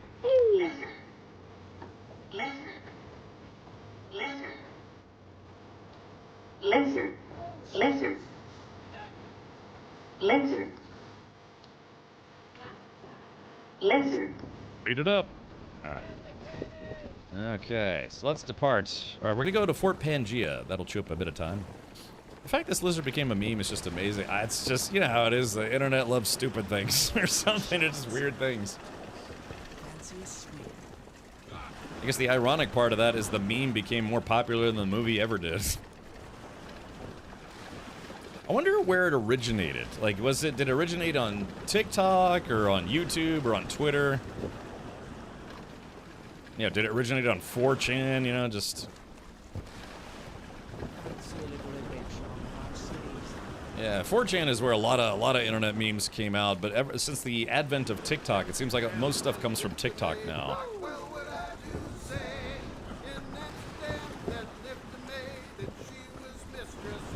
Hello, how are you? I am under the water. Please help me. You're too much raining. You're too much raining. Thank you, Half Nelson. Oh, Half Nelson. I think I owe you some stream goodies from the subathon. So, I don't know, do you have Discord? Could you send me a message on Discord? I think, unless I already sent it to you. I can't quite remember. Small smuggler ship. All right, here we go. We're gonna blow them up.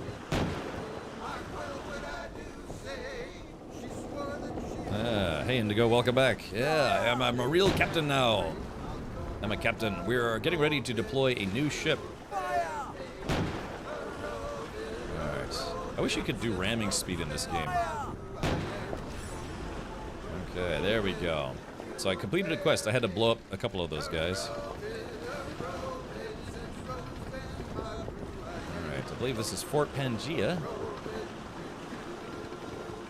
Oh, they might be in the middle of a battle right now. Maybe. It's worth doing that battle, but I did it last night. I'm not going to do it again. At least not so quickly. Sail away, sail away, sail away. Apparently I got gifted a sub a bit ago. Yeah, Indigo. I did a subathon on Twitch. We ended up with a little over 2,800 subs, which is the most I've ever had on Twitch. And yeah, so that's why I've got I've got kind of a weird mustache. You know, like, it's kind of fading away now because of my facial hair is going back. But also, yeah, it's a little my noggin's getting a little well, I'm still basically bald, but yeah, I hit some sub goals. I ate a bean boozled sandwich, which is probably one of the worst things I've ever eaten in my life. And I've had scallops. But yeah, so it was part of the subathon, so a lot of people were very kind and gifted a lot of subs. And then we had a lot of just outright subs as well. Were you going for the 9gag logo? 9gag is where memes go to die. Yeah, that's what 9gag is for. It's like a cemetery for memes. Let's see. Yeah, it's like ifunny.co. It's like, yeah, that's generally where memes go to die. On TikTok, the lizard broke out when I green screen things, uploaded a green screen template of the clip on July 27th. Oh, very good. Well, Hef Nelson, thank you for speaking of gifted subs. Thank you for that. Okay, yeah. Are you a meme follower or are you a meme starter? I don't know I mean, there have been memes on this channel, but I don't think I've started any internet memes myself. Look how nice the water looks in this game. It almost looks like blue jello. My audio got really quiet for some reason. I gifted a sub to Tactful Honk, Vadim Yaroshenko, Muscle Noob, Cave Hermit, and Galactic Dirtbag. That's nice. Yeah. There we go. Yeah. I love listening to the ocean. The Alien's pulse rifle sound is still the best gun sound ever. Yes, followed very closely by a belt-fed 50 cal. Just mod deuce. Although the the minigun, that's also a pretty good one. Yeah, but the 50 cal, I love that sound. Like, it's a slower firing gun because it's literally shooting 50 caliber bullets, but it's like. It's good stuff, man. I love the way the 50 cal sounds. I've never shot one. I really want to shoot one someday. I've shot belt-fed machine guns before. True story, but never a 50 cal. Basically, because each one of those rounds costs like $4. So, woo. I'm downloading a No Man's Sky update. I should be in or near your system. I got a portal just in case. Okay, Indigo. Yeah, hopefully No Man's Sky will have another update. I mean, they just did a big update with some Twitch drops, so. Let's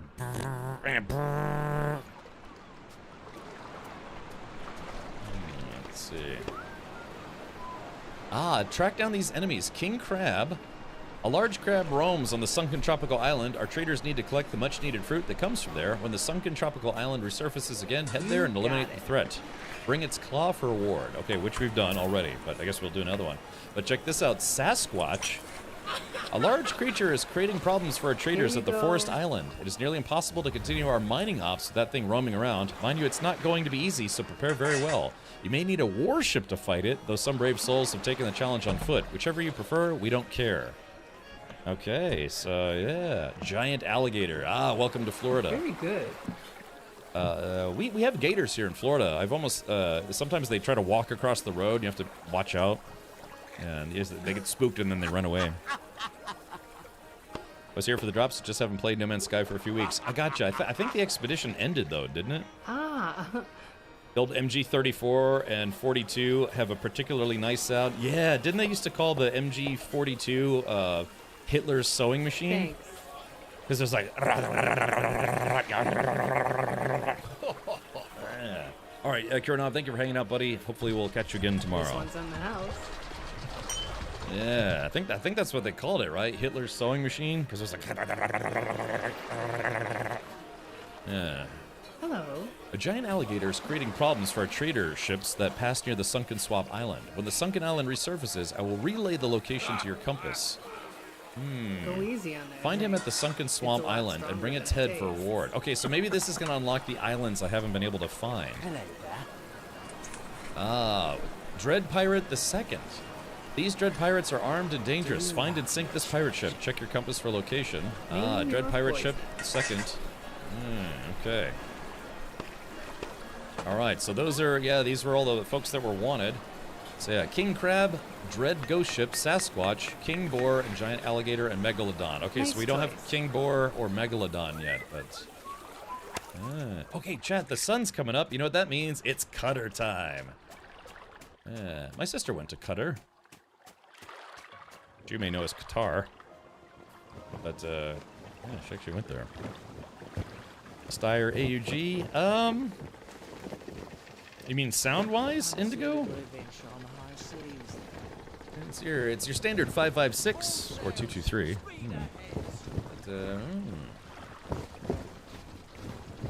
I wish Stellaris DLCs were. Oh, it just looks cool. Yeah, no, you're right. Steyr looks cool. It's just sound-wise, it just sounds like a typical 556 based weapon. 556 by 45, I believe.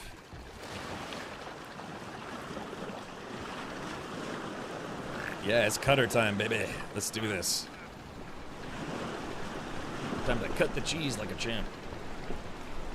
I was in Gainesville, Florida when the Gainesville murders happened. I left for Colorado then. Really, Wolfie? Okay, I did live in Colorado and Denver for almost a year. In the kind of like the on the city limits.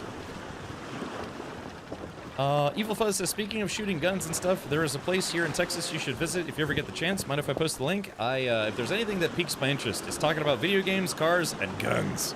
I used to sell guns. Worked a gun counter. Okay, permits. Okay, there it is. So 50 miles north of Denver. Okay, gotcha. I was in the outer limits, like in the Arvada area, if you know that area. But you know, basically Denver. Indigo says, never seen this game. Yeah, it's kind of a fun pirate game, you know. So the backstory is that the backstory was that you were a pilot as part of a squadron that was flying over the Bermuda Triangle when your plane crashed in the Bermuda Triangle, because it's the Bermuda Triangle, you know, oogity boogity. So you crash here, and there's like weird stuff here. There's pirates and ghost ships. And then, like, time has no meaning, and you can't die here. You can only be defeated and have to respawn, or, you know, like, your ghost comes back to life eventually. Kind of like, you know, Sea of Thieves. But the goal of the game is to complete the crew haven and get all the pieces you need to build, I guess, I don't know, some kind of portal device that will actually get you out of the Bermuda Triangle. So it's mostly a pirate survival game, but there's a little bit of sci-fi and late game from what I understand. So yeah. So yeah, Evil Fuzz, if you want to post that link, yeah, we'll take a look at some guns. I used to consider myself to be a firearms collector. I had about 28 firearms at one point in my life, but then it got, I don't know, it got kind of excessive. It was kind of expensive, and so I ended up whittling my collection from 28 down to about 10. And then I moved to Florida, and I bought like 9 more guns. So yeah, I've got a pretty stuffed gun locker at this point. You posted it? Drive Tank. Oh, wait, yeah, wait a minute, hold on. I think I'm familiar with their website, drivetanks.com. Yeah, I think I've heard of that place before in Texas. Yeah, that's right, because I remember when PAX South was a thing. Right, I wanted to go to that I think that range, because there's a tank range here in Florida, there's a tank range in Texas, there's a tank range in Nevada. Uzu's, can I post a link about Arc Raiders? Yeah, sure. Yeah. Here we go. And permit. There you are, buddy. So the whole map is like a Gravity Falls triangle with pirates. Yeah, I mean, if the, I guess, I don't know, maybe depends on where you're from, but the Bermuda Triangle is supposed to be this, this area of the Atlantic Ocean where weird things happen. Because for whatever reason, planes would crash there and people would disappear in the Bermuda Triangle. So it kind of developed like myths and a reputation as being kind of a dangerous place to go because of, people disappearing there. So this game, I guess, apparently Flight 19 was a real thing where a bunch of fighter pilots disappeared. They probably just got caught in a storm or something, but, or did they? And then, of course, some people speculate that the lost city of Atlantis is somewhere hidden somewhere in the Bermuda Triangle. If I come to Florida, will you let me shoot some of your guns? Oh, maybe. I don't know. It's a good excuse to go to the shooting range, I guess. Who's over Epstein's Island? Yeah, probably. Okay, so I've got 4 boats, but we're about to make the 5th and I think final one that players can make. Okay, let's see. Alright, drop off this scanning ball. Alright, let's go. It's time to unveil the cutter in the midst of the dawn. This is the new project that they update about the expedition in Ark Raiders. Oh, okay. We'll say it's alien kidnapping. Yeah, so again, the Bermuda Triangle, for whatever reason, it's developed a reputation as an oddly dangerous place to go. All right, let's take a look. Let's get caught up with some Twitch chat stuff here. Let's see. I kind of want to play that again. All right, drive tanks. Yeah, we have a tank rental place here in Drive and Shoot. Oh, but they actually allow you to shoot tank stuff? Really? Book now to drive and shoot a tank. Wow, yeah, there it is. Is that, oh god, a 50 cal. Yeah, drive a tank, shoot big guns, shoot a 105 howitzer, a Soviet D-20, or German PaK-40 anti-tank gun, and much more. Ooh. Well, that sounds fun. Yeah, so we have a place, like this is Florida. They call Florida the gunshine state, but yeah, I don't think the tank place here actually lets you shoot a tank. Man, I wonder how they get permission from the BATF to let people do that. Yeah, flamethrowers, machine guns.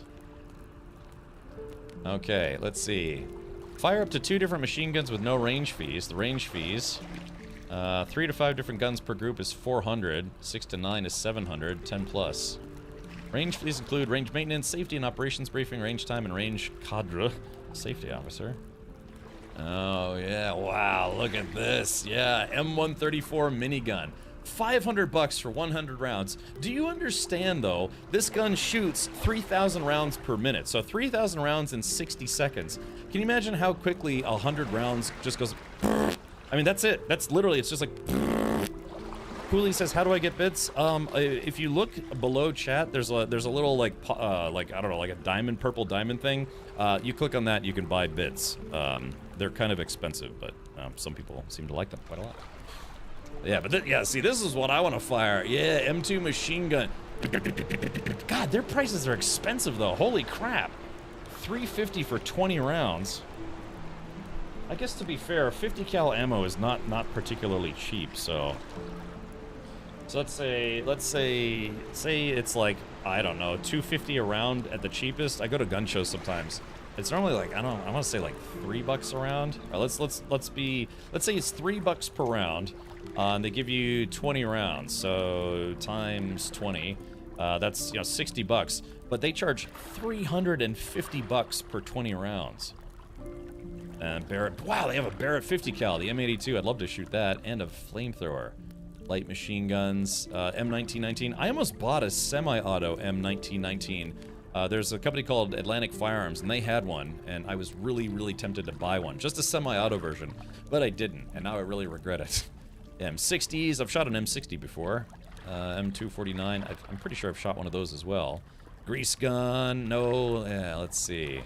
M4 carbine, I don't need to rent one of these. I have plenty of fun toys. Oh, there it is for the person who said, yeah, the MG42 and the MG34. Oh, yeah, let's see, the STG-44, yeah, the world's first assault rifle. Yeah, they got some goodies here. They got PKMs here. But dude, $70 for 20 rounds. Don't you understand these are machine guns? 20 rounds for a PKM is like... That's it. I mean, 70 bucks is, I guess, okay.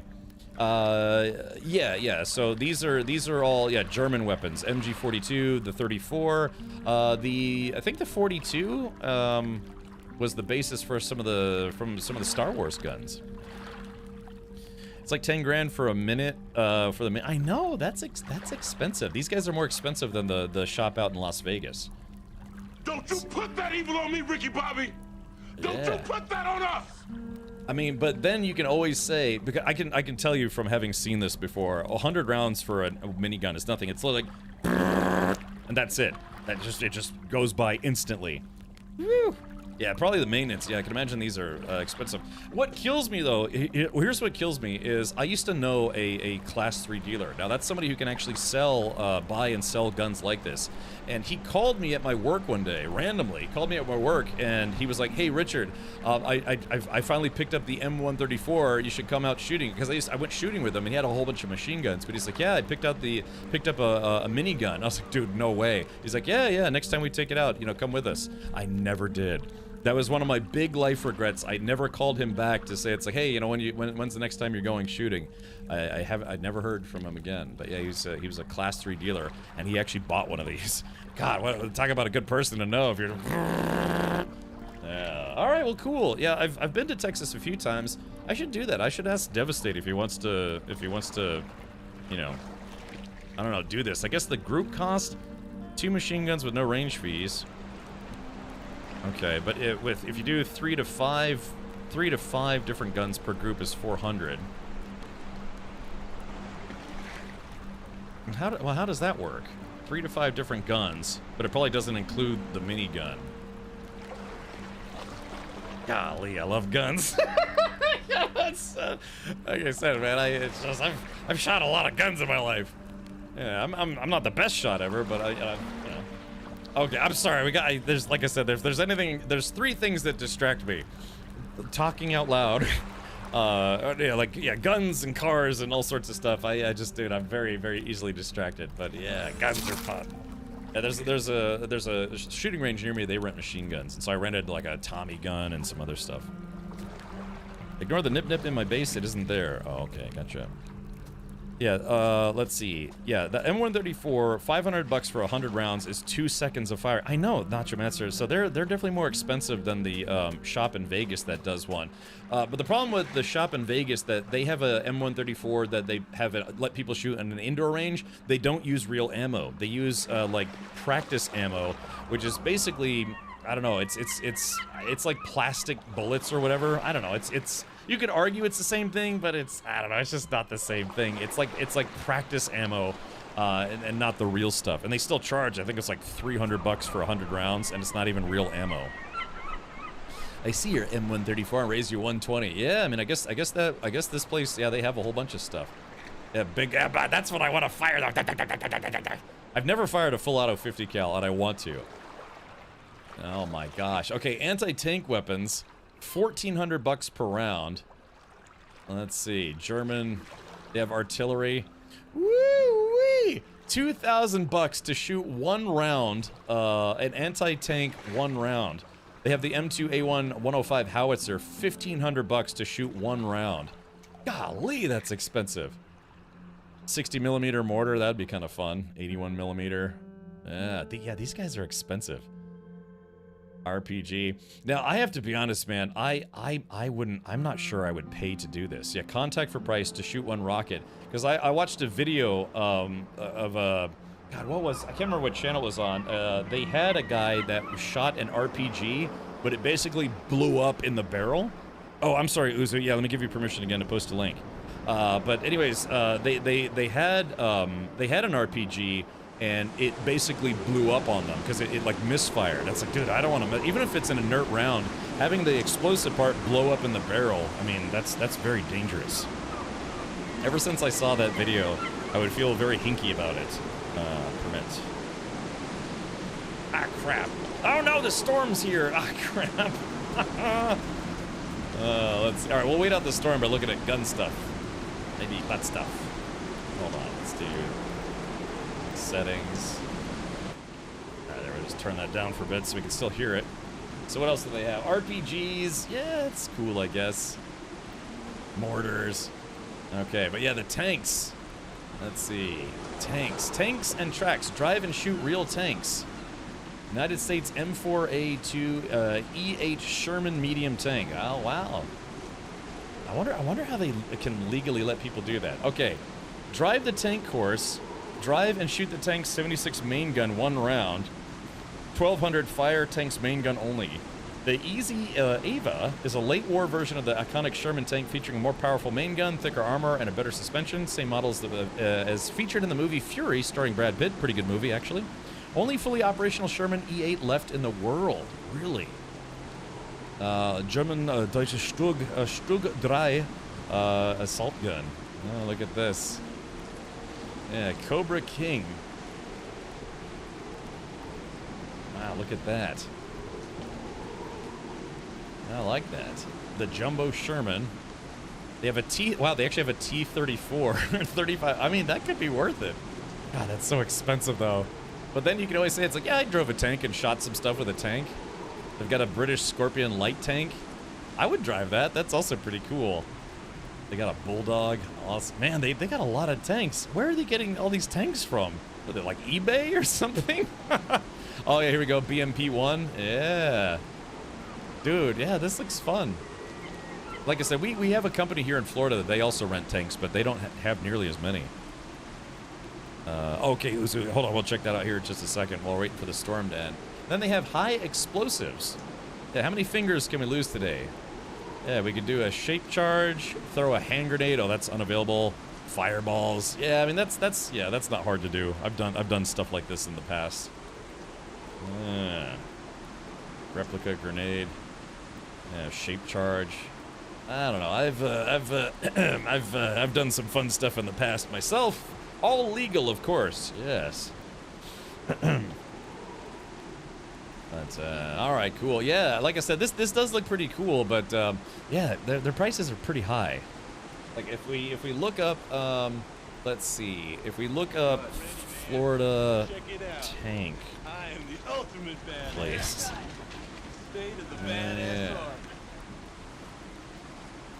Okay, yeah, I don't think you can shoot guns, but yeah, this is the company that we have here. It's called Tank America. Let's see, I don't know if they let you shoot stuff. Yeah, recon package. Drive the FV433 Abbott a half mile, and dude, it's only $200. Yeah, you can drive it for 1 mile for 300. Yeah. Let's see, drive combat locked up. I wonder what that means. Does anyone know? I've never been a tank driver, but it says drive the Abbott tank 1 mile, but then you can drive it combat locked up. I wonder what that means. I guess maybe you can go faster. Yeah, look at this. Yeah, they have a package for $1,000. You can drive the tank for 1 mile, and then you can crush a car with it, and you can bring a friend with you. Let's see. Drive for $1,300. You can drive the Abbott tank, combat lockup, car crush, includes a scrap car obstacle course, and you can bring a friend. And let's see. Combat lockup, car crush. I don't know what that means by combat lockup. Like, what is that? Any former tank drivers here? Sergeant Salidas, thank you again for the 3 months. Appreciate the Prime sub. Oh, they had an option to buy a tank. Oh, really? Okay. You know you can do it for free if you join the army. Yeah. Yeah. See, that's just it, though. It's like, you know, when you talk to a recruiter, you tell them what you want to do, and you have to take, I think, what's called the ASVAB test. And if you don't qualify for the MOS that you want, you might not get it. They may be like, well, you don't qualify for tank school, but you do qualify for basic infantry. Congratulations, you're going to be boots on the ground. Oh, hatch closed through the periscope. Oh, really? Oh, is that what that means? So I guess normally you would have to drive, yeah, with your head peeking out. Hold on. Let's see. Videos. I gotta mute this because I don't want to get a DMCA strike. Yeah, wouldn't this? Yeah, could be, dude. It's like real life Warhammer 40K. driving around. So combat locked up means yeah, you're actually driving using the periscope and stuff. But yeah, this are you kidding me, dude? Yeah, getting to drive a tank around would be awesome. Although these are noticeably smaller tanks, but tanks all the same. These almost look like mobile artillery versus regular tanks. Tank America. Drive a tank and then blow up America. Was that Command and Conquer music? I don't know, probably. Yeah, that looks fun. But yeah, you're right. The Texas place actually lets you drive the tank and then shoot at stuff. Yeah, combat package where you get to... Yeah, let's see. You get to drive a tank, and then you get to drive over cars, and then you get to drive over jerks. Yeah, look at this, the obstacle course. I bet Hankin and I, if both of us pitched together, yeah, there it is, the obstacle course. Yeah, America. Yeah, so, yeah, I bet if Hankin and I split the cost, like we both did fundraisers and we could split the cost, then yeah, him and I, he lives like 40 minutes from me. We could go to this place and do maybe try to do a live stream, like a tank driving live stream. How cool would that be? That would be awesome. Okay, all right, let's see. The last thing we're gonna check, buy a tank. Who can own a tank? Tanks are legal to own, tanks are legal to own in the USA. They missed a word. There are no federal restrictions to owning a tank with a demilitarized, disabled main gun. You may operate it on private land without restrictions. You'll also need to determine if there are state or local laws prohibiting tank ownership. You can own a tractor, or if you can own a tractor, you can own a tank. I do know you can't legally drive these on public roads. The biggest reason is they will actually damage roads. They're because they're so heavy. Leopard main battle tank. It's 550,000. Chat, should we start a fundraiser? Okay, yeah, so yeah, we could buy this tank. I think we could do that. Maybe, you know, just have like a year-long fundraiser, buy a tank, park it in the driveway, have the HOA yell at me, and point the tank barrel at them and say, go on. Oh yeah, you can tell it's been demilitarized. Yeah, where you can't get a firm seal on it ever again. All right, well, Chad, I think it's time to buy a tank. What do you think? Okay, I think it's time to.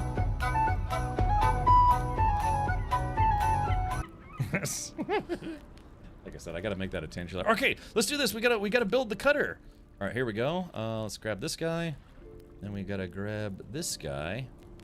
This is that's the Providence recipe. We need the cutter. Okay, here we go. Sorry, I don't mean to keep people waiting. Yeah, maybe I don't need to buy a Corvette. Maybe I need to buy a tank, and then take the tank to the racetrack. Knowing Camera Turtle, he will try to drift the tanks, which will then flip several times and crash. Look, I mean, you'd have to try really hard to flip a tank, because they're tanks. I mean, they're heavy, and they're designed to plow over things. We could do some berm drills. Say that again to my tank barrel. It's like, yeah, what's this about HOA warnings? What's this about blowing up your house warning? Random question from someone not in the U.S. What is the HOA? HOA stands for Homeowners Association. Basically, it's a group that maintains not ownership, but oversight over neighborhoods. And the reason why neighborhoods have HOAs is so they can have uniformity and create a type of experience that you'll get in the neighborhood. Say you have 5 houses. You know, house number 1, they just, you know, it's a married couple. House number 2, they have like 4 kids and a dog. House number 3, it's just a weird guy who streams for a living. House number 4 is, you know, another married couple with a cat and 2 kids. And then house number 5 starts a pig farm or a sulfur factory in their backyard and stinks up the entire neighborhood and keeps people up at night. Or wants to have like a sheep farm in their backyard where it's all night long and all sorts of stuff. What a HOA does is it makes sure that they set like standards for a neighborhood, and people have to abide by those standards. That way you don't have a neighbor that's got a freshly pristine cut lawn and then a guy who hasn't mowed his lawn in 7 months, where it's like a jungle in their front yard. So that's, I guess you could argue, the necessary evil of HOAs. The problem is HOAs always have a board of directors or board members, and they're the ones who get to set the rules and what is acceptable or tolerable by said HOA. And that means someone who is a like a busybody or something and be like, well, I you know, when you weren't home, I measured your grass and it's like 2 millimeters above what it should be. So you need to mow your lawn right now. Otherwise, we can issue you what's called an HOA fine, where you get fined by people who aren't the police, they're not the government, they're nobodies, but they're people who have the ability to fine you for infractions, HOA infractions. So the reason why HOAs get a bad rap is because people will sometimes be overly strict. It's like, hey, your kid left a bicycle in your front yard overnight, and that looks bad. It makes the neighborhood look trashy. So here's your warning. If your kids do it again, you're going to get an HOA fine. And if you don't pay your HOA fines, HOAs typically have the right to operate as an HOA by the county or the state. And what happens then is if you start racking up HOA fines and don't pay your HOA fines, some places will literally put a lien against your house that you own or rent or whatever. I mean, I guess if you're renting, it's a different situation, but they maintain rights over ownership, or not ownership, but they maintain rights over your house because it's in the neighborhood with the HOA. And that's where people get really pissed off at HOAs. HOAs are illegal in the UK. Gotcha. So in the United States, not every house is in a neighborhood that has an HOA. But for instance, I rent a house that's in an HOA. Some people will adamantly refuse to ever buy or rent a home in an HOA because HOAs can be really annoying. That said, HOAs, like I said, can be a necessary evil if you want to live in a good neighborhood. They make sure that people who are problematic for the neighborhood are no longer able to stay in said neighborhood. There was a motorcycle club that rented a house just 2 streets down from me, and they always had their motorcycles parked on the driveway. They were up like, you know, multiple times per week, you know, playing loud music. They had multiple dogs that were constantly barking, and they were renting the place. And eventually they ran afoul of the HOA and they were driven out of the neighborhood because of the HOA. Because it's like they were being a nuisance renter, I guess you could say. But it's like, right, the rights that you have being a renter or homeowner, or it's the HOA, you know, ruling with, you know, an iron fist, or, you know, keeping their oppressive thumb on you. So, like I said, it's all in what you want. So if you live in a neighborhood that doesn't have an HOA and you have a problematic neighbor, there's nothing you can do except maybe call the police or file a noise complaint or whatever with the local police or the government or what have you. So again, there's plus sides to having an HOA and there's negative sides to having an HOA. Not so badass after all. Yeah, it's just they were, I mean, I didn't mind them, but yeah, man, they had dogs that would like bark all night long. They always back in the back and like revving motorcycle engines late at night. And, you know, I mean, I guess I didn't mind because I could sort of hear it, but I didn't live close to them. But yeah, they didn't get to stay in the neighborhood very long because they were renting a place. And the place they rented previously had the tenants evicted because they were also being problematic. So can you imagine being the guy that rents that house? You're like, God, can I just not get renters? They were dicks. The people who rented the house before me, they had a dog when they weren't supposed to have a dog. And then apparently the people before them, they had kids who threw a house party. From what I understand, they threw a house party that caused $20,000 in damage to the house. So the people who rented this house before me. So yeah. So like I said, so yeah. Again, HOAs, they can be a good thing, but one time, God, what was it? When I was moving into this place, the mailbox had a rubber band on it that was put there by the mail carrier, like the USPS, the United States Postal Service.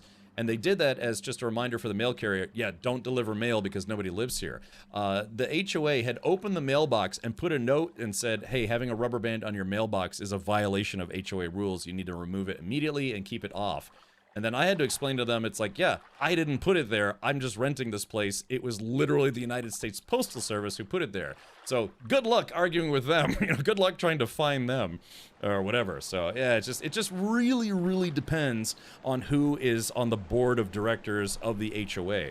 And again, typically HOAs will have either weekly meetings or monthly meetings where you can go air your grievances or tell them that they're being a bag of dicks. So all sorts of stuff. So anyways, but yeah. But yeah, HOAs are responsible for, you know, doing things like, yeah, making sure people are abiding by the neighborhood rules, keeping solicitors and, you know, spammers out of, you know, just keeping, well, it's like they don't really have any legal authority over you, but they can get legal authority over you very quickly, so to speak. So, I gave up a long time ago trying to work out the insanities of American systems. Pointless trying to argue with them, or argue them with you lot either. Oh, okay, Drakale, no worries, buddy. Yeah, like I said, again, you don't have to live in a HOA neighborhood, but again, it's one of those things. Imagine if you bought a house and it didn't have an HOA, and then someone buys the house next to you, and they decide they want to have a pig farm in their backyard, and it stinks up the entire neighborhood, and there's nothing you can do about it. You would literally have to sell your house and go live somewhere else. HOA is order and curb appeal, fees and rules included. Non-HOA is freedom and lower cost. Expect mixed upkeep. Yeah, exactly. You could have a neighbor that hasn't mowed their lawn in 3 years, and it's like, hey man, yeah, you know, it's kind of, there's like a, you know, it's like wild animals living in your front yard. They're like, I don't care. I don't care. I don't have to mow my lawn. We don't have an HOA. It's just stuff like that. It's, you know, you take the good with the bad in both instances. Okay, here we go. Sorry, the sun's going down. I haven't launched my cutter yet. All right, here we go. 3, 2, 1, and... All right, this is it. This is supposed to be, I think, the biggest ship I can make in the game, I think. Here it comes. Dun dun dun dun dun dun dun dun dun dun dun dun dun dun. Here it is. Well, let's see. Okay. All right, it's got big guns. Where are the sails, though? Oh, it's getting bigger. Oh, there it goes. Plunk. All right, so there it is. Oh, yeah. It's a fine ship, chat. A fine ship indeed. You just don't understand America. Well, I mean, like I said, we were a republic, a democracy. I'm not sure how much longer either of those are going to last, given the current administration. But, you know, for the most part, we've had a good run. Wow, look at this. Yeah, look at this. Now, this is what I'm talking about. Oh, it's got a big-ass compass in the middle, too. Wait, is this... Oh, I don't think the compass works. Yeah, because look, it's supposed to be, it's the... Hold on. Does this compass work? Let's see. X. Oh, yeah. Oh, no, the compass works. Or doesn't work. Yeah, I guess it'll be a while. They also fund the costs for common areas, streetlights, and plowing, maintaining the roads. Yeah, exactly. So you have to pay an HOA fee. It could be a little, it could be a lot. Depends on the neighborhood. But yeah, they maintain playgrounds. They make sure that places that aren't owned by homeowners, you know, like medians and, you know, sides of the driveways or, you know, neighborhoods, those fees help to go towards maintaining the neighborhood to make it a nice neighborhood. So yeah. Like I said, you take the good with the bad. I have never lived in a place that didn't have an HOA, except for when I lived on military bases growing up, but that's the military. Because then the military, if they tell you to do something, you do it. so yeah. Do you have body corporate systems in the U.S.? If you lived in a gated community in Australia, they handle it like an HOA. Yeah, we have gated communities here as well. And yeah, like I said, it helps to keep the riffraff out. Yeah, but I don't live in a gated community. I live in a big suburban sprawl neighborhood, and then there's like literally different HOAs throughout the neighborhood. There's like 22,000 people who live in this suburban sprawl, and some of the gated communities, or like some of the areas are gated, some of them aren't. I don't live in a gated area. So if you want to come say hi and pee on my lawn, you can. Let's see. Okay, here we go. Not mowing the lawn would run afoul of most city ordinances, though. It just depends. Yeah, it depends on how much your city or county enforces that. You have to figure people who live out in the middle of nowhere, you know, what do they care? Okay, yeah, look at this. This boat, the Naval Cutter, has 7,500 hit points. Yeah. Okay, let's see. With the wind... Okay, so with the wind, this thing is actually about as fast as the Providence, but it has many, many more guns. Let's take a look at the inventory space. Okay, so it doesn't have as much inventory space as the Providence, but it has way more guns. Yeah, buddy. Alrighty, well, cool. So, yeah. Like I said, sailing in this game is not very realistic. You know, you can literally just do stuff like this. You know, beep, beep. Beep. It's like, hey, yeah, we're just driving backwards with this sailboat, you know? It's like backwards, forwards, doesn't matter, we'll do it. It's hard to find a good neighborhood that was HOA free. The ones that do seem to be of lesser quality. Flint Dragon, one of our moderators here, he bought a house in a non-HOA community, and he says his community is pretty nice. If anyone, he's like, I'm the one making a racket with my my El Camino. Where's the crew? You have to install the crew. All right, yeah, now we can get into some serious fights. Yeah, we should go take on like a mini boss or something. All right, so I got to transfer all of my supplies from the sloop and the Providence over to the cutter here. Yeah, so this is it. Yeah, sorry, I spent too long looking at tanks. We're kind of missing the sunlight, but all right. So these are the these are the ship sizes in this game. You've got the raft, the warboat, the sloop, sloop-a-doop. You've got the Providence, and then you have the big boy. Yeah, the naval cutter. I like it. You are the wind beneath my wings. Yeah, parallel parking that ship like a pro. Yeah, because the movement in this game isn't realistic at all. You should build a dock? Yeah, you're right. I guess I could. Yeah, they do give you building supplies to build a dock. Do not forget to have loads of crew food and cannonballs. Plague Breeder in all caps, really wanting me to know that. That's fine. I appreciate it. Okay, so let's see. Borf, borf, borf, borf, borf, borf. Yeah, so we're going to move everything over to this. Yeah, this thing is just covered in guns. I like it. I like it a lot.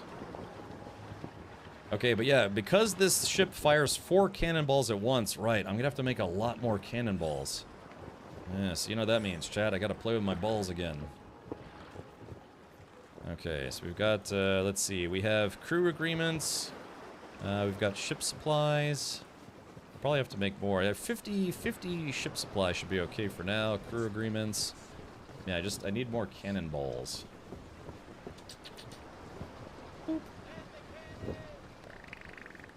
Okay. Alright, cool. But the big thing is I still need to find the trader. The trader? No, the trader. I'm running around with that ghost gun because I don't have any ammo. I have a ghost gun. Literally a ghost gun. That's that like lightsaber looking pistol. Huge loads. That's okay, Plague Breeder. He's like, hey, do not forget. My aunt lives on 10 acres, lived there for 15 years. New people moved in the area, tried to start an HOA and make her be a part of it. She refused, and they stopped asking her. Yeah, I mean, exactly. If you buy a property... lizard. And I know it. Where's the lizard at? Girl, look at that. Lizard. Girl, look at that. Lizard. Girl, look at that. Lizard. Lizard. Girl, look at that. Lizard. Girl, look at that. Lizard. Girl, look at that. Lizard.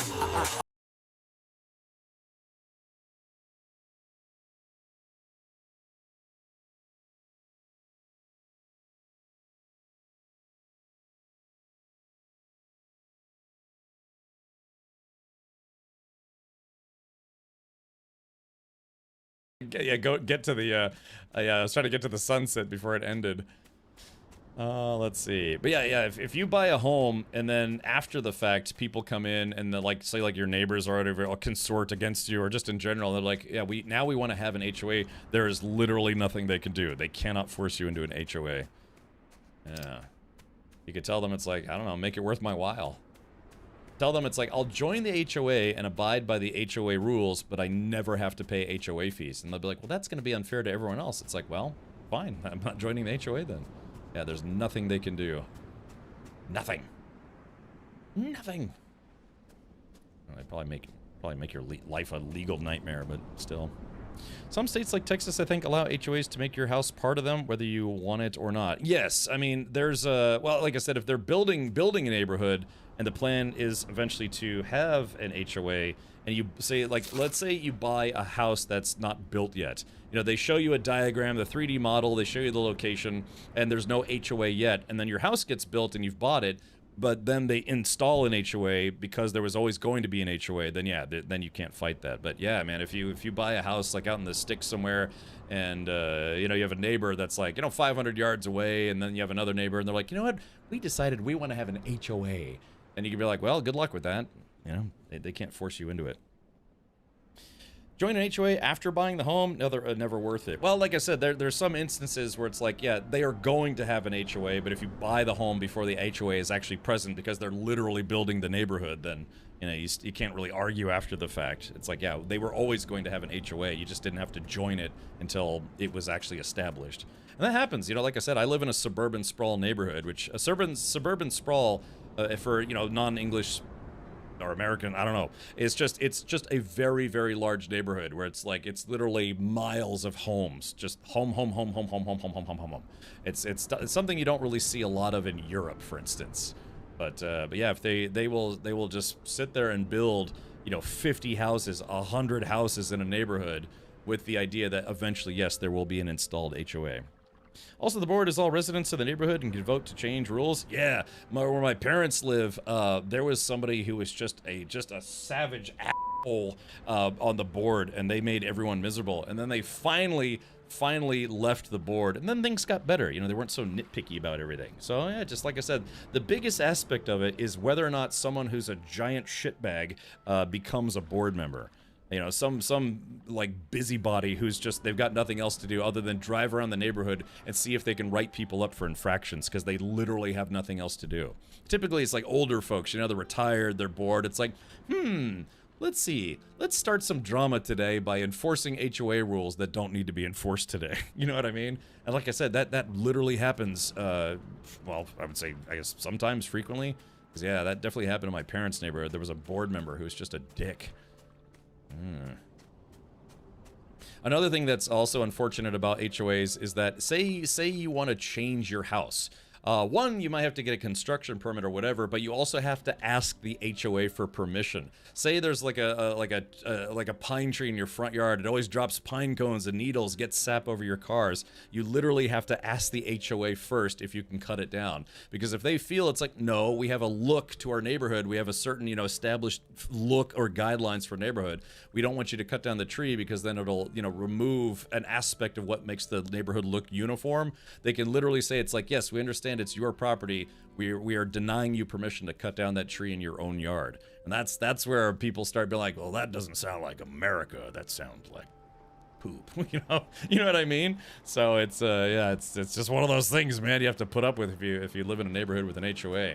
I mean, you can argue it, and people do. I mean, there's obviously people will hire a lawyer and sue the HOA and say, it's like, I want to be able to do what I need to do for my property or whatever, but then you're out thousands of dollars in legal fees just to either win or lose. You know, it's like, yeah, it's already going to cost you $5,000 to have a giant tree removed from your yard, but then you had to sue the HOA for permission to do that, and it cost you another $5,000 or whatever. So, what's an O and an A? Ooh, oh, A. Yeah, they can make it where so you can't leave the HOA, but it will be disclosed before you buy it. Had 2 houses in Texas with HOAs, blissfully free of one here in Washington. Yeah, it's just like I said, it just depends. If when they're building the neighborhood, the goal is to have a certain look to the neighborhood and making sure that people abide by that. And, you know, like I said, the neighborhood I live in is, it's pretty nice, actually. So, it's not that my house is big or anything, but it's a nice neighborhood. And sometimes I'll take Ubers, and people will, when they're bringing me back here, they'll say, it's like, wow, this is a nice neighborhood. And it's like, yeah, it's nice, but yeah, they do have an HOA here. I'm waiting for a royal ship. What's the best sort of system? Wait, I'm waiting for a royal ship. What's the best sort of system? I'm not sure what you mean, Indigo.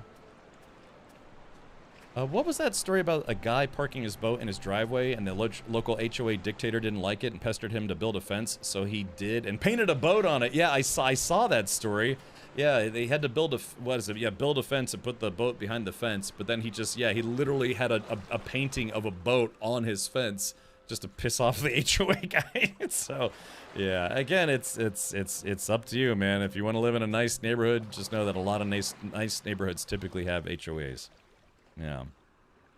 Not to hate, but a country that prides itself on freedom, it sounds like a pain in the butt, the way they decide what to do with your own home. Yeah, but again, like I said, there are neighborhoods that don't have HOAs, but it just gets risky.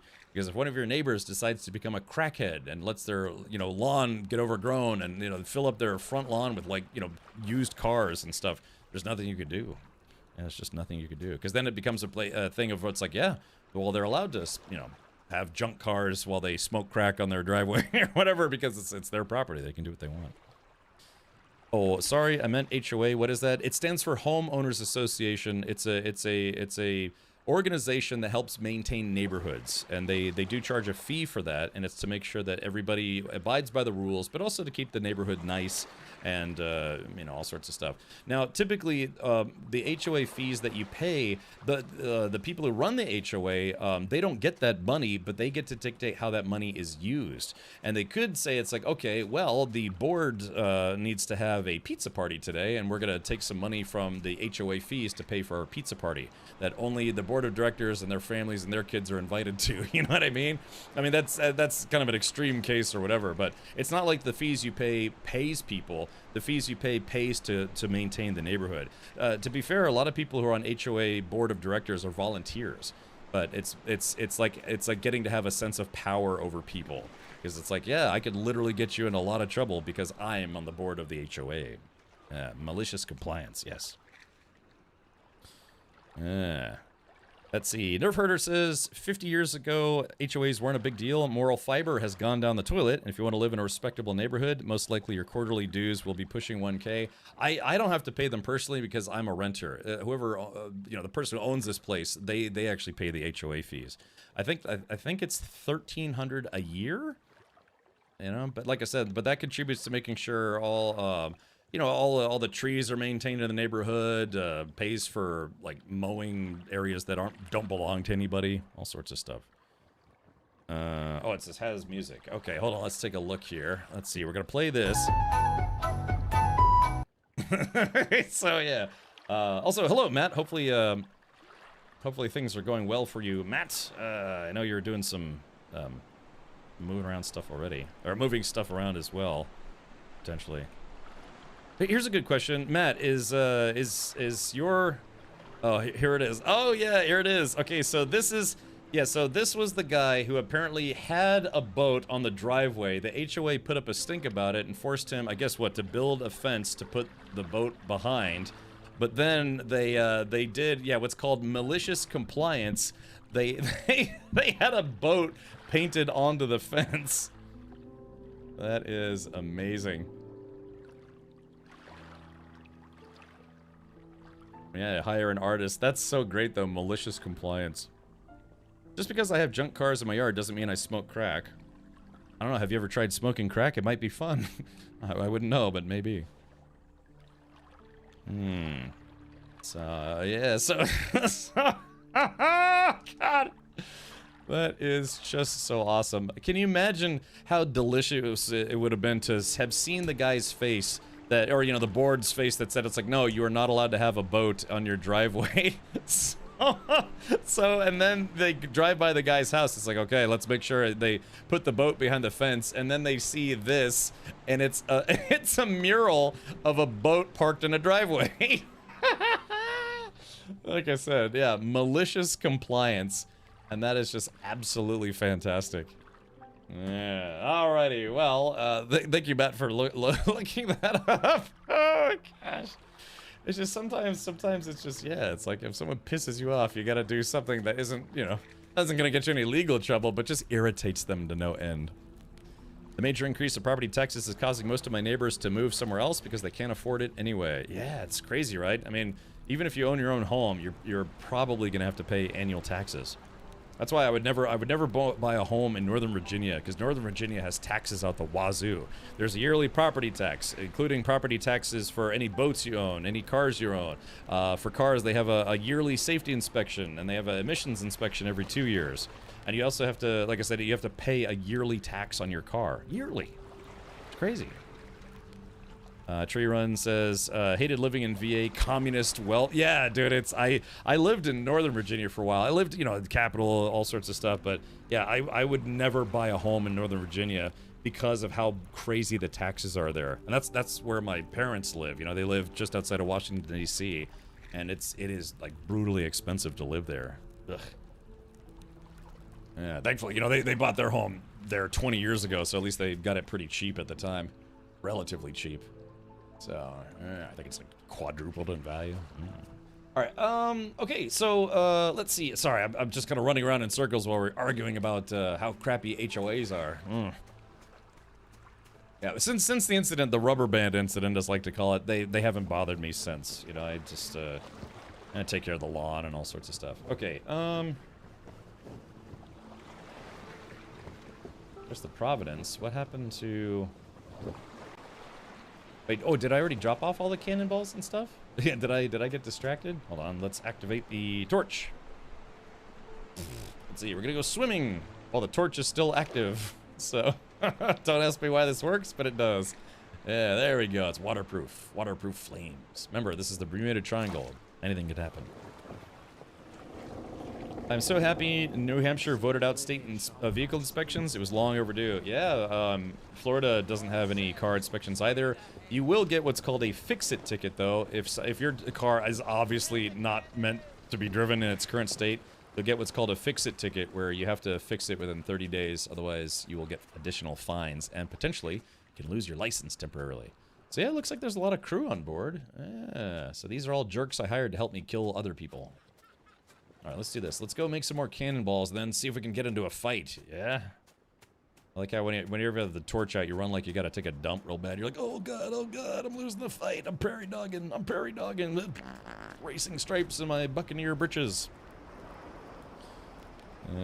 That's why I like living in a condo. I hate mowing the lawn. That's the thing that I couldn't get my head around for condos, though. So you can rent an apartment or you can buy a condo, which is basically an apartment. But the thing is, when you buy a condo, you still have to pay monthly condo fees, which is basically like paying rent. And you have to pay that for your entire life or the entire time you own the condo.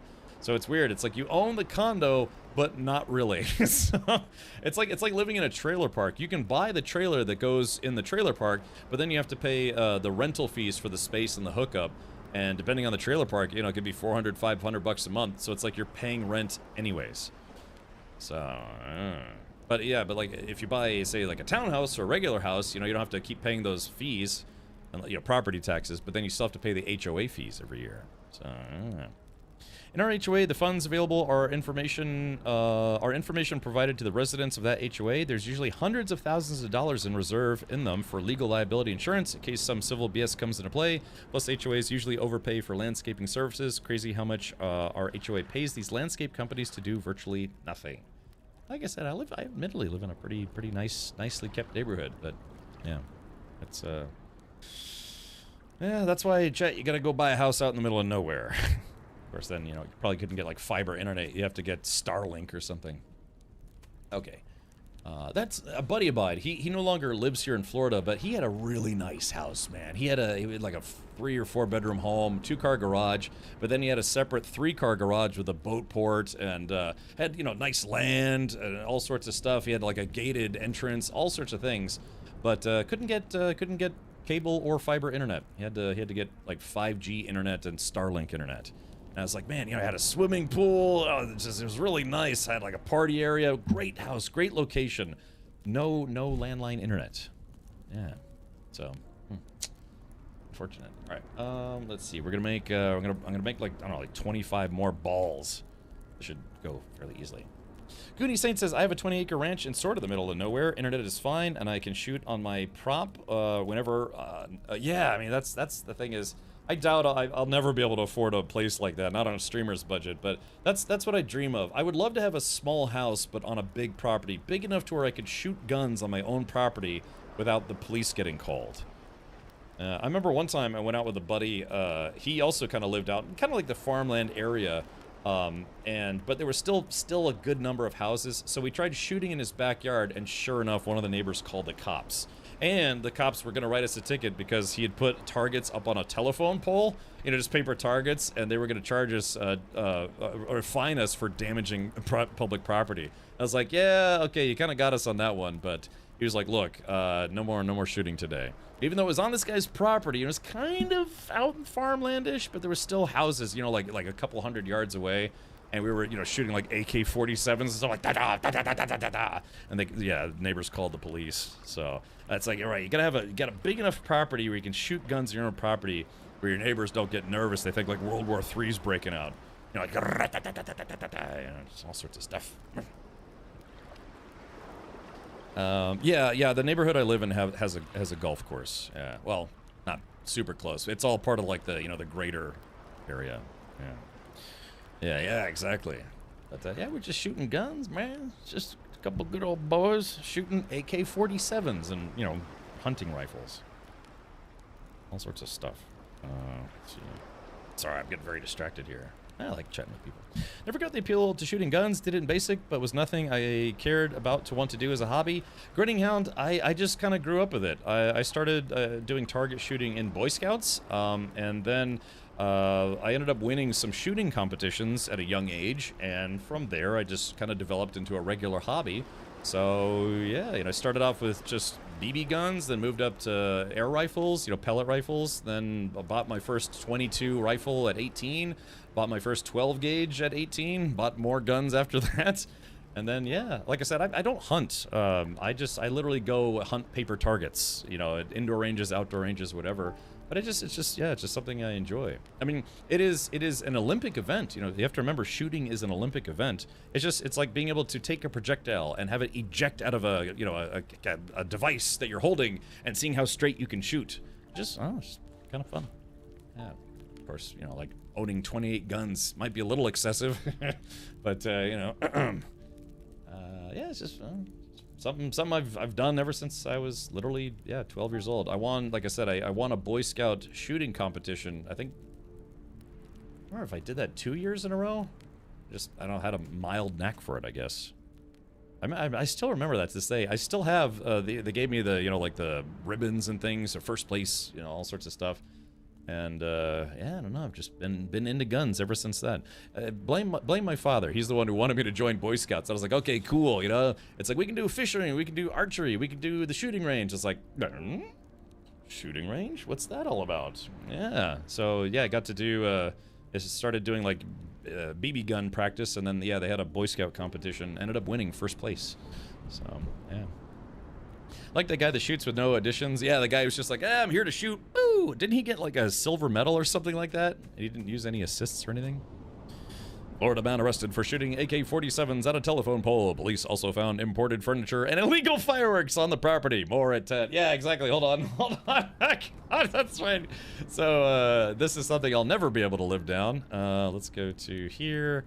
Yeah, exactly. Here's what it looks like. Open link. Yeah, here's what it looks like.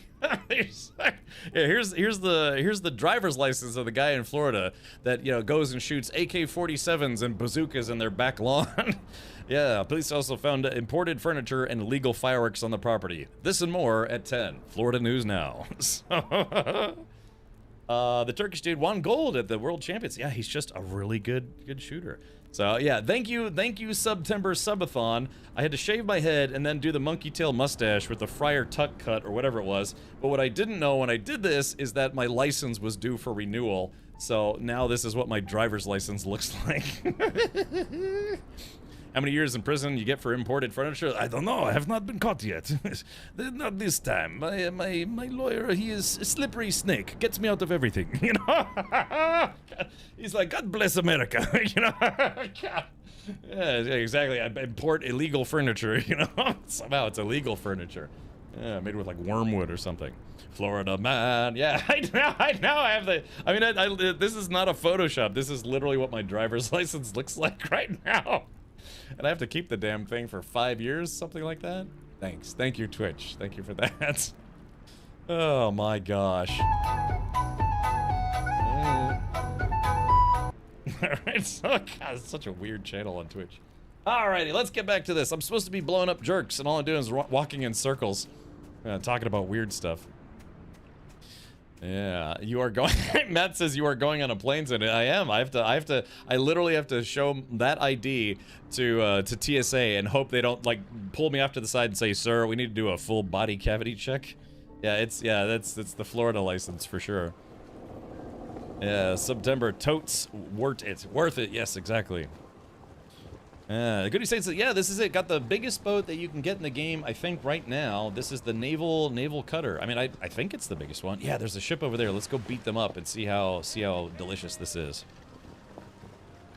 Did you actually have to renew your license right now, or could you have waited? They send you the notice in advance. Well, that's what I think. I think I did get that notice. I mean, I guess I could have waited, but I don't know. I mean, I still look kind of weird. I mean,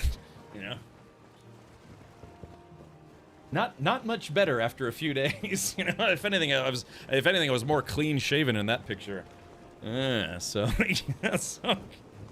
all right. Well, Yeah, not exactly a huge difference there. Alright, so cool stuff. That's weird, she didn't drop a coconut. Usually the mermaids drop a coconut. They drop a coconut while I'm dropping logs. Okay, so... yeah, I got this big... man, it's so big I can't even see the whole thing on my screen. Okay, getting treasure clues. We should go dig up a treasure. Alright, here we go. Alright, let's see. Scavenger ship. Mermaid. Scavenger ship. Why can't I target these guys? Alright, trade blockade. Alright, there it is. Uh-oh, hold on. Crap. Let's turn up the settings. Master volume. Alright. Fire! Fire? No target? Wait, why is there no target? Fire! Yeah, there it goes! Oh man, they're hitting me too, but fire! Yeah, there we go. Man, that chews up a lot of cannonballs very quickly. You're getting to fail at something. Fail in style. Agreed. Let's see. Anyone remember that guy that won a lawsuit to keep a spaghetti strainer on his head? He made a religion up just to keep it. He was Pastafari. Yeah, exactly. I mean, you know, I don't want to be discriminatory, but people come up with some really, really weird things on the basis of religion. So, I mean, you can literally just make up whatever you want, you know? Who's to argue what is not a valid religion or otherwise? I mean, I'm sure other people from certain religions will argue it's like, no, all religions are bunk except ours.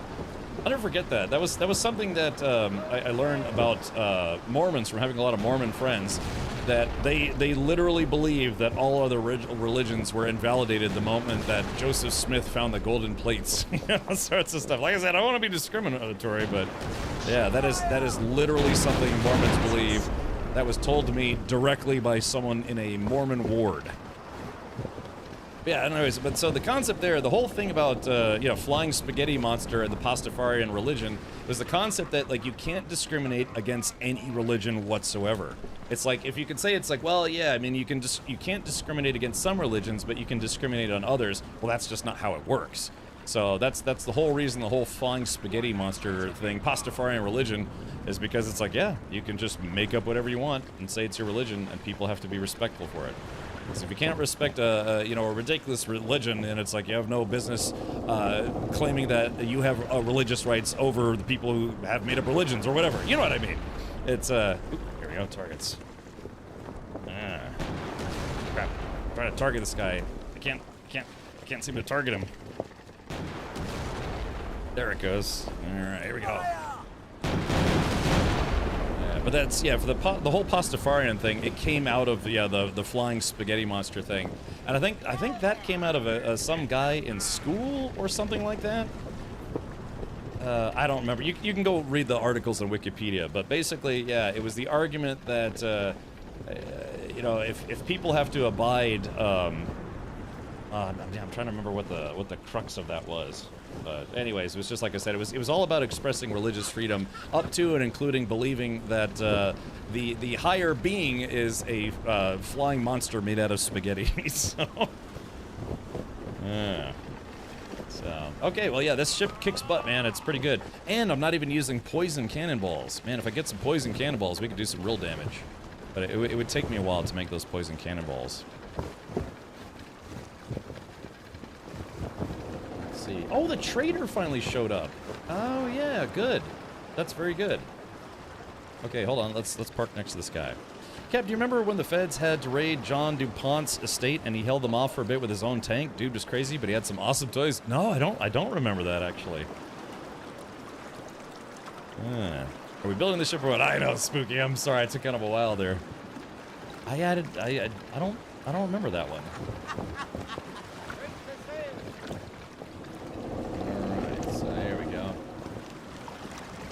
Okay, yeah, there's the trader is back. Okay, that's good. All right, let's do this. Drink some water. There we go. I need some stuff. Man the cannon! Like I said, man the cannon, even though we're not under attack. I gotta stop eating these berries. It's just I keep getting them for free. All right, hold on. Let's do this real quick.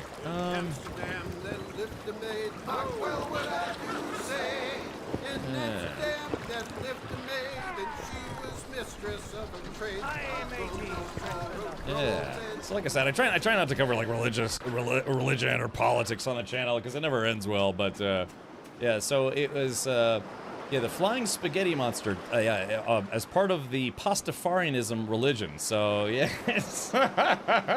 look, Twitch, don't yell at me because of the mini dingus here. So yeah, so. Flying Spaghetti Monster. The Flying Spaghetti Monster is the deity of the Church of the Flying Spaghetti Monster, or Pastafarianism, a parodic new religious movement that promotes a lighthearted view of religion.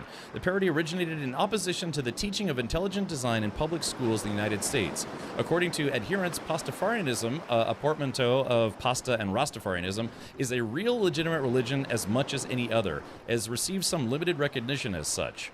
The Flying Spaghetti Monster was first described in a satirical open letter written by Bobby Henderson in 2005 to protest the Kansas State Board of Education decision to permit teaching intelligent design as an alternative to evolution in state school science classes. In the letter, Henderson demanded equal time in science classrooms for Flying Spaghetti Monsterism alongside intelligent design and evolution. After Henderson published the letter on his website, the Flying Spaghetti Monster rapidly became an internet phenomenon and a symbol of opposition to the teaching of intelligent design in state schools and freedom of religion in general. So if you ever see someone with this logo on the back of their car, you know, it almost kind of looks like the Jesus fish or whatever it is. It's kind of riff on that. That's what this is from. It was a thing that started by that guy, as I just read, as a means of like I said, the argument was opposition teaching of intelligent design, but mostly it later kind of evolved into being about religious freedom. And again, if you're gonna have make rules around specific religions, you have to accept the fact that anyone could have any kind of religion. And I think at last count, there's over 2,000 different kinds of religions out there. So. Yeah. Fun fact, you can legally wear a pasta strainer on your head for your photo on your driver's license. Yeah, Evil Fuzz. So, and that's, like I said, that's all stuff that came out of this, the Flying Spaghetti Monster. And, you know, you don't hear about it as much as, you know, you used to back in, like, I guess, the early 2000s.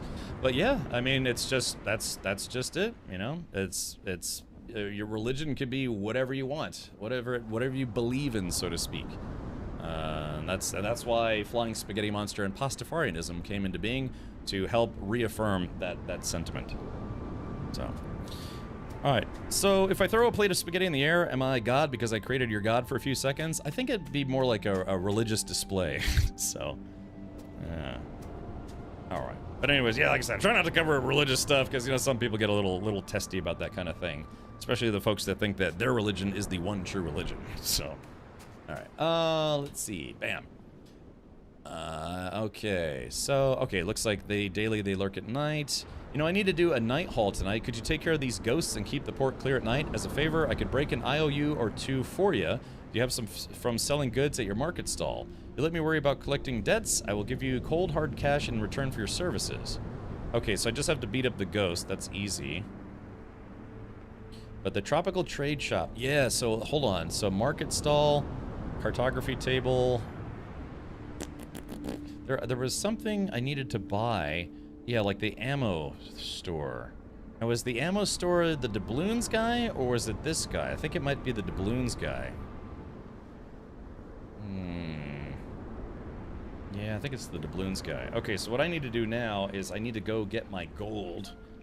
I guess I could sell the guy that... Alright, let's just go get my gold. I have to give that guy my gold coins and gold bars to turn into gold nuggets. Blasphemer. Yes, exactly. Blasphemer. Some people even list Jedi as their religion. I used to do that. Yeah, I used to, when there was forums that would, you know, request it for whatever reason. That's what I used to put. I used to put Jedi in there. I mean, shit, man, I probably still would. Not a lot of forums have that anymore because of, yeah, it's kind of like the, you know, government entities can't really ask you those questions anymore. Or some, I guess. But, yeah, it's been a while, but that's what I used to put. I used to put Jedi in there. Okay, oh wait, I'm going to the wrong place. You know, Jed, at some point I'm gonna have to build an actual real house. I've been living in this tent in-game for like a week. Maybe more than a week. Alright, let's do this. I gotta go get my gold. And we gotta get gold before it gets old. So I'm saving this stuff, because it says, The artifacts can be added to the treasury at the Crew Haven Island, but I still don't really know how to make the Haven Island.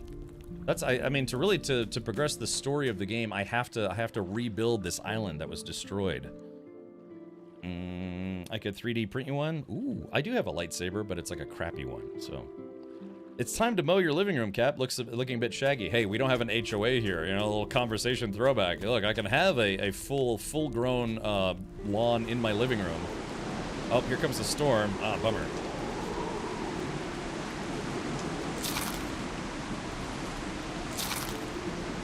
All right, so let's go pick up some freebies.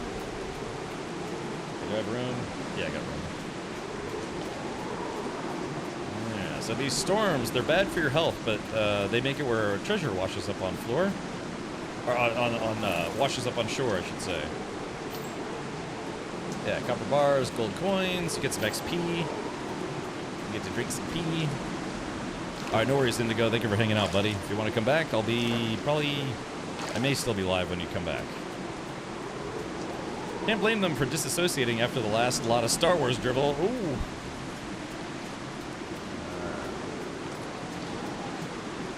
Yeah, it's a big thing, man.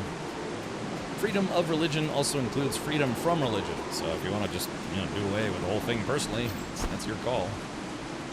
Oh no, my inventory's full. Oh, okay, crap. I gotta go to the trader, sell my gold, then come back and get the rest of the stuff.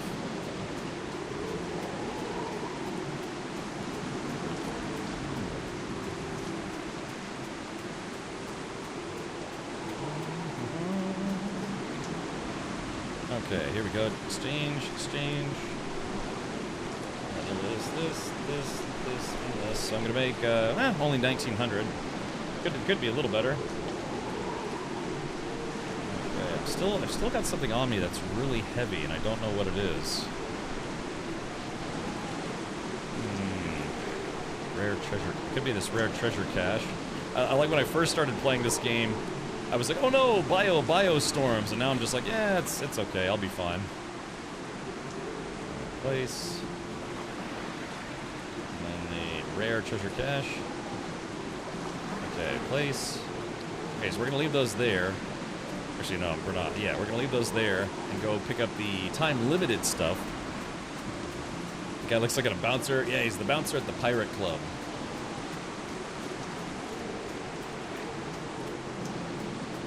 So apparently I could drink one of my pina coladas and it actually gives me bioresistance. That would involve drinking one of my pina coladas. And I'm supposed to be able to turn those in for gold or something like that. Or I could sell them. I can say that I've actually been through hurricanes both in Florida and Hawaii.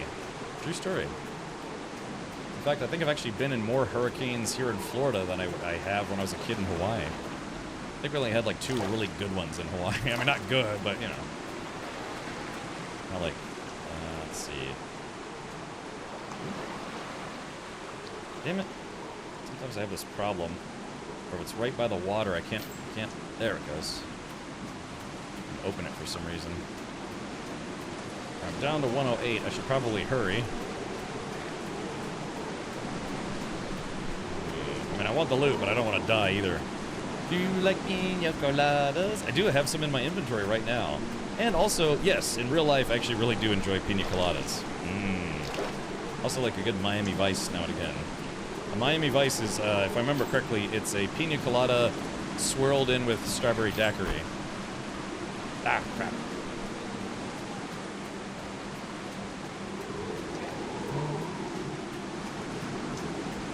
I mean, drinking a pina colada does mean you enjoy getting caught in the rain. Well, there you go. Alright, so I'm about to die, so that's fun. Okay, there we go, I'm alive. Yeah, I should make a real beach house at this point. Big Book of Weirdos covers a few of the religious fanatical figures. J.R. Bob Dobbs, Aleister Crowley, interesting book. Crowley was actually a decent chemist, tricked chemists into chasing the homunculus chemical equation. Professor from Stanford blew himself up in his basement trying to recreate homunculus in the mid-50s. Oh, okay, gotcha. Never had a Miami Vice, but that sounds good. A nice colada on a hot day, but the water's great. Yeah, I love getting like tropical drinks like that when I go to the beach. Although last few times I went to the beach, I didn't. Let's see. Miami Vice drink. Yeah, so.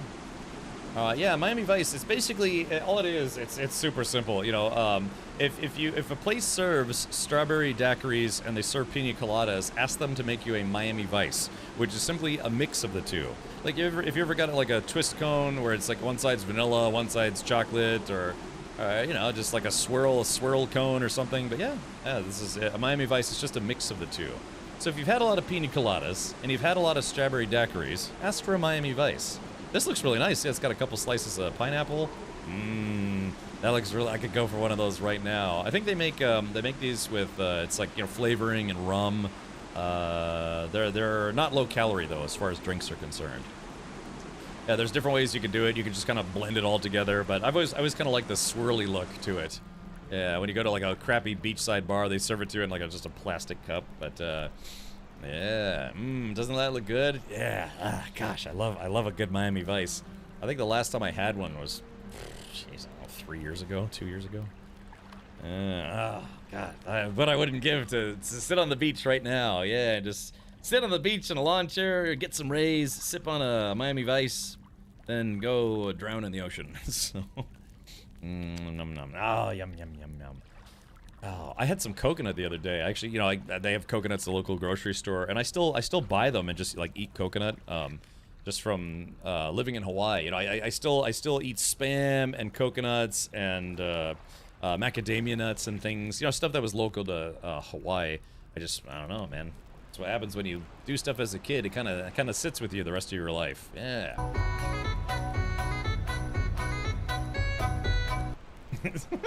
Gotta keep playing that. All right, sorry. We've had a very gabby stream today, but that's okay. I enjoy hanging out with people on Twitch. All right, so, let's make a Treasure Island map. We haven't done one of those in a while. Spam is local to Hawaii. It's not. I guess it's not that it was originated in Hawaii. I don't believe. It just got very popular. It's a very popular item in Hawaii. They have Spam musubi, which is a common meal. You can get Spam loco moco. Yeah, it's just, I don't know, for whatever reason, even McDonald's will serve a Hawaiian-style breakfast that instead of, you know, pancakes, eggs, and bacon, they will serve you eggs, rice, and Spam. So, yeah, I think it was World War II was a big thing about that. What's the plus 23 above the sword? Let's see. Poison resist. Oh, those are my stat points. I haven't been using my stat points. Whoops. Let's see. Vitality. There we go. Yeah, I put a whole bunch of points into vitality. Let's put 2 points into energy, so it's 50 on the dot. Wow, yeah, I had a whole bunch of skill points. Strength, vitality. Alright, so let's see. I've still got 3 stat points left. Let's put that into health and water, crit and accuracy, strength, which is crit damage and weight, energy. I guess we'll put that into strength. So, strength and honor. Yeah, so I've been smoking Spam on my grill due to meat prices. Yeah, although some people, I remember this guy, I was talking about how much I like Spam, and he said it's like Spam for the cost of the meat of, you know, the Spam stuff. It's easier just to go get a bunch of like butcher extras, and you can almost kind of like make your own Spam. And it's cheaper to do it that way, but I don't know. I'll just keep buying Spam. I have Spam in my fridge right now. Yeah, I literally have, I had coconuts. I eat my coconut. I have macadamia nuts. I've got Spam. I've got some Hawaiian spices and stuff that Gato sent me. So, yeah. I got stranded on a little island like the one your character's on when I was a kid living in PNG. Dad took us out off the coast, and we got hit by a monsoon, flooded the dinghy and into the fuel tanks, so the petrol was ruined. We had to huddle in a little half house overnight and got rescued by some locals in a putt-putt boat who dragged our sorry butts back to the mainland. Really, Drakale? Well, at least that's a good story to tell people. Hawaii has the most variety of Spam? What do you mean?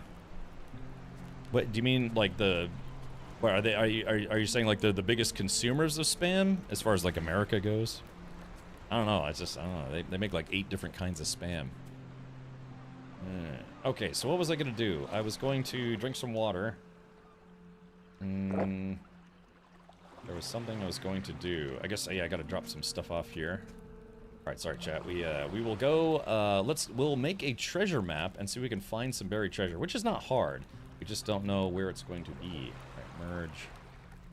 Let's get all this stuff out of my inventory. I still got cannonballs on me. I can make some poison cannonballs. Yeah, let's do this. Yeah, we gotta start sailing around and finding, alright, 25. Let's make like 25 poison ones. Yeah, we gotta start sailing around and finding some of the other biomes. Apparently there's a swamp biome and a forest biome. We used to do spam sandwiches when I was a kid. It wasn't bad, but I'm not reaching for a can anytime soon. I do it. I'll make like spam omelets. Yeah, spam sandwiches. I made a breakfast spam sandwich. I had some French bread. I toasted up some spam in the air fryer. You know, it was like spam and egg. I had a little bit of a cheddar blend, and then I put that on a toasted and buttered French bread roll, and I ate it, and it was good. I would put some hot sauce, maybe just a little drizzle of hot sauce, but I'm supposed to stay away from hot sauce. You just, you know, like intestinal problems. Avalanche says, I grew up on spam, been eating it since I was a little kid, and I love it. I also have a few cans in my cupboard right now. Yeah. It's like Forrest Gump when they talking about all the different kinds of shrimp spam varieties. Yeah, so let's see if we can zoom in a little bit here. Check this out. Okay, so they've got spam hot and spicy, spam light, spam teriyaki, which is, if you're gonna make spam musubi, this is the one I recommend. Spam oven roasted turkey, spam classic singles, a jalapeno spam, Hormel bacon spam, hickory smoked spam. I have, this is what I have in my fridge right now. Less sodium spam, spam tocino? I don't know actually what that is. Garlic spam, spam with bacon. Wait, why is there spam with bacon and then spam with real Hormel bacon? Is this like better bacon? I don't know. Spam with cheese, spam patties, spam black pepper, spam chorizo. Really? There's a chorizo spam? Oh my god, I have a new mission in life. I've tried most of these, but I haven't. Ooh. Oh man, can you imagine a spam chorizo breakfast burrito? Holy crap. Spam maple flavored, I've had that before. Spam plus flavor. So yeah, there's lots of different kinds of spam. Chad, I've a chorizo spam. My local, I don't think my local store carries this brand. Spam chorizo. Ooh. Oh yeah. Hopefully it's not like a discontinued flavor. Let's see. Yeah, they have gochujang, which is kind of an interesting flavor. Korean barbecue. I've made that before. I've made ramen. So what you do is you get the Korean barbecue flavored one, and then you dice it, toast it up, and then you can put it in ramen. Hickory smoked teriyaki. Do they have? Oh, I hope it's not a discontinued flavor. Oh no, no. God, I had no idea they had chorizo spam. Chorizo. Let's see. Dang. Okay, I made my poison cannonballs. I guess I should just keep making poison cannonballs while talking about spam. I guess I can't. I can only make 8 more, so let's do this. I'm out of poison. I have to go farm poison. Is this Valheim meets Sea of Thieves? Gin and Tonic, yeah, kind of. It's made by a very small development team, but the start is maybe not. It's kind of underwhelming, but once you get into it, it's actually a pretty complex adventure to go on. What do you think is worse for you, spam or Scrapple? I mean, it's all processed meat byproduct or whatever you want to call it, so probably none of them are good for you. Or Avalanche, can you look up chorizo spam? Because I actually like chorizo sausage. My goodness. Yeah, some chorizo sausage with some spiced chickpeas. Oh man, like with some rice. I'm making myself really hungry right now. My goodness, that sounds fantastic. Yeah, it's a kind of a meat substance. Oh man, I'll be genuinely sad if that's a discontinued product. I hope it's not a discontinued product. Can you imagine chorizo spam? I'm getting excited. Watch, it's gonna be discontinued. Not seeing chorizo spam on Amazon. Yeah, hopefully it's not like maybe it was like a limited time flavor or something. I like chorizo. Wawa, there's a gas station chain that has a chorizo breakfast sandwich that I like. Yeah, chorizo is a type of I think it originated in Spain, but it's big in like, you know, like Latin delicacies, you know, Spanish delicacies. It's a type of kind of spicy sausage. Man, I probably shouldn't be eating it, but man, it just tastes so good.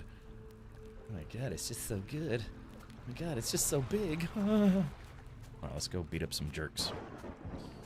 Hawaii has the most variety of Spam compared to other states. The state consumes about 7 million cans of Spam per year. Yeah, like I said, I lived in Hawaii for 5 years. Almost 5 years, I want to say. Like 4 years and 80 months.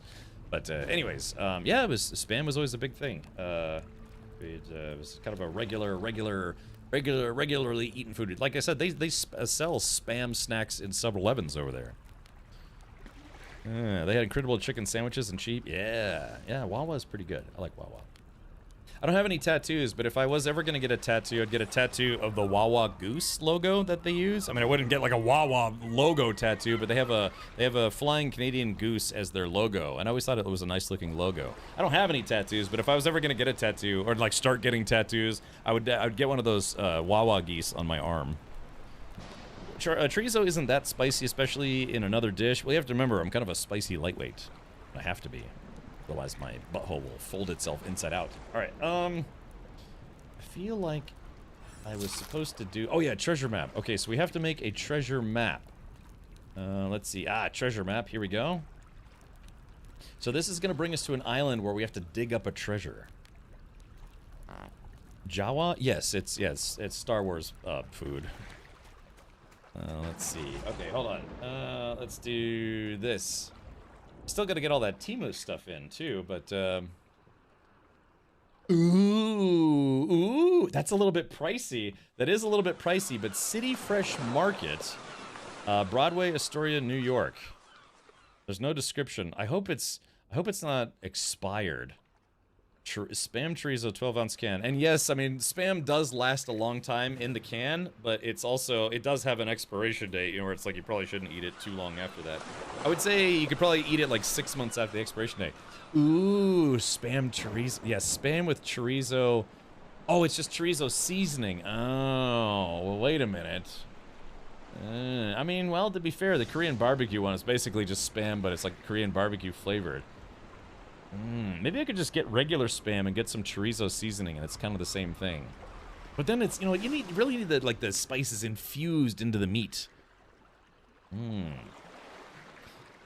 do not have Wawa, Michigan. Did see them in Fort Myers. Never went in. Yeah, they have good subs. Yeah, they have good, like, you know, like gas station, for a gas station chain. They have good good food. It's not bad. I like them, and I like what's that other place called? Like DTO or something like that, or STO? What's that chain called? They also have like subs and stuff. They used to be able to get a half a turkey sub, some fries, and a drink for $3. I don't know if they still do that. It's probably like $8 now, but no, it was Sheets. Yeah, it was Sheets MTO. That's what it was called. Yeah, their food stuff. Sheets MTO. Anyone here taking a Sheets? no, taking some Sheets. All right, let's do this. Let's make a couple of these treasure maps. Yeah, you know, that's been kind of a thing where gas stations, at least here in the United States, gas stations, some chains have made their gas stations very big. Probably the biggest one of all is a chain called Buc-ee's. I mean, they basically like have like a gas station supermarket, which is funny too because I've never been in one, but I've seen them and it's big. It's like a gas station chain where they have big gas stations. Sheets is good food. I like their fries, and like I said, you used to be able to get like a 6-inch turkey sub, fries, and a drink for $3. I used to when I was streaming where I used to live, after the stream I would go and get some Sheets, either Wawa or some Sheets, and get fatter. So, all right, let's do this, chat. We are on a treasure hunt. Okay, here we go. Use. Alright, so X marks the spot. It's not too far away, plus it'll bring us to a new part of the map. Perfect. I'm glad we're doing this. I'm glad we're doing it, chat. The stations are trying to grow around me. Yeah, like I said, there's gas stations that also have serve food now. They're getting more and more popular. Yeah, Wawa is one of them. Thornton's. I was in a Thornton's the other day. They started having, it's almost like a 7-Eleven in a gas station. Your ship is by the trader. Oh, you're right. You're right. I'm taking the wrong ship. What am I doing? I'm taking the sloop. Oh, well, you're right. That's right. I parked it. Look how much bigger my ship is than the trader ship. Yeah, I'm the big boy in these seas now. Yar, matey, this be my ocean. Yeah. Yeah, so apparently they are building more Buc-ee's in Florida, except I think they're mostly up in like Jacksonville or something. Buc-ee's bathrooms are so nice; they're constantly cleaned, like tiny personal locker rooms. Yeah, because again, they service truckers, you know, not like Lot Lizard style, but yeah, they stations that do stuff for say like truckers, like they'll have showers. You know, they'll have other, like, more stuff than just regular gas stations. So Buc-ee's is kind of one of those places that, yeah, they typically have, like, gas pumps for truckers, not just, like, regular schlubs. But, The meat in chorizo sausage is pork anyway, isn't it? Man, these ad breaks are getting stupid long. Oh, 6 commercials. 7. Oh, sorry, Gin and Tonic. Yeah, sorry about that. Stuckey's used to be back in the day. I do know of Stuckey's. I'm pretty sure I've been to them before. I love the word Lot Lizard. Yeah, old leathery friends who do friendly things to you for money. Yeah, and not your, yeah, I'm sorry, Gin and Tonic. Yeah, that's Twitch gonna Twitch. Someday I'll have the ability to never have ads on this channel. Because I won the lottery and gave Dan Clancy $8 million. I bet, I don't know if that's something that someone could do. If I won the lottery and I went to Twitch headquarters, like, hey, I need to have a meeting with Dan Clancy. Yeah, Dan, I want to give you $1 million to never run ads on my channel ever again. And he'd be like, can you make it 2? I'd be like, sure, deal. I did that, man. When I had a rep at Twitch, you know, like a literally rep at Twitch headquarters, I went to Twitch headquarters and I talked to them and I asked them, I was like, hey, would it be possible for me to pay Twitch to never have ads on my channel? And he said, no, for 2 reasons. He said, 1, we quite literally don't have a way to do that, and 2, it would set a bad precedent for advertisers, because if advertisers knew that streamers were just basically paying to never show ads, they would be hesitant to actually want to buy ads on Twitch, right? Yeah, they don't want to, I don't think so, Red Baroque, but yeah, so that was the answer that he gave, which makes sense. Yeah, basically it's like, yeah, they don't want to ruin their ad model. But if they said it's like, yes, you can just buy your way to not having ads on your channel, I would consider it. Although it might get kind of expensive. Do you guys want me to look up to see how much I made in ads last month? I mean, yeah, I'll be transparent here. Let's see. If I had to pay what Twitch is paying me to never show ads on my channel, let's see how much it would cost me. Let's see. In September, you know, we had a lot of people hang out for September, which is awesome. Let's see. Because you have to remember, people who watch ads, I get ad revenue from that. If you subscribe to this channel, I get, you know, subscriber revenue. But if you have Twitch Turbo, I still get paid a little bit of the ad revenue that I would have been getting paid. So let's go to my dashboard. How much did I make in ad revenue last month? Like I said, I'm sure most streamers probably wouldn't want to share this information, but I'm curious. I'm a little curious. All right, let's see. Earnings. I'm not going to show my dashboard. There's, you know, some stuff I want to keep a little mum here. Okay, in September, let's see here. $934 in ad revenue last month, just from ads. And then Twitch Turbo was like another $170 for people who have Twitch Turbo and they don't have to watch ads. So yeah, so that's if I was like, okay, Twitch, I don't want to pay ads. They're like, okay, you need to pay us $900 a month to not show ads on your channel. I'd be like, well, let's have a second thought about this. But do you know the split on ads though? Yes, it is. I think I get 55% ad revenue split. Yeah, so I'm using ads revenue, or Twitch's ad revenue split, where if you show at least a minimum of 3 minutes per ads per hour, you get a better split, and I think it's 55%. So say every dollar that an advertiser spends on commercials and that commercial gets shown on my channel, I would get 55 cents of that, and then Twitch gets 45 cents, I believe. So So thank you for hanging out and watching ads for those of you who aren't subscribers. still helps. Like I said, September was September though. A lot of people are hanging out in September, so that was kind of fun. But yeah, so there's that's the long and short of it.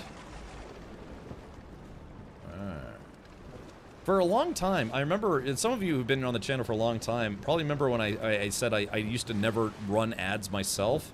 But then Twitch kind of changed how the ads work, where it was actually worse if you don't manually choose to show ads, like set up your own ad, ads, revenue split, all sorts of stuff. Because then Twitch runs as many ads as they want on your channel, and it can be a lot. You could have like 7 minutes of ads. I just ordered $37 worth of Spam. Well, that's the great part, because you know Spam lasts a long time. And if someone's like, how long would it take you to go through 37 bucks worth of Spam, I'd be like, I don't know, maybe a year? So it's not that big of a deal. But that's what so many other streaming services are doing. Oh, crap. Oh, am I starving? Oh, yeah, I'm running out of water. But that's what so many other streaming services are doing at the moment. Pay X per month and see ads, or pay X amount more and don't see ads. Yeah, I mean, Twitch has Twitch Turbo. So you can pay $6 a month to be a subscriber here, thank you, and not see ads on this channel, or you can have Twitch Turbo and not see any ads on any channel. But like I said, I actually still make a little bit of revenue from people who have Twitch Turbo, because instead of them seeing ads, the collective Twitch Turbo stuff. Like I said, last month I made about 170 bucks from Twitch Turbo replacement revenue instead of ads, I guess you could say. 2 things to buy right now. Gold and Spam. Yum. I think Spam at my local, like, Walmart, I think is like $4 now. $3.50, $4. Also, if you show more cleavage. I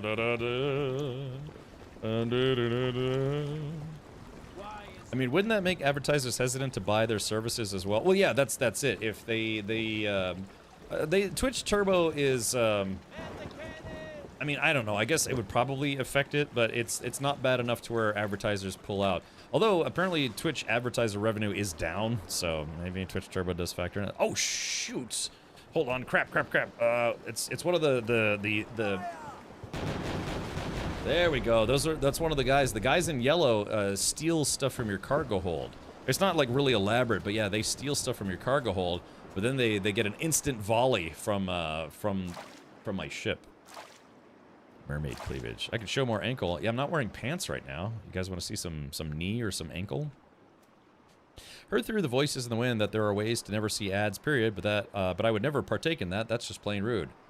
Look, I use ad blockers, man. I'll be very honest about that. I hate commercials, man. Jeez.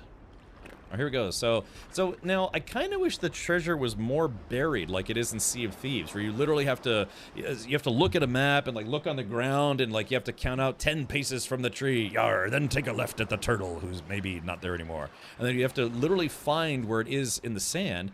But this game, the buried treasure just kind of sticks out. So I would actually like it if they made it harder to find buried treasure. Yeah, there's U block, there's P block, there's block. Oh, jeez. Okay, you see how that island kind of swirled and went away? I wish everything in the game would do that, like when you defeat ghost ships or when you get to the hidden islands, all sorts of stuff. Ooh, baby. Yum. You can also live in a small country by population like I do and almost never see ads as no one wants to do them here. Oh yeah, Twitch ads are regional, so... I still got the shovel in my hands, so let's take that out of my hands. There we go. All right, let's do this. So we picked up a treasure. Ooh, mysterious relic. Use. What's this? Rare stamps placed in a treasure display shelf to complete the treasure collection. It can also be exchanged at a trader. Ooh. Yeah, like I said, this game has a lot to it, which is nuts because it was made by just 2 people. All right, chat. We've got another treasure to look up.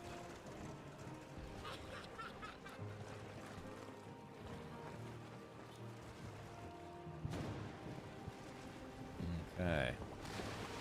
Oh, wait a minute. Oh, the dude stole my treasure. Hold on. Yeah. Take this. Yeah. Okay. Yeah, guy tried to steal my treasure. I don't think so. Got a crew agreement. Alrighty, so I have to destroy an enemy tower. So let's see, where are we right now?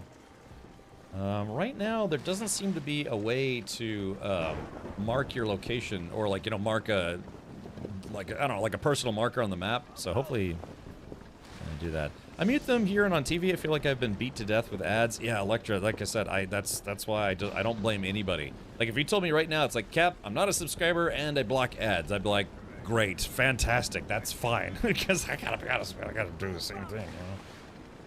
Yeah, like I said, if you want to support a streamer, you know, subscribing is the best way, of course, or you know, using bits or Tangy alerts or whatever. But yeah, there's streamers like, for instance, in September, ads were discounted, and there was like maybe like 8 streamers I subscribed to their channels for 6 months in advance. So yeah, you know, just enjoying hanging out with streamers, other streamers that are you know, like full time or something. Yeah, okay, so what's this place all about? La dee la doo doo li dee dee doo pee pee boo boo da ba dee ba doo.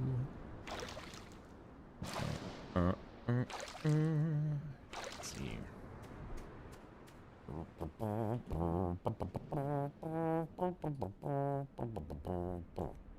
Oh, whoops. All right. I'm breaking all the things. There's nothing you can do to stop me. I am drinking some pee. I can show you some more pee if you sign up for the Pee of the Month Club. A whole new pee. I don't know why I have that song stuck in my head all the time. I've just permanently had the Star Wars theme song and the song from Aladdin stuck in my head. We only accept trade crates if you have trade contracts. If you don't have a trade contract, finish some deliveries to our Northwest Trade Port first. Okay, so let's, yeah, I don't have the right cargo. I was just stopping by to see what this place was. I choose who I unblock the ads for, and you are one of them for sure. Some streamers, they are intense, it seems. Oh, it's like camping. It's intense. I totally plan around September for my regular streams like this one. Thank you, Trouble Magnet. I do the same thing. I mean, if you subscribe for 6 months in advance during September, it's like 25 bucks. Or less, like 24 bucks. So yeah, it's actually kind of a good deal. Night Viper runs a pie hole as well. Not a bad idea. Okay, so this is an enemy port. So let's see if I can roast these guys. Oh, these guys are a little tougher. Let's see, settings, hold on. I am up. You. What do you mean no target? Target's right there in front of me. Unless did I destroy them? No, they're definitely not destroyed. Okay. Click a target. There it goes. Alright, so let's see if I keep going. Alright, there we go. Wow, it blows up the whole island, or a little mini island, or whatever it was. Okay, I wonder if there's a way to swap, oh, I guess I haven't started using my poison cannonballs yet. Silver Lightning says, what? A pirate game? Yeah, this is a game called Forgotten Seas. I had a sponsored stream for this 3 or 4 days ago, and then I liked it so much I kept streaming it. It's kind of fun. I'm playing in single player, but you can play in multiplayer if you want. So, yeah. Wait, what is 24 bucks? Oh, if you subscribe to a channel for 6 months in advance, Twitch gives you a discount. But during September, the 6-month advance sub is like 24 bucks or something like that, instead of 30. So you end up paying less than $5 per month to subscribe to a channel, which is good. To be honest, I wish they had a year-long membership option. I would totally pay that. I want to say that they used to, but that's probably just the Mandela effect. Alright, let's see what we got. Food coffers. Alright, use. Got some bananas, some sea biscuits.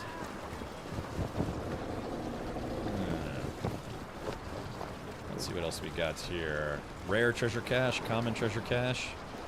Yeah, cash money millionaires right here. All right, let's see where we're at. Something. Trade with community.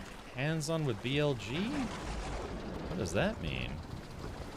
All right, let's try to go. We're gonna try to go southwest. We're gonna turn the ship around. Turn the ship around. Catch the wind and go fast.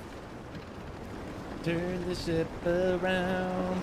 Captain Weird Beard's in command. Maybe. I don't know. Playing with my dudes. Open ocean pee-pee time.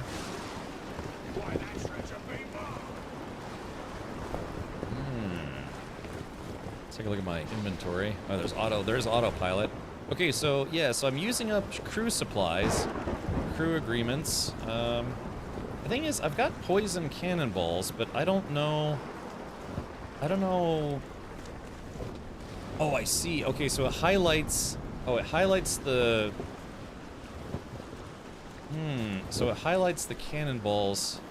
So how do you choose which cannonballs to use? Because normally, say like Sea of Thieves, they let you choose which type of cannonball. Because you can have regular ones, you can have like flaming ones, or chain shot, or buckshot, or back shots. You know, just.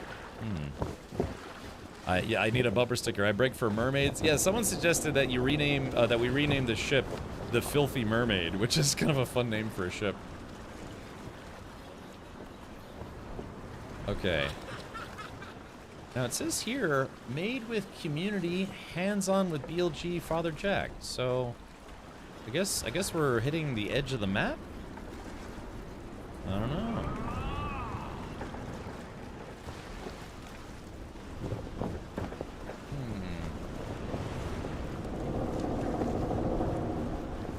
Okay. Well, chat, we're now officially off the map. In Sea of Thieves, what they have is if you go off the map, you start taking damage. Or it becomes like an intense red storm, and you slowly start taking damage. How big is the world? Well, it's... Oh, hold on, wait a minute. Maybe I haven't hit the edge.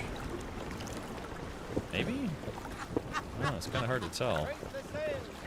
But yeah, so this is the entirety of the game map, I want to say. But yeah, maybe we could try to find the edge, huh?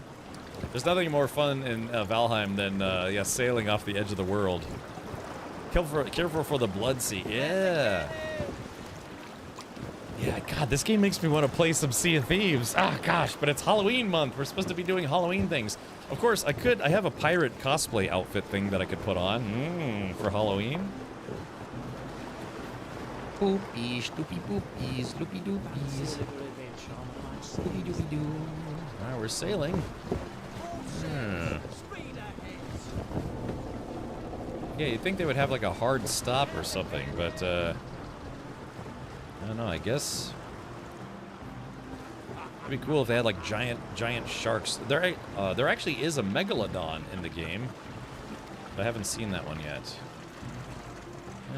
Okay. But it looks like we've uncovered the hidden swamp, so we might be able to go there. Also, Pangea needs help, so let's try to turn around here.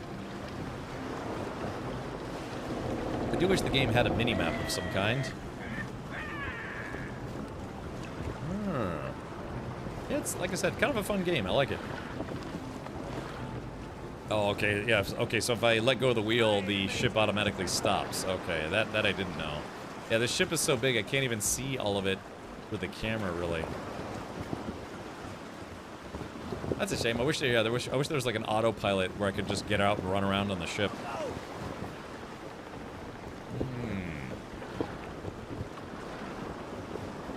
Okay, I guess we're heading back to Fort Pangea because there looks like there's a mission thing. I have some more doubloons. I could see if maybe I could buy the ammo thing. Yeah, there's nothing out here. I mean, there's, I guess, a little bit of loot, but... Hold on. There we go. Now I've got the torch. Letting people know who is in charge. Kind of a weird life, yeah, because this guy was supposed to be an Air Force pilot. Or, no, I guess in World War II, they didn't have the Air Force. It was called the Army Air Corps, right?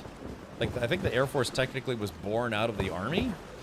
Am I remembering that correctly?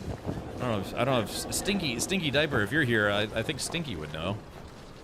Because I think in World War II it was I think it was oh, that's the Dread Pirate 2 Dangerous Bounty. Oh yeah, chat. Hey chat, should we try to take on a pirate ship and see who is the better ship captain? Let's do it. We're gonna turn Slate to the right. Yeah, chat. Let's see what this thing can do against an actual pirate ship. Air Force was started in 1947. Okay, so after World War II, they actually created a dedicated military branch called the Air Force. The Army Air? Yeah, I thought that's what it was called, the Army Air Corps. I think. I think that's what it was called.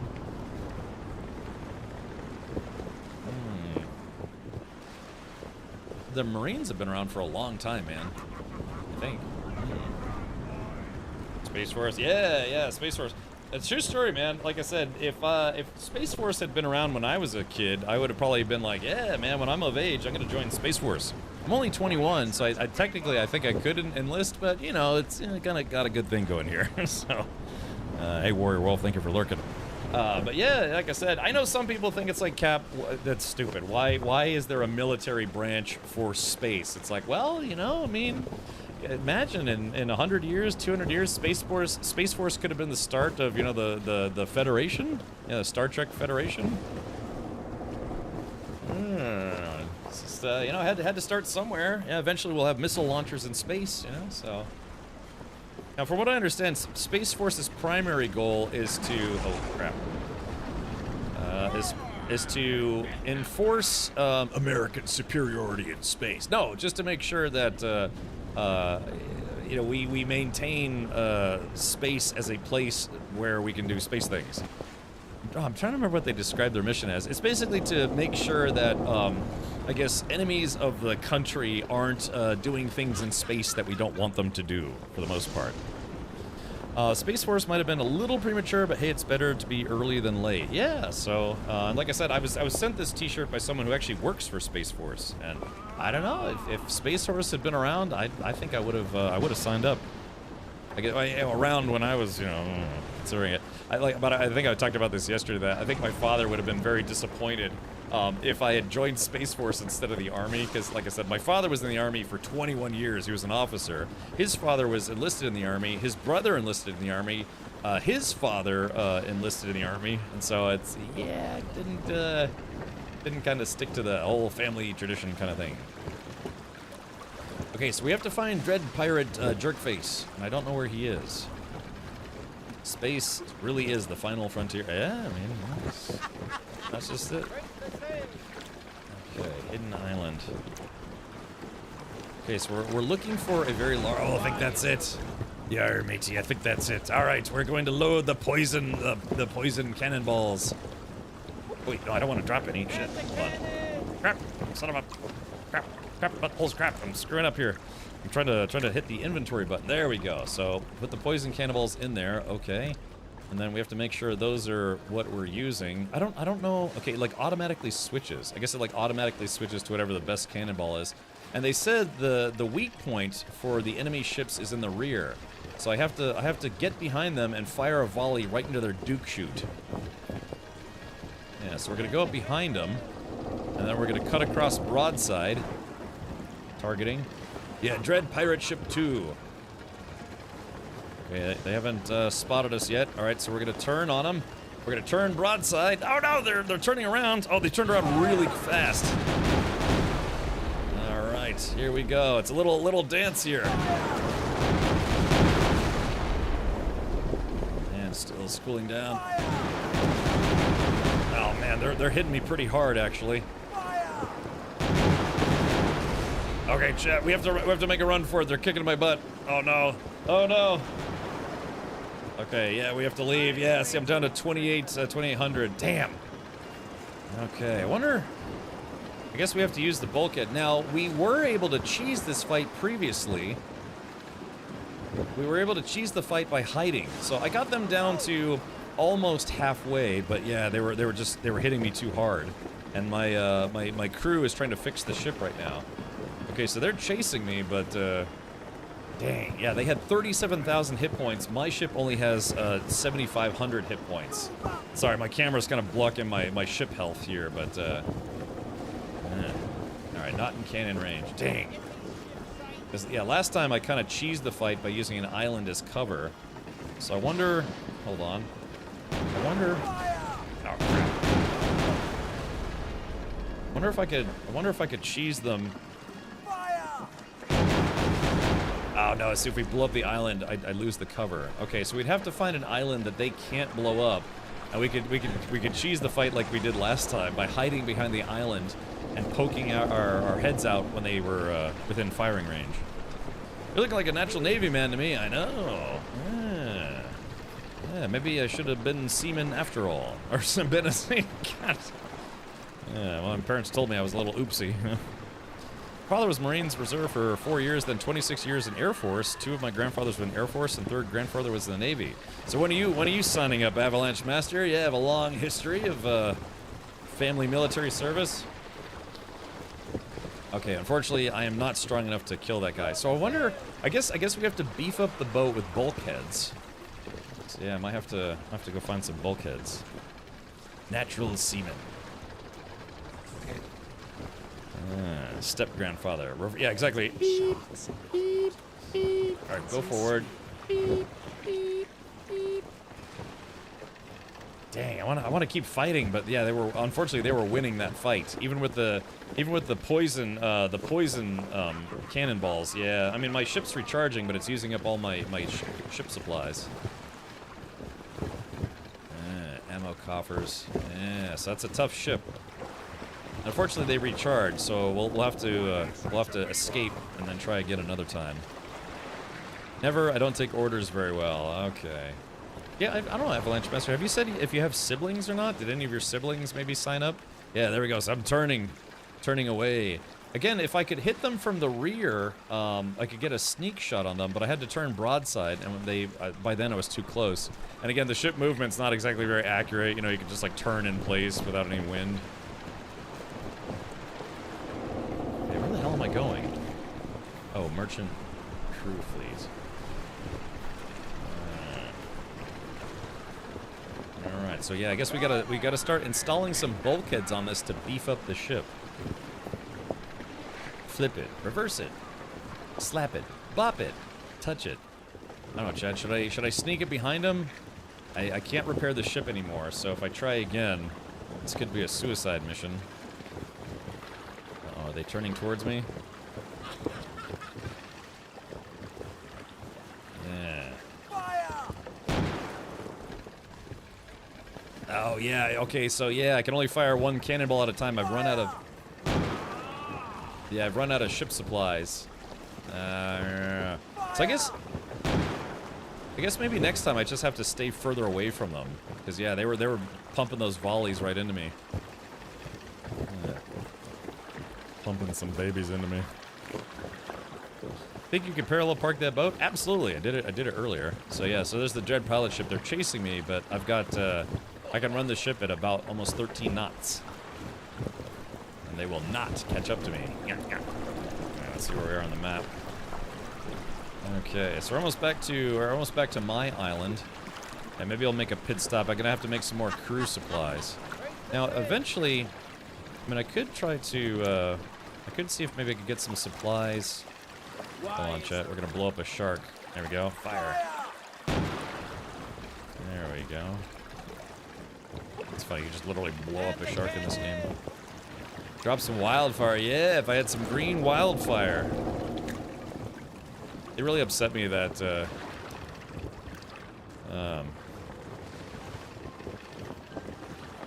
what was his name? Tywin Lannister? Like, he didn't get credit for it, even though it was pretty much his idea or whatever it was.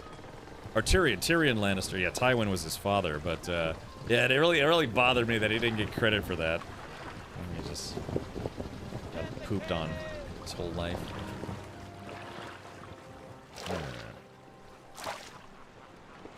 Alright, so let's see. We're gonna use the axe on it. Hopefully, I can get some ship supplies.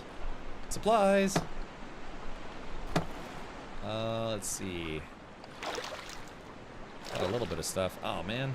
Guess my inventory is full. Let's see. Use. Get some cannonballs. Get some of that stuff. Okay. Small cask.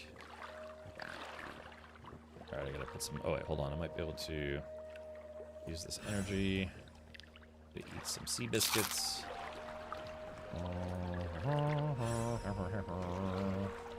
Let's see, can I pick up anything? Tankard.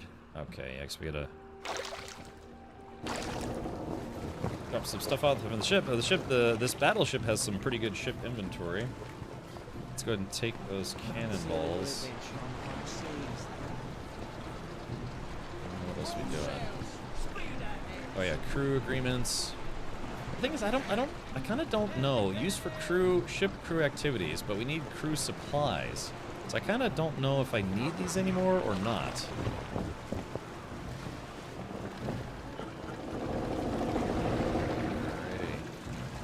So here's the wrecked plane. For whatever reason, the wrecked plane like always respawns when you restart the game. Many Booba's best supply ever. Yeah, remember that episode where they showed that guy looking at his own yam bag? He's checking for warts. Do you remember that? Let's see. Let's see here. E. I picked up some. Looks like I did pick up some ship activities. Alright, pilot's log. Oh, I don't need another pirate's log. They need to make it where I can delete stuff. There's a new HBO Max is coming out with a new show. It's called like A Knight's Tale or something like that. Benioff and Weiss are definitely boob guys. Yeah. Movies. Of course, I think they had like full frontal nudity in that show for both men and women. Always hard, or always soft, never hard. Yeah, what's that? Somebody posted about it in Discord earlier today. It's a show about like jousting knights, and it's gonna be on HBO Max. Anyone have any clue whatsoever what I'm talking about? Maybe go watch the trailer.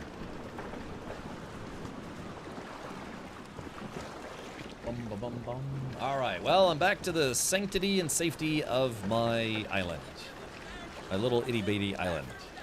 So we're gonna, like I said, we're gonna parallel park the boat here. Can somebody Google that for me? Just type in like HBO Max new Knight show, Knight with a K. I'll watch if Heath Ledger's in it. Lord Shags, you might be waiting for a while. That reanimated corpse of Heath Ledger. Okay, alrighty, let's do this. Okay. Alright, so there we go. The treasure, the ill-gotten gains.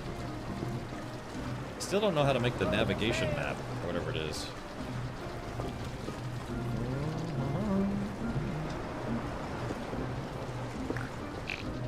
I guess we'll drop off the poison cannonballs. Okay, so yeah, that was a successful run. So we found some treasure. We lost the fight against the ghost ship, or the dread pirate ship, but that's okay. So again, what you have to do now is you have to create what are things that are called bulkheads to beef up your ship, to add more strength and power and stuff. Weekend at Ledger's. Wow. Golly. Wow. Okay, yeah, back about hiding in my hidey hole, which wouldn't even survive like one cannonball volley. No, let's see. Hold on. I think it's a show that has a soundtrack that sounds like this.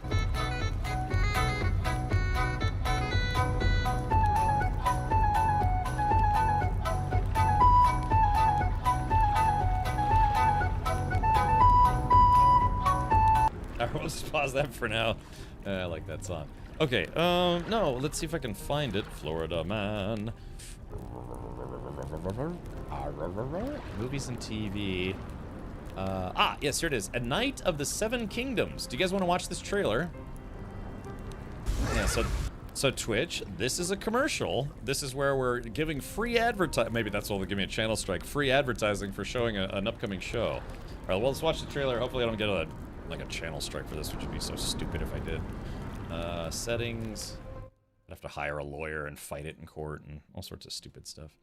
Okay, so this is the new trailer for a show called A Knight of the Seven Kingdoms, and it you know, it actually kind of looks a little Game of Thrones-ish. It's got like, you know, very dreary look to it and all sorts of stuff. Okay, hold on, let me pull this up here. La da da dee da do da dee da do da dee. Okay, all right, here it is. Here is the trailer. A Knight of the Seven Kingdoms. There we go. So that's A Knight of the Seven Kingdoms. I must have missed that when I saw the trailer. I was watching it on my phone, so I missed it. I didn't realize that this was actually a Game of Thrones prequel. Yeah, it said it's set 100 years before Game of Thrones. But wait a minute, isn't that what House of the Dragon is? Isn't that also supposed to be a prequel to Game of Thrones? Is this like a prequel to the prequel? Cautiously optimistic. Is that the same actor from the Merlin series, Brad James? I don't know. Yeah, so like I said, Twitch, don't give me or HBO, don't channel strike me. That was a free commercial. You can subscribe now for $9.99 and do HBO things.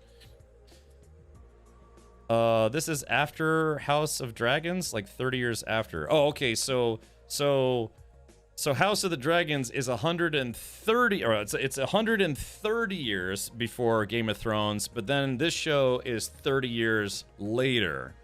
So it's still, it's a midquel. Okay, not prequel, not a sequel, it's a midquel. Okay, gotcha. I don't, you know, it's funny, as much as I like Game of Thrones, I haven't watched a single episode of House of the Dragon.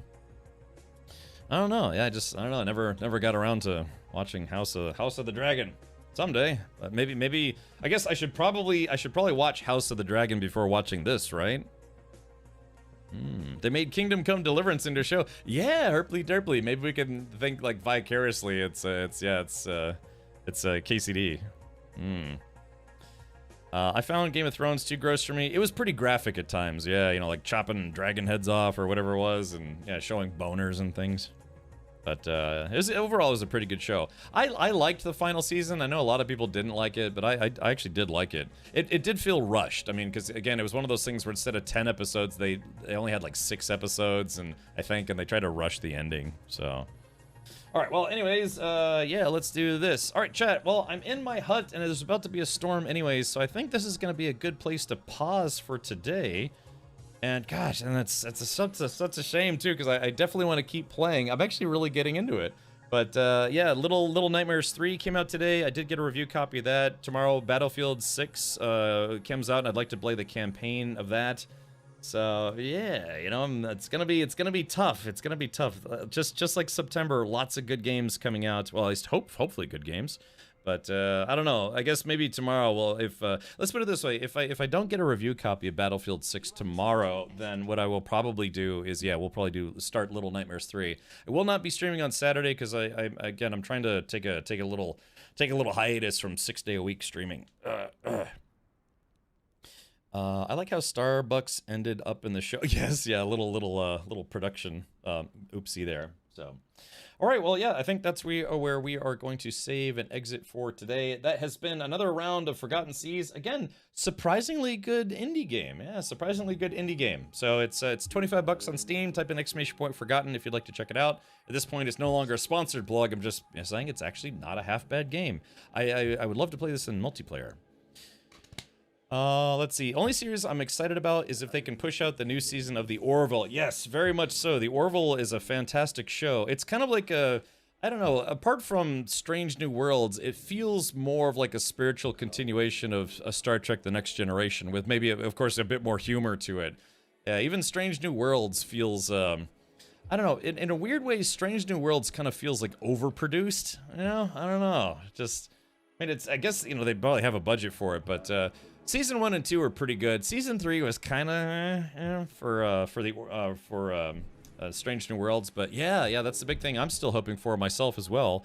Is hopefully season 4 will come out. Yeah, because Seth MacFarlane basically confirmed that yes, they are going ahead with a 4th season, but you know, stuff gets called stuck in what's called development hell, and that means it's like, yeah, everybody wants to do it, but for whatever reason, it just doesn't happen. You know, it's like production delays, writing delays, something or other. But yeah, they call that production like stoppages and other things development hell. Red Broke says, I like Strange New Worlds until they went musical on me. That was an extremely divisive show. Some people really loved it. Some people really hated it. Take a wild guess as to what I thought. So yeah. But anyways, like I said, thank you everyone for hanging out with me here on Twitch. I know I kind of spent a lot of time yapping today, and I don't know, it's nice to be able to talk to people about stuff. But yeah, tomorrow we'll try to focus squarely either on Battlefield 6 campaign or Little Nightmares 3. I am looking forward to Little Nightmares 3. I did like 1 and 2. It's a very weird game and very apropos for Halloween month. So, all right, yeah, take care, imagination. Try not to smoke it all at once tonight. And yeah, hopefully we'll catch you on tomorrow's stream. Again, no stream on Saturday. So if I start Little Nightmares tomorrow, then yeah, I'd have to wait the whole weekend before playing the rest of it. Also, don't forget, Sunday nights in October, we're watching scary movies. We're going to try to watch 2 movies every Sunday. What? Me? Smoke? Okay. All right, let's do this. Again, thank you for all your support. Mods, thank you as always. J-Grind and Matt and everybody, thank you so much for hanging out. Solid Gun, appreciate the 07s. Let's do this. Let's see who we can go raid for tonight. Yeah, Little Nightmares is a good. The thing is, I kind of wish it would come out on a Monday, so we could start it on a Monday. There's also another scary game I want to play called Dead Reset. Yeah, that's something I'm looking forward to. By the way, there are rumors that Red Dead Redemption 2 is going to get a remaster. That's been kind of in the rumor mill as of late. So let's see.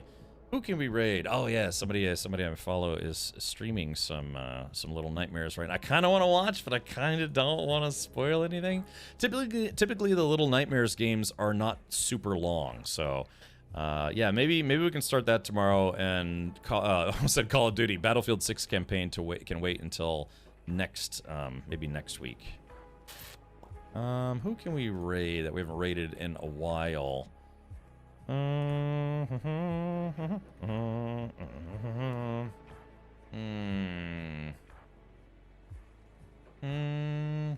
trying to find somebody who's streaming like a spooky dooky game that isn't little. Yeah, on my follower list, like see 1, 2, 3, 4. I think like 5 people on my list are actually streaming that game right now. Let's see. We could go raid Muckluck. He's streaming a game called Dead Take. We could see if that is a spooky game. Oh, is that other full motion video game? Hey, that's what's that guy's name? Ben Starr? Yeah, I don't know. Uh-oh. Okay. Well, let's do this. All right, so yeah, we're going to raid Muckluck. If you might remember Muckluck, I had a sponsor stream with Muckluck, I think a couple weeks ago. We streamed Heroes of Hammerwatch 3, I think it was. So let's raid Muckluck right now. And yeah, ask him about what kind of spooky dooky game this is. Yeah, it's called Dead Take. I'll have to see if it be good. All right, feel free to jump in the raid. If you're a subscriber here, please use your... Oh, actually, you know what? Let's do this. Let's do this. Hold on. Red Lizard. Lizard. All right, so hold on. I'm gonna paste something in chat you can use to raid Muckluck. There we go. Feel free to give a bunch of rad raids, a bunch of rad lizards as well. And yeah, go say hi. And like I said, I do have some spooky games lined up. It's just... Golly, man, just the game industry is just nuts. Putting out all these games that I want to play. Of course, like I said, you know, this game has actually been out for 1.5 years, but I just had a sponsor stream for it. And now I want to keep playing. It's just, I don't know, it's just a fun game to play. I like it. Okay. Well, yeah, so that's going to do it for me. Have a great night, everyone. I'll be back tomorrow at 4 p.m. U.S. Eastern for, well, like I said, either Little Nightmares 3, probably, or we'll start on the Battlefield 6 campaign if I get a review copy of it. I might have to wait on that one. So, all right, take care, and I will see you next time. Up next is Muckluck. streaming Dead Take, which I think it's like a partial full motion video spooky game. Oh, I think there's also maybe like some creepy stuff in here. All right, good night, everybody. Take care. Bye-bye.